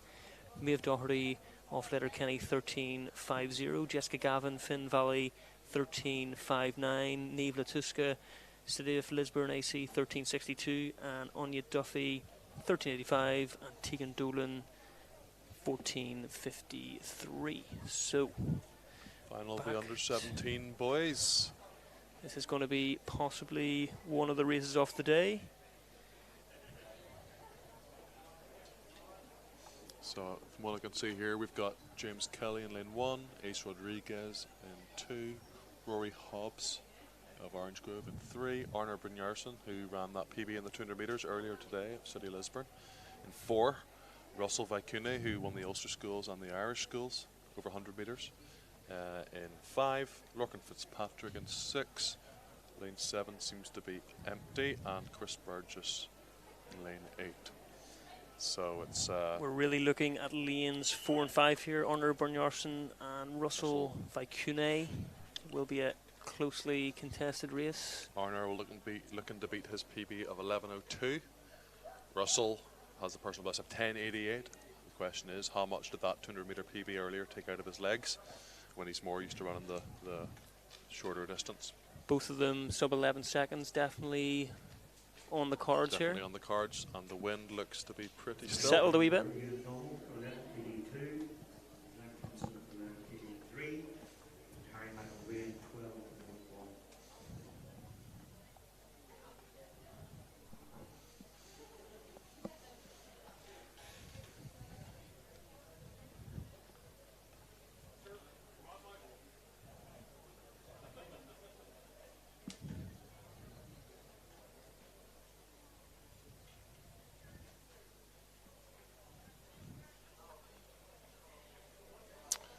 Starter just getting them to stand up, probably going to be increasing the tension. Yeah, it doesn't help when you're just trying to get away, and then clearly there was something he wasn't happy with there. But again, you say it happens at the highest level. It's good for athletes to experience this in Does championships. get the experience of it now.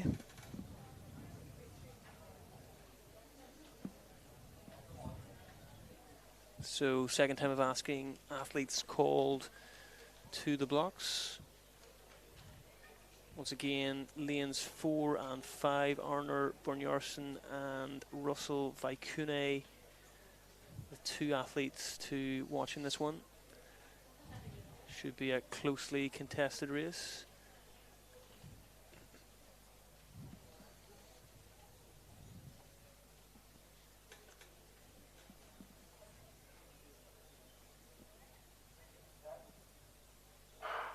And a great start from both athletes, both side by side. Vaikune probably got a slight advantage. Vaikune is pulling away. Vaikune, let's look at the clock. 9, 10. 10.91 for Vaikune, and Bjornjarsen was probably just outside 11 seconds. Just let Vaikune get away in the opening 40 metres. An excellent start. He did pull it back towards the end, so it's still possible that Arner's set a new personal best there. Was he within a tenth? Maybe. Maybe. It will be interesting. We will get confirmation on the times very soon, but Vaikune looks thrilled with the sub-11 clocking, close to his personal best of 10.88. Did all the damage in the first half of the race. His acceleration positions are excellent.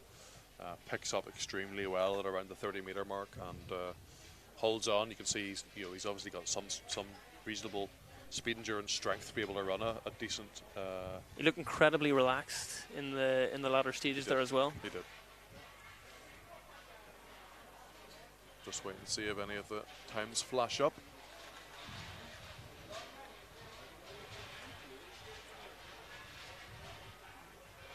Let's just see. I think we may have some results from the under 15 boys. Let's just take a look.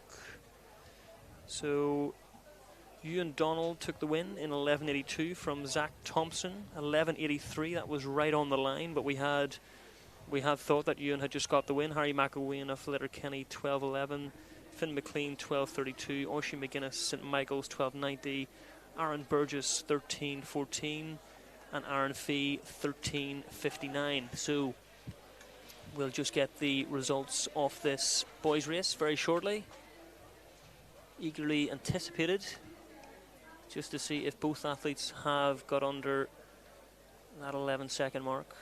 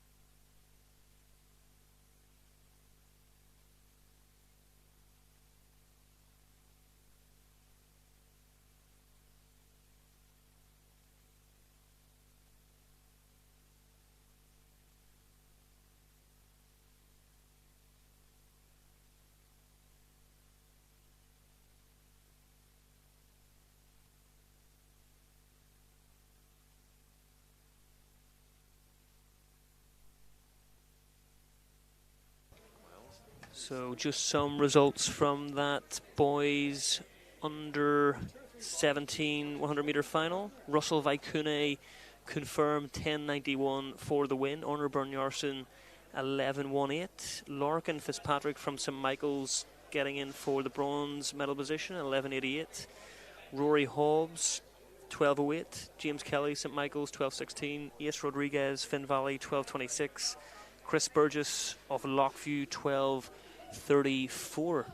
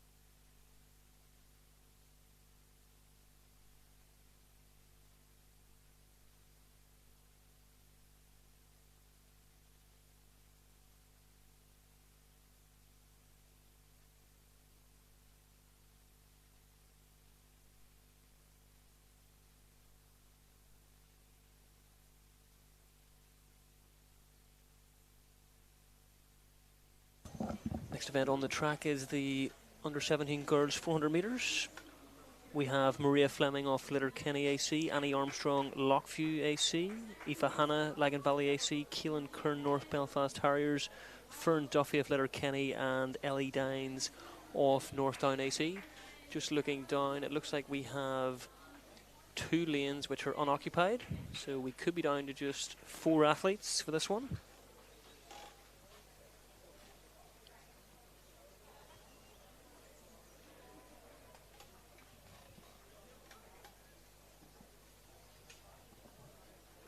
Just waiting on the starter to get this one underway.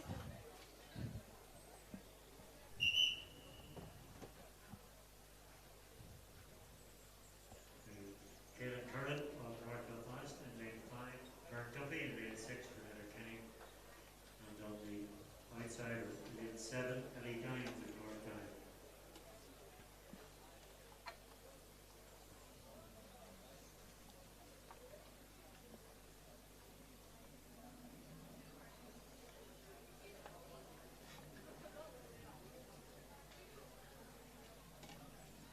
Athletes into their blocks.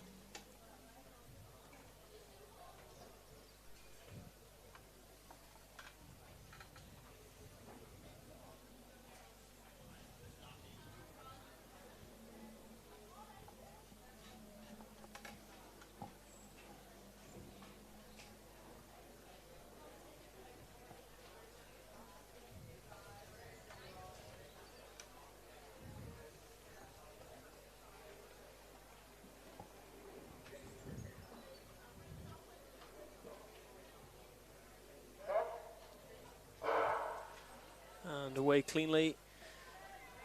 Fast move by Fern Duffy out in lane 6. She is absolutely flying here, but she has pulled up just short of 100 metres as Keelan Kern powers down the back straight. That's unfortunate there. She was running really well in that first 100, but Just must got have felt out. something and pulled up. Got out very strongly indeed, but Keelan Kern now is taking advantage of that. Ellie Dines trying to hang in there as well, out in lane 8. So it looks like Keelan Kern off North Belfast Harriers is going to take this one. As she comes into the home straight, she has quite a large margin of victory here.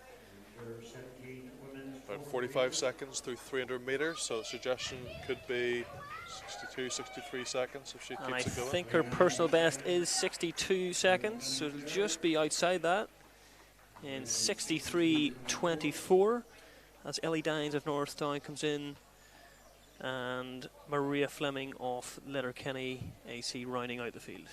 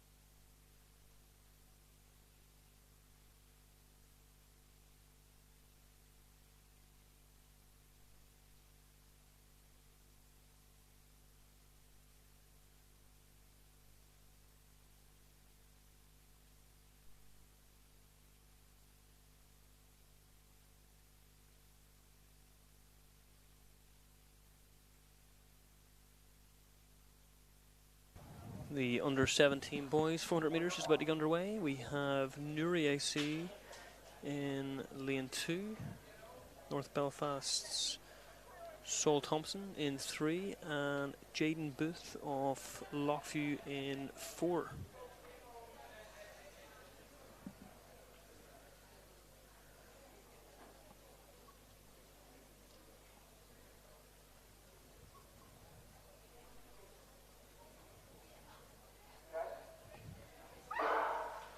And they get out well. Jaden Booth making up a lot of ground straight from the gun. Saul Thompson of North Belfast also out strongly, as well as Casper Simsloney of Newry AC, but it looks like Jaden Booth just has an advantage on the Newry AC athlete as they come into the final 200 metres. Still within everybody's grasp of Yeah, winning this it's race. definitely anyone's race here, but Jaden Booth just accelerating coming off the bend. And Casper Simsloney is coming up on lane 2. Who can hold it to the line?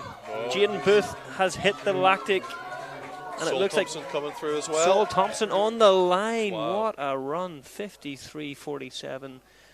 Just getting Casper Simsloney on the line. A fantastic race.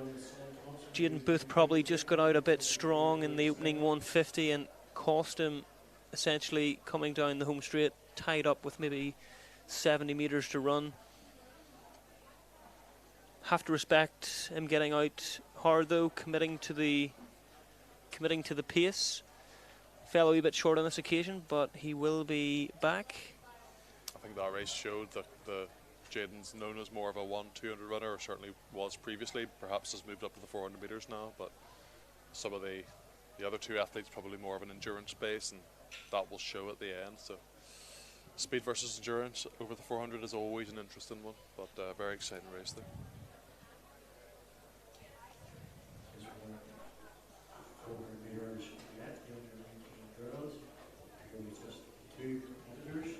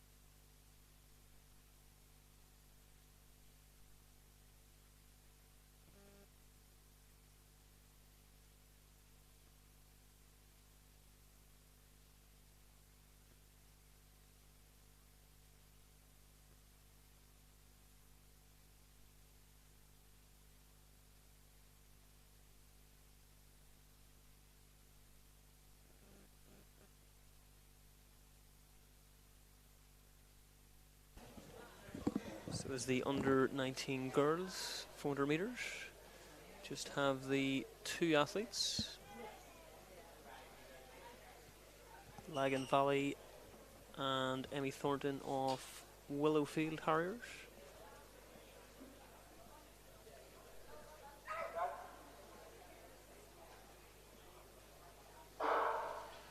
And they get out strongly.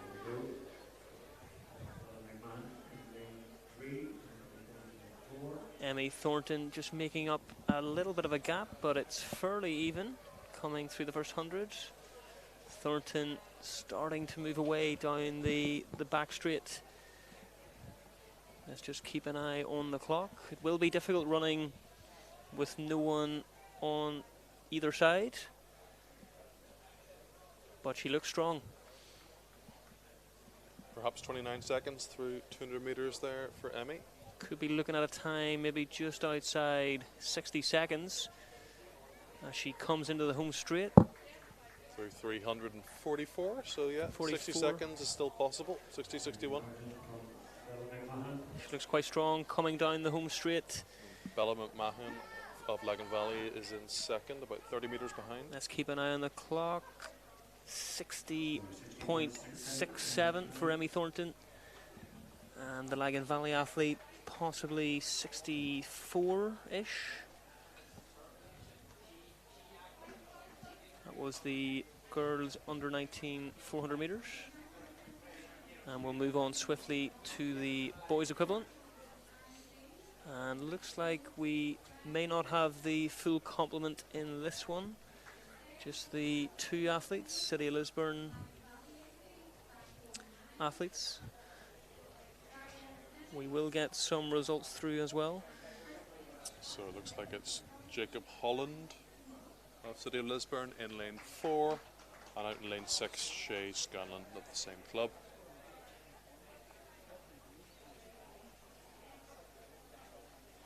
Confirmation of the times in that boys under 17 race. Sol Thompson of North Belfast Harriers taking the win in 53.47. Casper Simsloney of Newry 53.64. And Jaden Booth 54.75. The girls under 17 race. Keelan Curl of North Belfast Harriers 103.24. Ellie Dines North Down AC 108.46. And Letterkenny's Maria Fleming 110.17.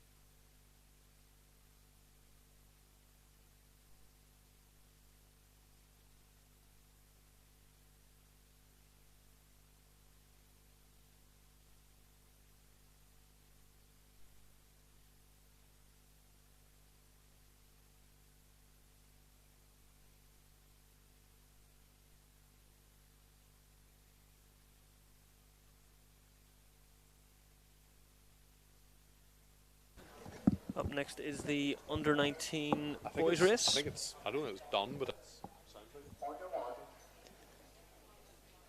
We have 3 athletes in this one. We have James Ashley of Lagan Valley AC in lane 3, Jacob Holland of City of Lisburn in 4, and Shay Scanlon of City of Lisburn in 6.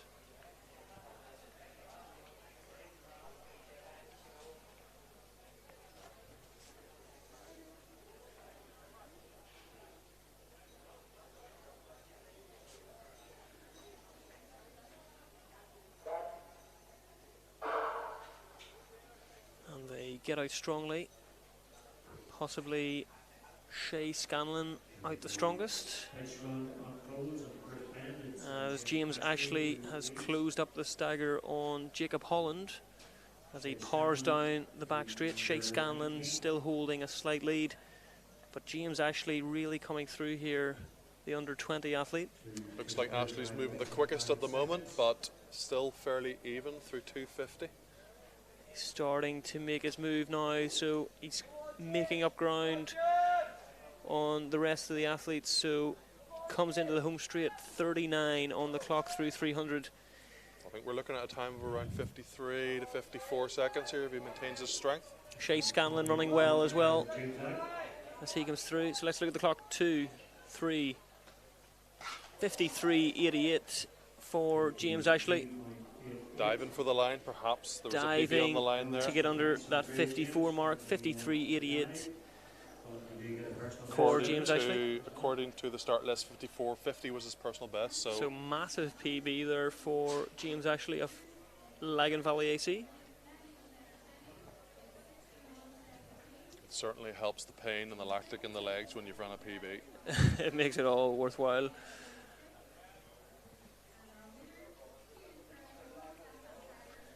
As we just see the podium of the under 17 girls, Keelan Kern of North Belfast Harriers taking the gold medal in that one.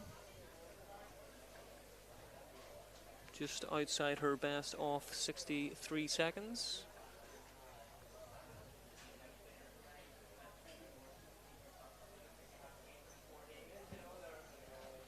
The time rounded up to 53.94. 53.94 officially there for James Ashley. Up next is the under 18 3K steeplechase. Just keeping an eye out if that is actually going to take place.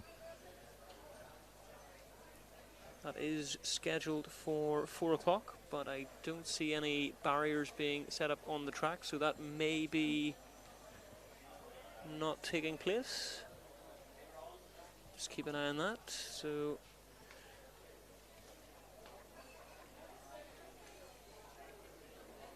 if that was the case, we will be moving into the 200 meter finals, which are scheduled for 4:15. And of course, some of those 200 meter races were ran as straight finals earlier on due to the number of athletes entered.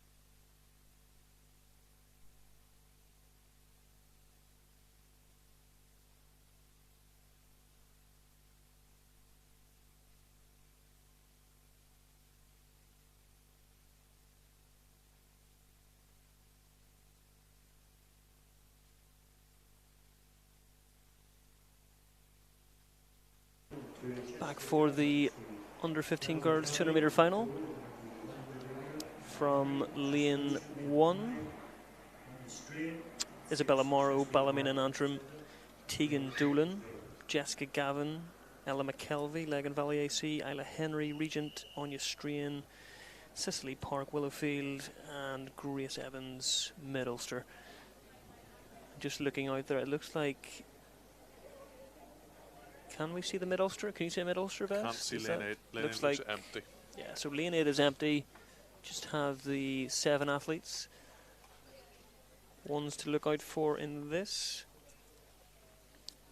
Winner of Heat 1 was Ella McKelvey in 27.57 in a new personal best. And then, of course, Heat 2 was a closely contested one. Isla Henry taking it in 27.82 from Jessica Gavin, 27.88. Anya Strain, 27.95. So Isla Henry, Ella McKelvey, the ones to look out for here. We have the seeded lanes, 3 to 6, potentially, has the 3 medalists. Even start. Very evenly contested, not much in. All 7 athletes, maybe a bit of movement there, just out, just Ella in McKelvey. lanes. Ella McKelvey's Ella leading McKelvey. lane 4. Off Lagan Valley, really pushing through to the line here. Ella McKelvey pouring away from the field. Let's look at the clock. She ran a PB in the heats. Can she do it again? Yes, she can. 27.10 for the win. It's another massive PB for Ella McKelvey. She ran 27.57 in the heats, and she has taken half a second off that again to go 27.10. Very impressive on her 4th race of the day, given that she ran both heat and final of the 100 metres as well. It's been a long day for a lot of these sprinters between the 100 metre heats, 200 metre heats. Any idea who got up for 2nd and 3rd there, Tom? Or I think it was between Jessica Gavin and Isla Henry, potentially. I think Jessica Gavin did look strong coming off the bend, but Ella McKelvey just pouring through the final 70 metres to take the win there.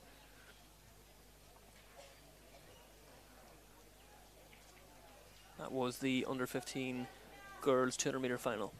Looks like we've got the under 15 boys that are setting up now. So that was Zach Thompson, wasn't it? Set a PB in the heats. Zach Thompson ran very strongly in the heats. Definitely one to look out for. He also ran very well in the 100 metres not so long ago either, maybe just under an hour ago. So it'll be interesting to see how he's recovered off that. He did win Heat 1 in 24.19 earlier on into a minus 1.5. And the wind looks very still at the moment. Very still indeed. There's not much movement. There's every chance he might improve upon that time. Heat 2 was Harry McElwain, was top in that one. So Zach Thompson on paper is almost a second, or the majority of a second ahead of his nearest competitor from the heats. So we also had Finn McLean, who was second in Zach's heat. In 24.65. He's had a lot of racing today, so he was the one that won the 250 hurdles. Yeah, so he's had a very busy day as well. So it'll be interesting to see just how the recovery strategy has panned out for a lot of these athletes in this under 15 200 metre final.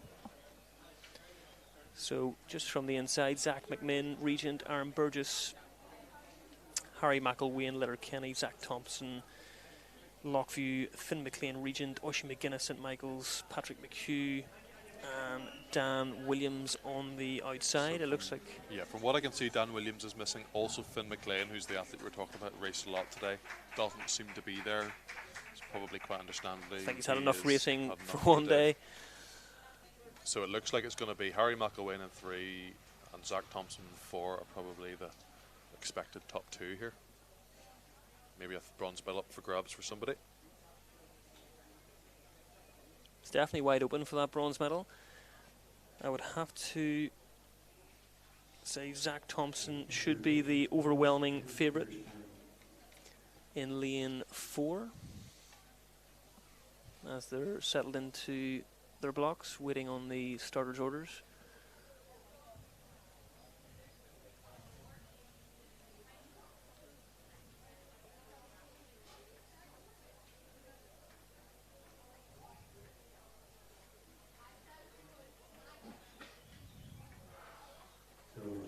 Quite strongly, Zach Thompson making headway on the stagger already. He's already got himself to the front, coming into the home bend. Zach Thompson has 3-4 metres. It keeps increasing, coming down. He's powering down the home straight, increasing the lead with every stride. Let's look at the clock. 20.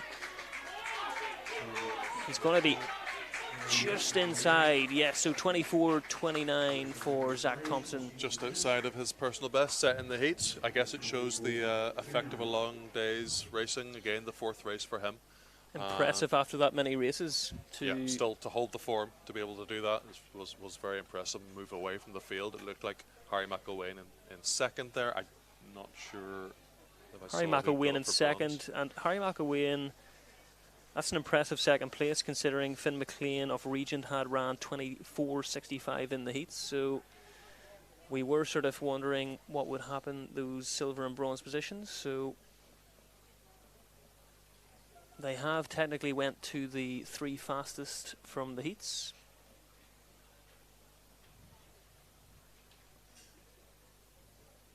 A very solid day's work there for Zach Thompson of Lockview.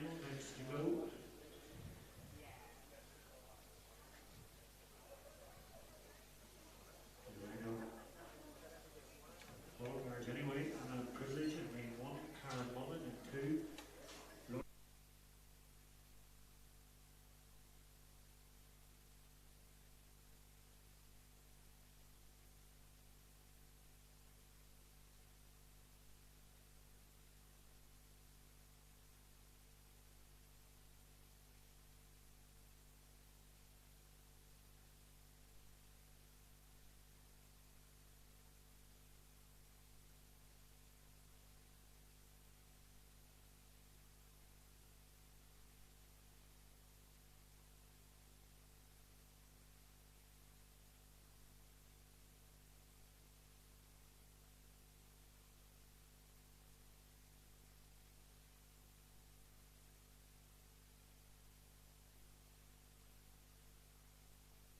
Getting ready to go in this under 17 girls 200 metre final.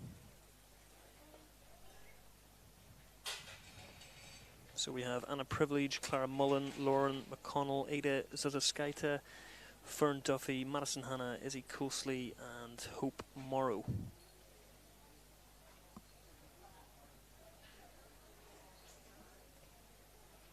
From the heats, Ada Zutaskaita of Lagan Valley AC ran a new personal best, 26:07. Be interesting to see how well she can run in this heat, this final, should I say. She would have aspirations to maybe get under the 26-second mark, just depending on the conditions. But just looking down, I can see a slight tailwind possibly for the first 100 metres.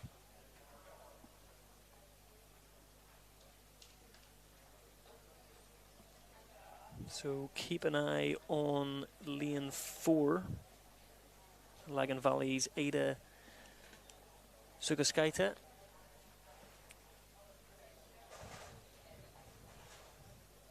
(26:07) in the heats, under starters' orders.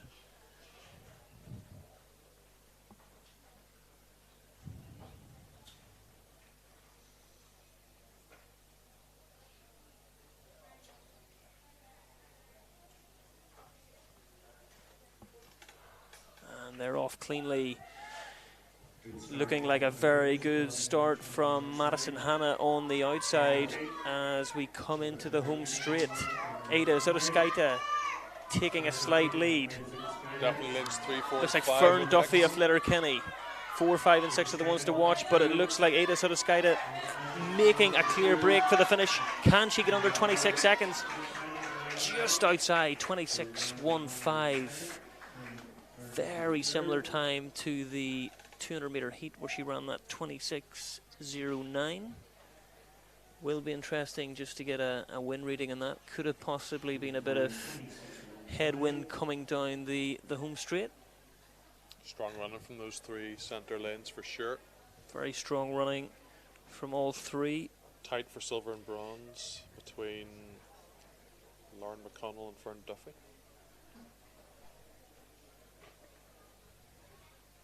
Lauren McConnell, I think, just getting the silver there possibly. And Letterkenny, Fern Duffy for the bronze. We'll just have to get some confirmation on that.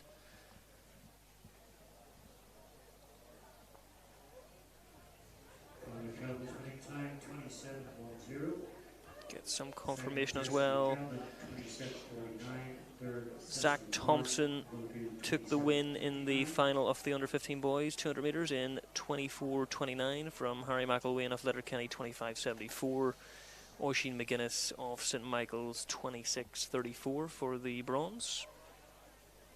I think potentially that's the end of the 200 metre action. They're taking the blocks away. Question is, will we have some steeplechase, possibly a 2K steeplechase about to take place? Under 15 girls, we've just got some confirmation. Ella McKelvey of Lagan Valley AC taking the win in 27:10 from Jessica Gavin of Finn Valley 27:49. Cicely Park getting bronze in 27:59.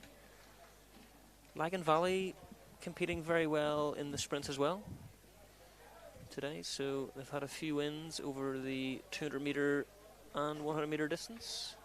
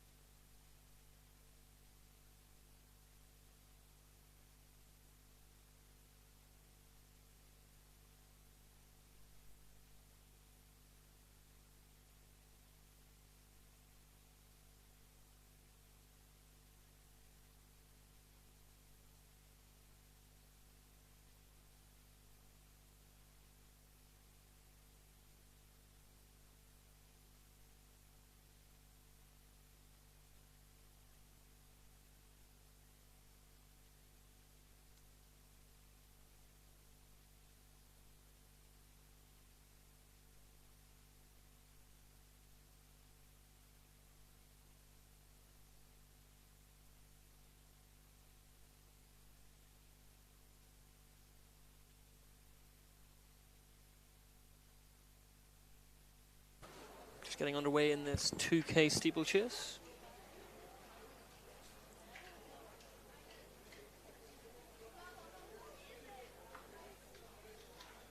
Very fast start here. Just keep an eye on this. Rudy Main. 5 laps.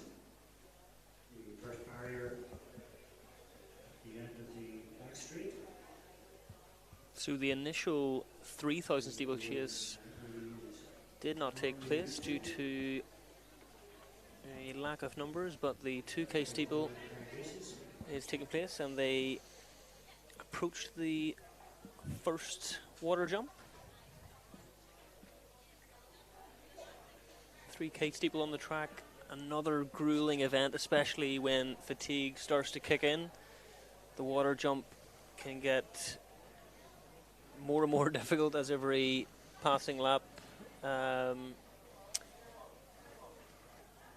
lot of falls I've seen over the years. Even at elite level, there was that famous photograph from the World Championships in 2015, I think it was. Yeah, Kerry Flaherty was coming out of the water jump, and somebody else had fallen head first into the water.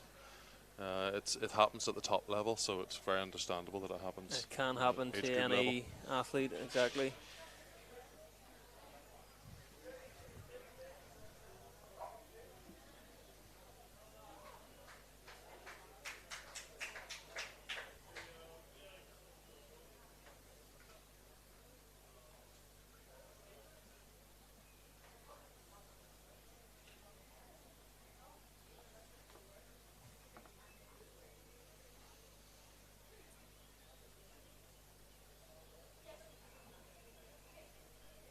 Good efficient hurdling technique from the athlete in the lead here. Seems to be moving very well. He got off to a very fast start. Probably slowed down just a little now. He has got a commanding lead.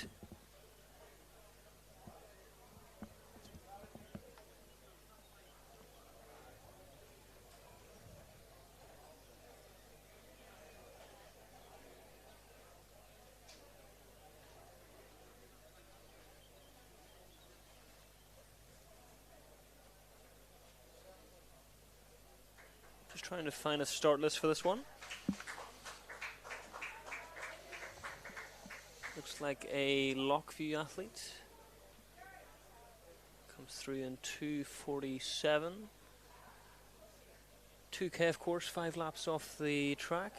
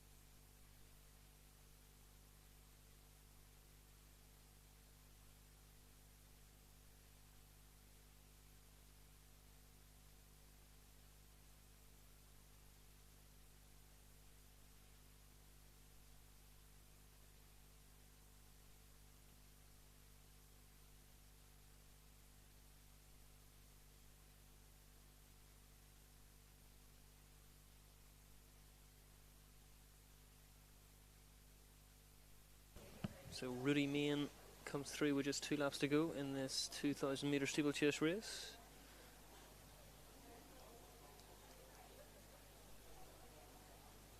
Originally it was going to be a 3K steeplechase.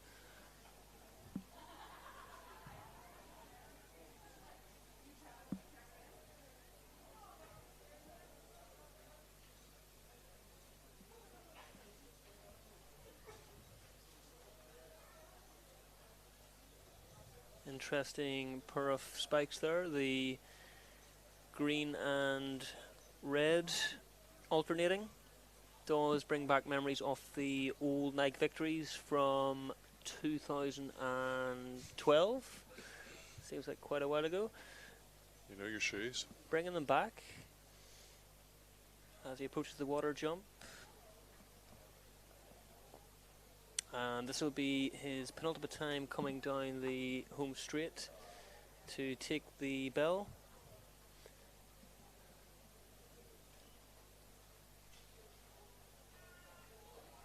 Very efficient technique over the barriers, as you had previously mentioned there, Tom.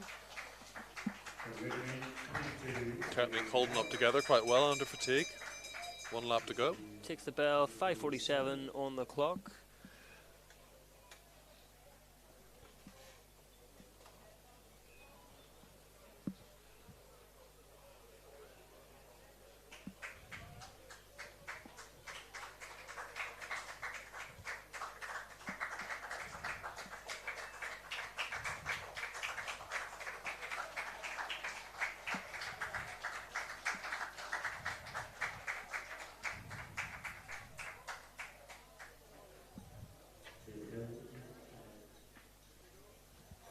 Faith Hill comes through with 2 laps remaining in 6:27.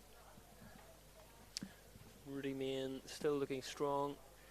Looks like he could be on for a time in around 7:10.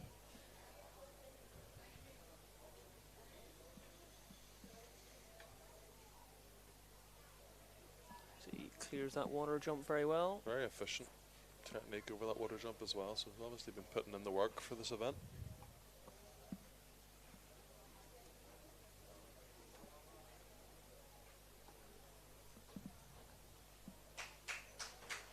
And Rudy Main then off Lockview coming through to take the win.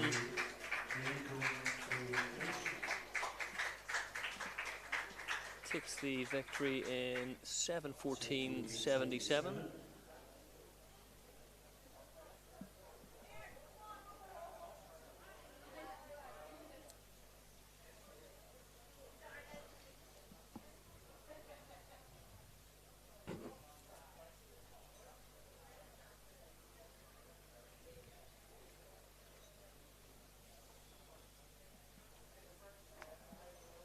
Looking across the track, we can see athletes are warming up for the final event of the day, the 1500 meters. Will be 4 to 5 races in that, and should be some very closely anticipated events.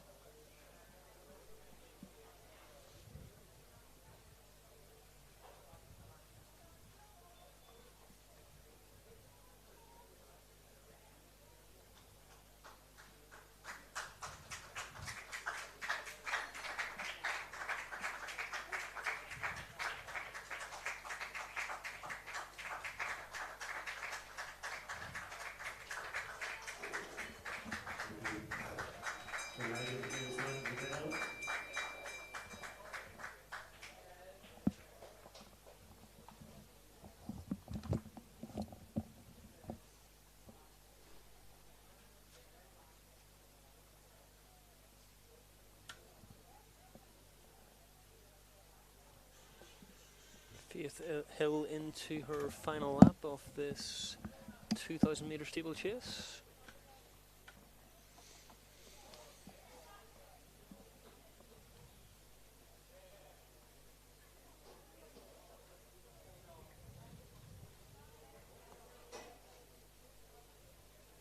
Just looking through the start list for the 1,500 metre races to come. Firstly, the under-16 girls race will feature Lagan Valley AC's Abigail Kern, Katie Hilditch of Ballymena and Antrim, Ava Diver of Beachmount, Isa McCarran, Lagan Valley AC, Anna Russell, Letterkenny, Aoife McGee, Lagan Valley AC, Emer McKee, Willowfield Harriers, Holly Blease, North Down AC, Grace Bennett of Lagan Valley, Olivia Morgan of Lagan Valley, and Emily Morris of Willowfield.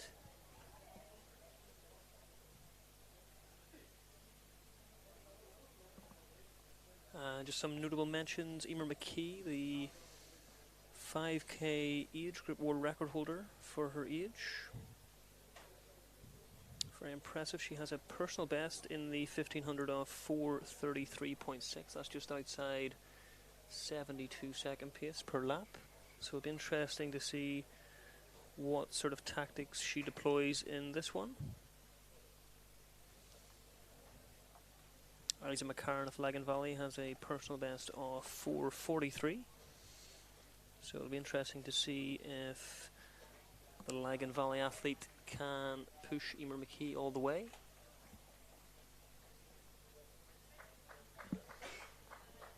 As Faith Hill comes into the home straight in this 2,000 metre race.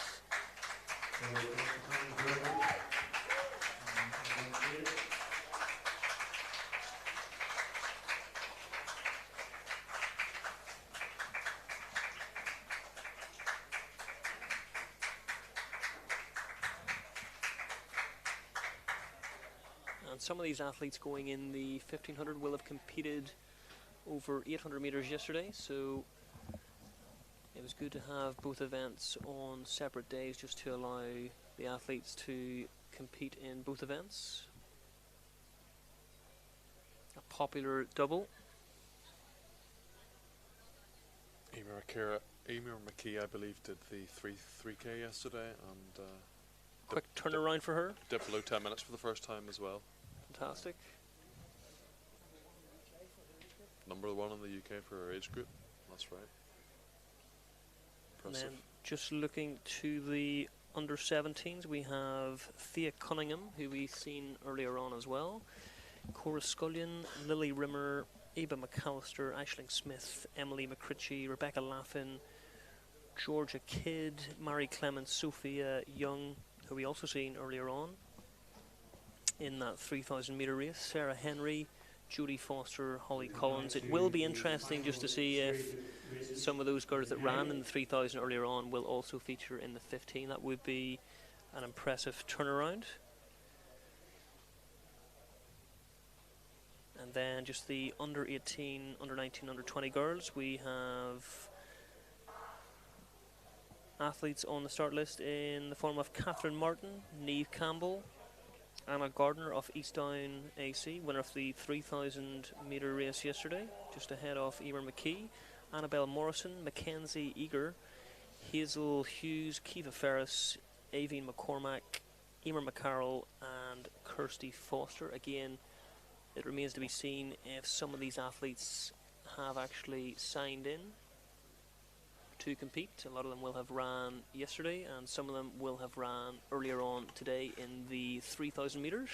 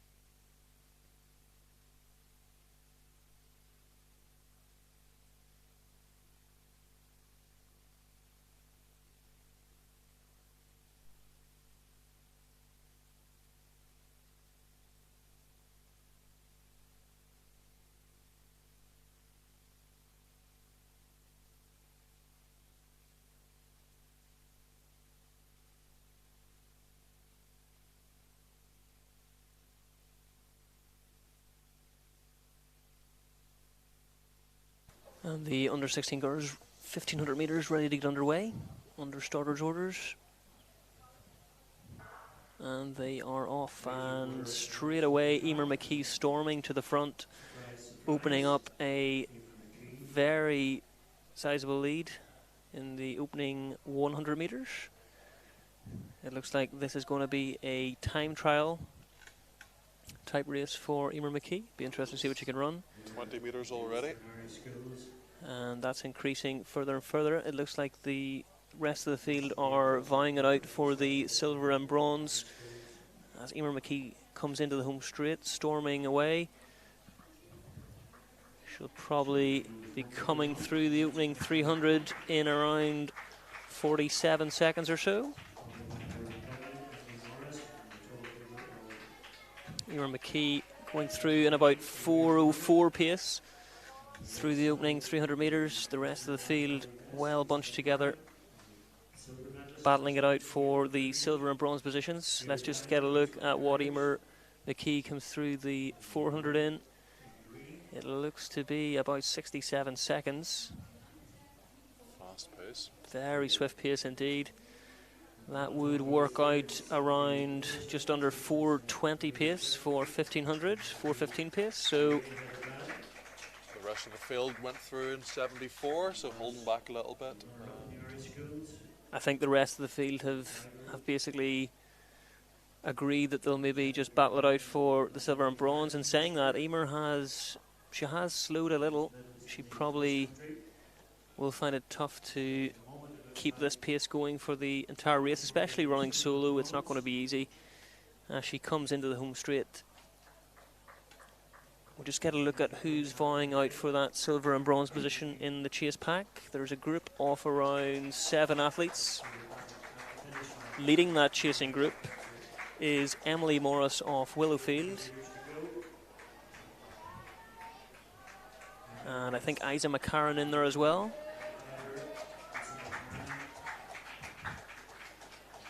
Let's just see what Emer McKee can go through the opening 800 metres in. It's going to be fairly swift indeed. So she goes through at 2:24. That is 4:30 pace. So she's certainly slowed a little bit, but can she just maintain that sort of pace to the finish? It definitely is doable. It would bring her in 4:30. She has a personal best of 4:33. Still has about 60 metres lead on the rest of the pack, who went through in 2:34. Still very good moving from the chasing pack as Emer McKee comes round for the penultimate time. Has a glance at her watch.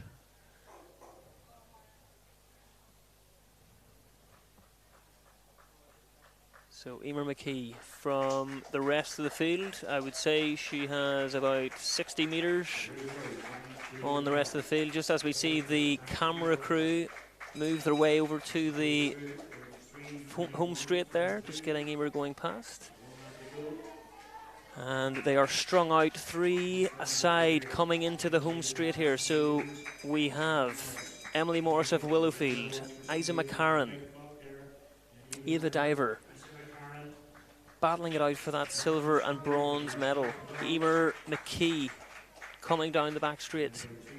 Looks behind her. I think she has got plenty of margin to be worrying about the gap there, but she is certainly going to look to maybe close fast in this final 200 metres.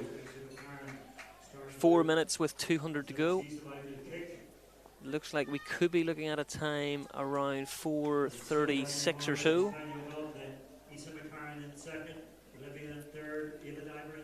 Looks to be a race on for the silver and the bronze. So it looks like it's between Emily Morris, Isa McCarran, all battling it out for that silver and bronze medal. There's 4 of them all battling it out. Who is going to get it? Coming down the home straight, Emer McKee coming into the finish.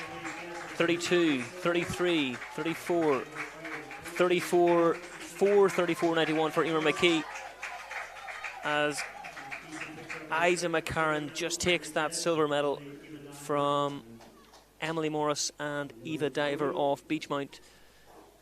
And the Letterkenny athlete Anna Russell comes through to take 5th place, with Abigail Kern taking 6th. And Holly Lees. And that looks to be Katie Hilditch. And North Downs Holly Blees coming through to complete the girls under 16 1500 metre final.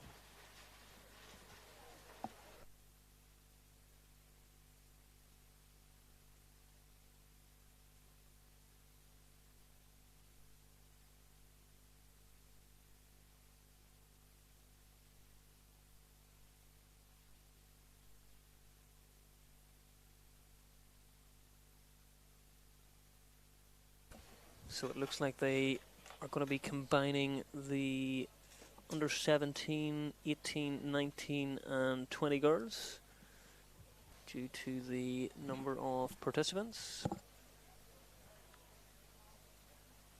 So athletes to look out for in this: Anna Gardner, winner of the 3,000 metres yesterday, will go in this heat.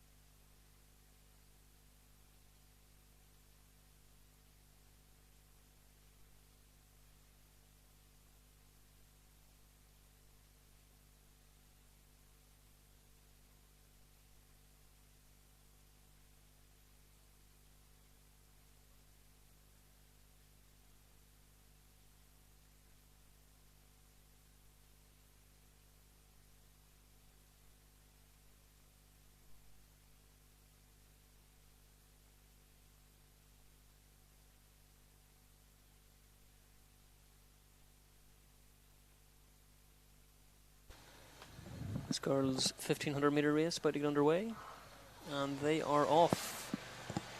And straight from the start we can see Anna Gardner off East Down AC trying to take the lead here.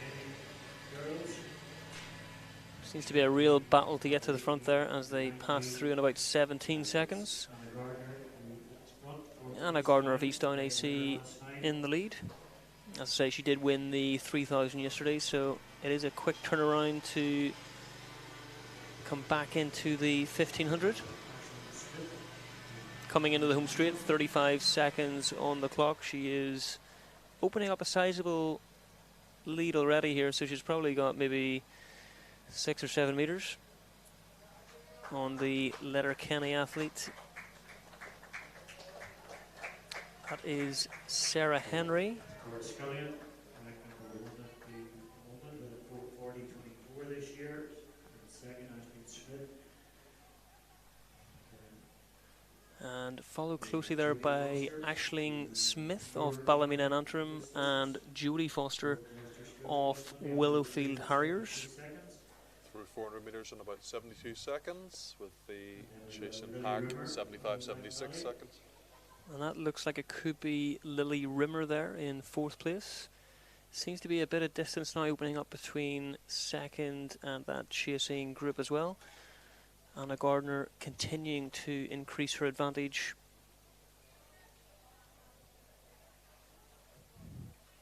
Looks like this is going to be a similar scenario to the previous race, in which Emer McKee had a convincing victory in 4 minutes 34 seconds. Will be interesting to see what sort of time Anna will be able to record here solo as she comes down the home straight.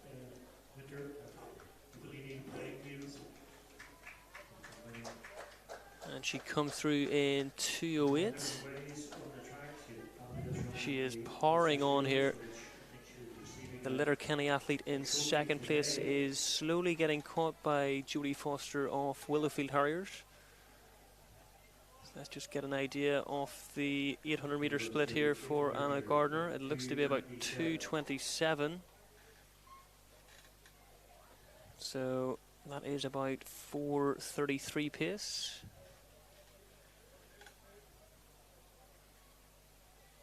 She looks strong though. She's not in any danger of getting caught here, I don't think.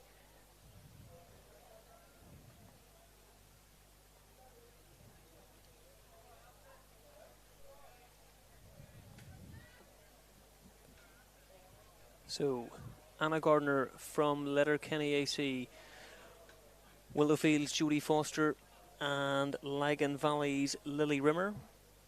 It looks like this could be a decent battle for the silver and bronze medal positions. Let's see what sort of time Anna Gardner will take the bell in. So Anna Gardner from 3:21, 2, 3, 4, 3:25 at the bell for Anna Gardner. If she can close well, she could get under 4:35.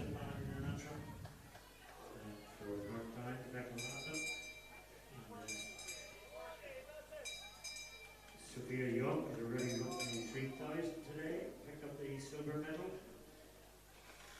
And of course, I do recognise, I think that's Sophia Young as well, who is in 6th position. She was in the 3,000 metre race earlier on. Tough turnaround there, Tom, coming from a 3,000 into the 15 today. Very tough on a warm day like it is today. Yeah. One day the hydration levels would need to be well and truly maintained. As Anna Gardner comes off the top bend, coming into the home straight, 4:20 on the clock.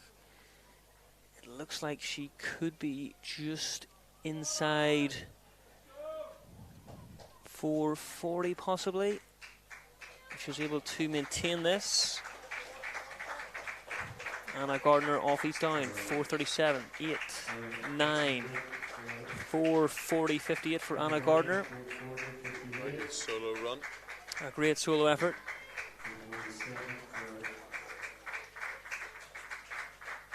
Jodie Foster comes in to get that bronze medal. Lily Rimmer in 4th place, just missing out on a medal.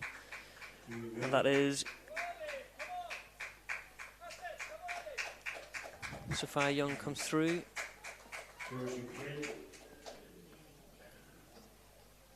An impressive solo performance there from Anna Gardner. Not easy running a hard 1,500 metre race on your own. The day after winning the 3,000 as well. Especially with the 3,000, yeah, exactly in the legs. So she would have to take some confidence from that.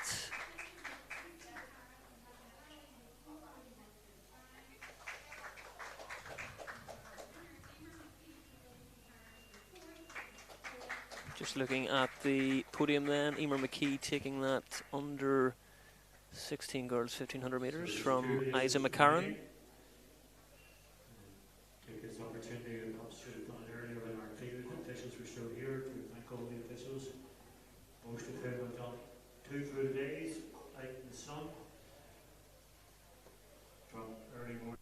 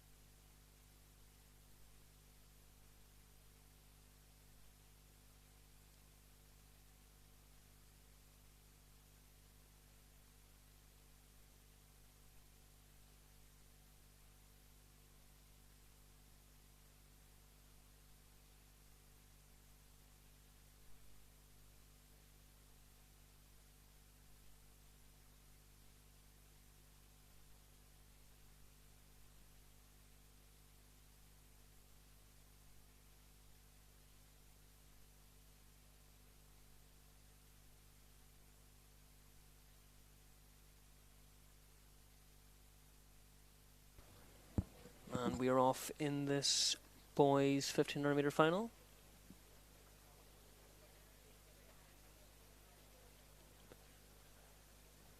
We have a total of 6 athletes in this one. The under 17 boys.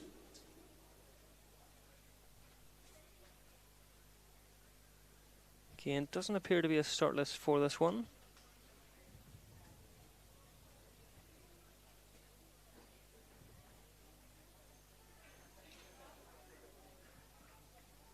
Looks to be the Beachmount athlete in the lead, alongside Keelan McFadden of Cranford AC. Finn Diver of Beachmount just nestled in behind him. He was racing over 3,000 metres yesterday at the Irish Milers event in Dublin. Ran a time of 9:01 there. So it looks like these two athletes could be the two to look out for here as they move away from the rest of the field. 3,400 in 71 seconds.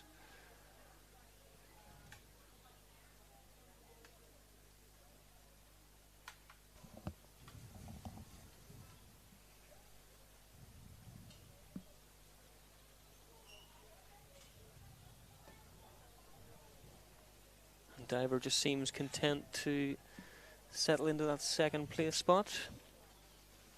Smart racing. Do look to be slowing a little bit at the front. Third place potentially to get in behind them.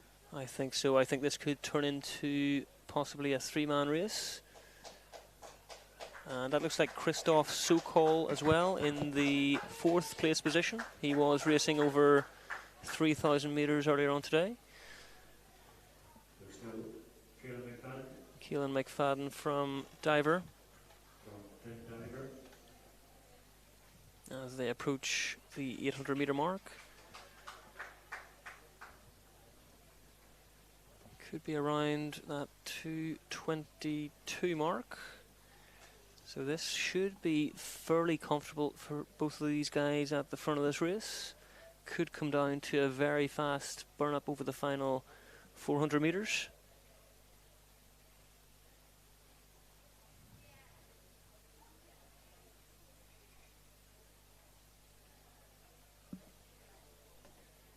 Keelan McFadden from Finn Diver. Finn Diver just looking to make a move here by the looks of it, just coming round the right shoulder of Keelan McFadden. Who will make the move first? That's the real question. Finn Diver looks to still be content just to stay behind McFadden as they approach the bell. So the bell, 3:14. McFadden really starts to assert a change of pace, and Finn Diver is holding on to him as well. So this is going to be an absolutely cracking finish if they can both maintain this sort of pace for the final 400 metres. So it's 3:14 at the bell. I would expect both of these guys to come in around the low 60-second mark for this final 400 metres. 3:42. Closing, coming in with 200 to go. This is going to be a fantastic finish. Keelan McFadden seems to be maintaining that lead. He's got maybe 2-3 metres over Finn Diver. Has Diver anything left coming into the home straight? 3:55 on the clock. Keelan McFadden takes a brief glance over his left shoulder. And McFadden looks like he's going to hang on. The Cranford athlete coming down the home straight. Let's look at the clock. 4:09, 10, 4:11, 04. And that was a 57-second last 400. A very impressive finish from him to take the victory over Beachmount's Finn Diver. Christoph Sokol of Mid-Ulster AC coming through to take 3rd place from the Finn Valley athlete. And now City of Derry coming down the home straight in 5th place. Real burn up there to finish, a contrast to the girls' Absolutely. heats we'd seen before. The girls' races seemed very conclusive from early on, but that was a very exciting finish indeed. 57 seconds for the last lap. It just shows you that those guys were well within their comfort zone for the vast majority of the race until that burn-up really took place. The Letterkenny athlete comes through to conclude this boys under 17 race.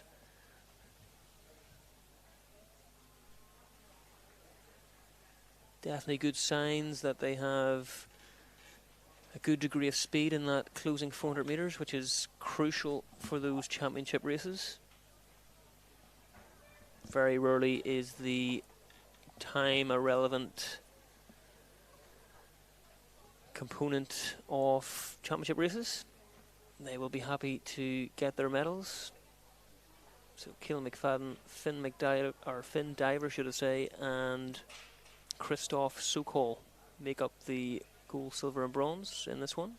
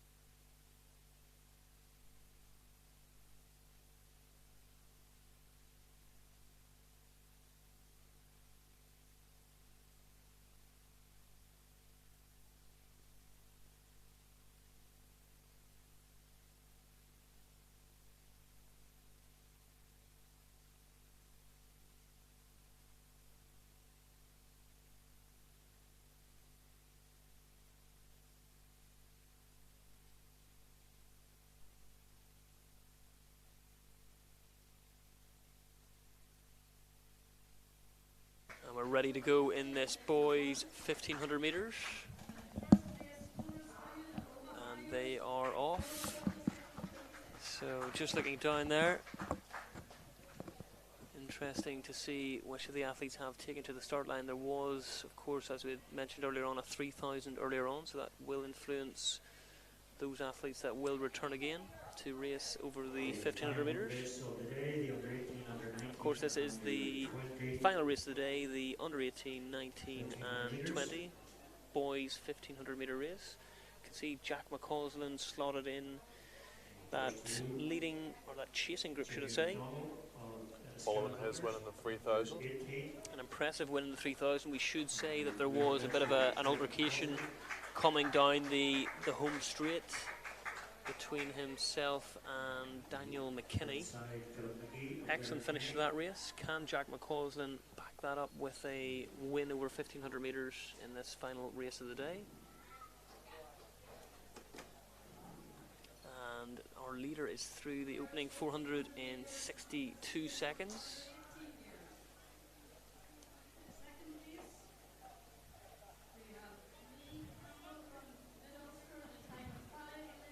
And it looks to be an Enniskillen athlete leading this race. Again, we don't seem to have a start list for this one, but he has a sizable lead of around 40 metres.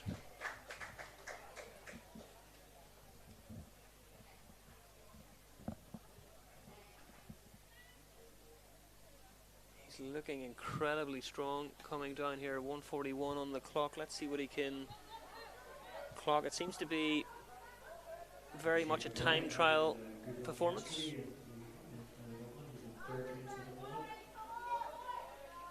It's Jack McCausland from Oisin McGloin. He was racing over 3000 yesterday. He was running at the Irish Milers event in UCD. Ran 8 minutes 37 seconds.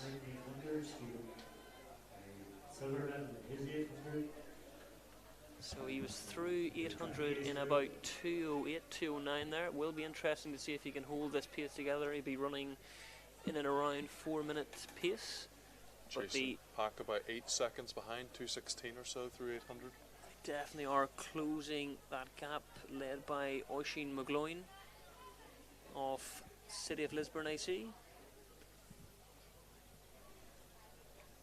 Definitely signs of fatigue setting in.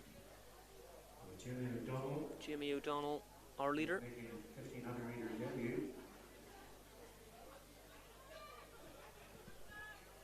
This is very impressive piece of front running as he comes in to take the bell 3 minutes, 3:01.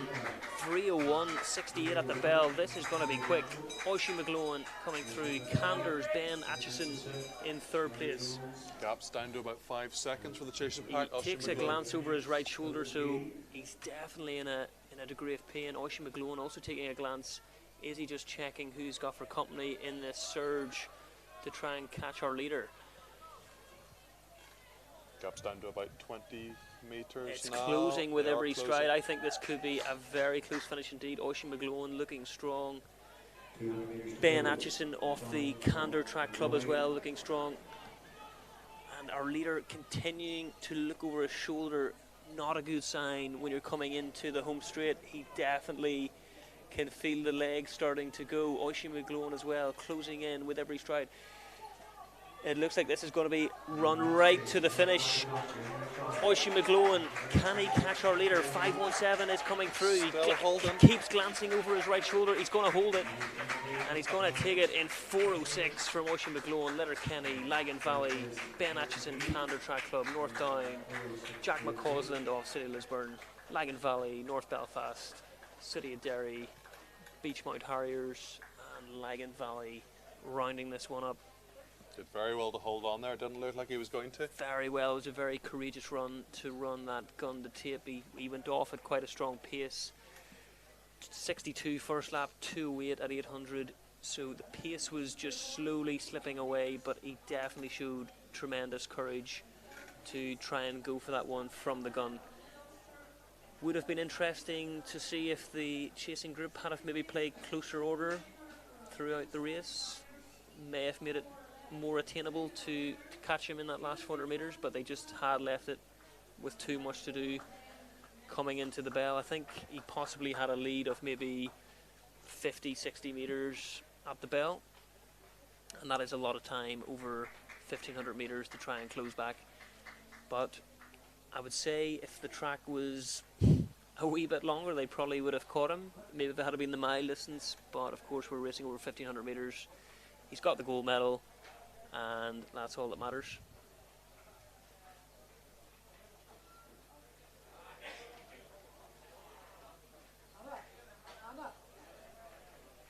Good day's racing, and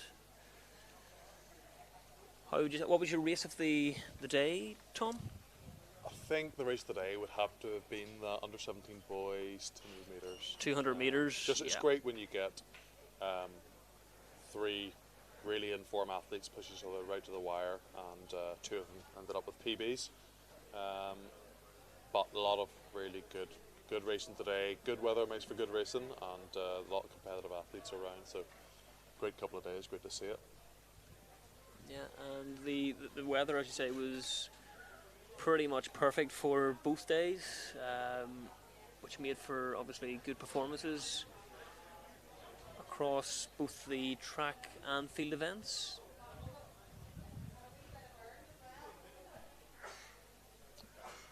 Possibly highlight of the day yesterday was the 70-metre hammer throw for young Williams from Shercock. Don't see too many 70-metre throws in the hammer. That's right as well, and the standard achieved by Dewhurst as well. Yes, we'll have to get an honourable mention. Both Dewhurst brothers got respective under 20, under 18 standards in the 4 hurdles yesterday. Very strong. Two athletes breaking 10 minutes yesterday for the 3000. Anna Gardner and Emer McKee. Anna Gardner, of course, backing it up with a 1500 metre victory today, so she done that 15 3K double. An honourable mention as well to Sophie Parler, 100 metre, 200 metre double. Convincing victories in both. Personal best to boot as well after our school's victory last week too. So, yep, too many good performances to mention, to be honest. Very good weekend from Northern Ireland's and Ulster's best young athletes. Absolutely, and it appears to be in a good place as they look to transition into the senior ranks. I think that's pretty much from us. I think so. Until senior championships next weekend. Senior championships next weekend. Of course, kicking off on the Friday night, we have the 10,000 metre on the Friday, and the rest of the events will take place on the Saturday. So looking forward to that one.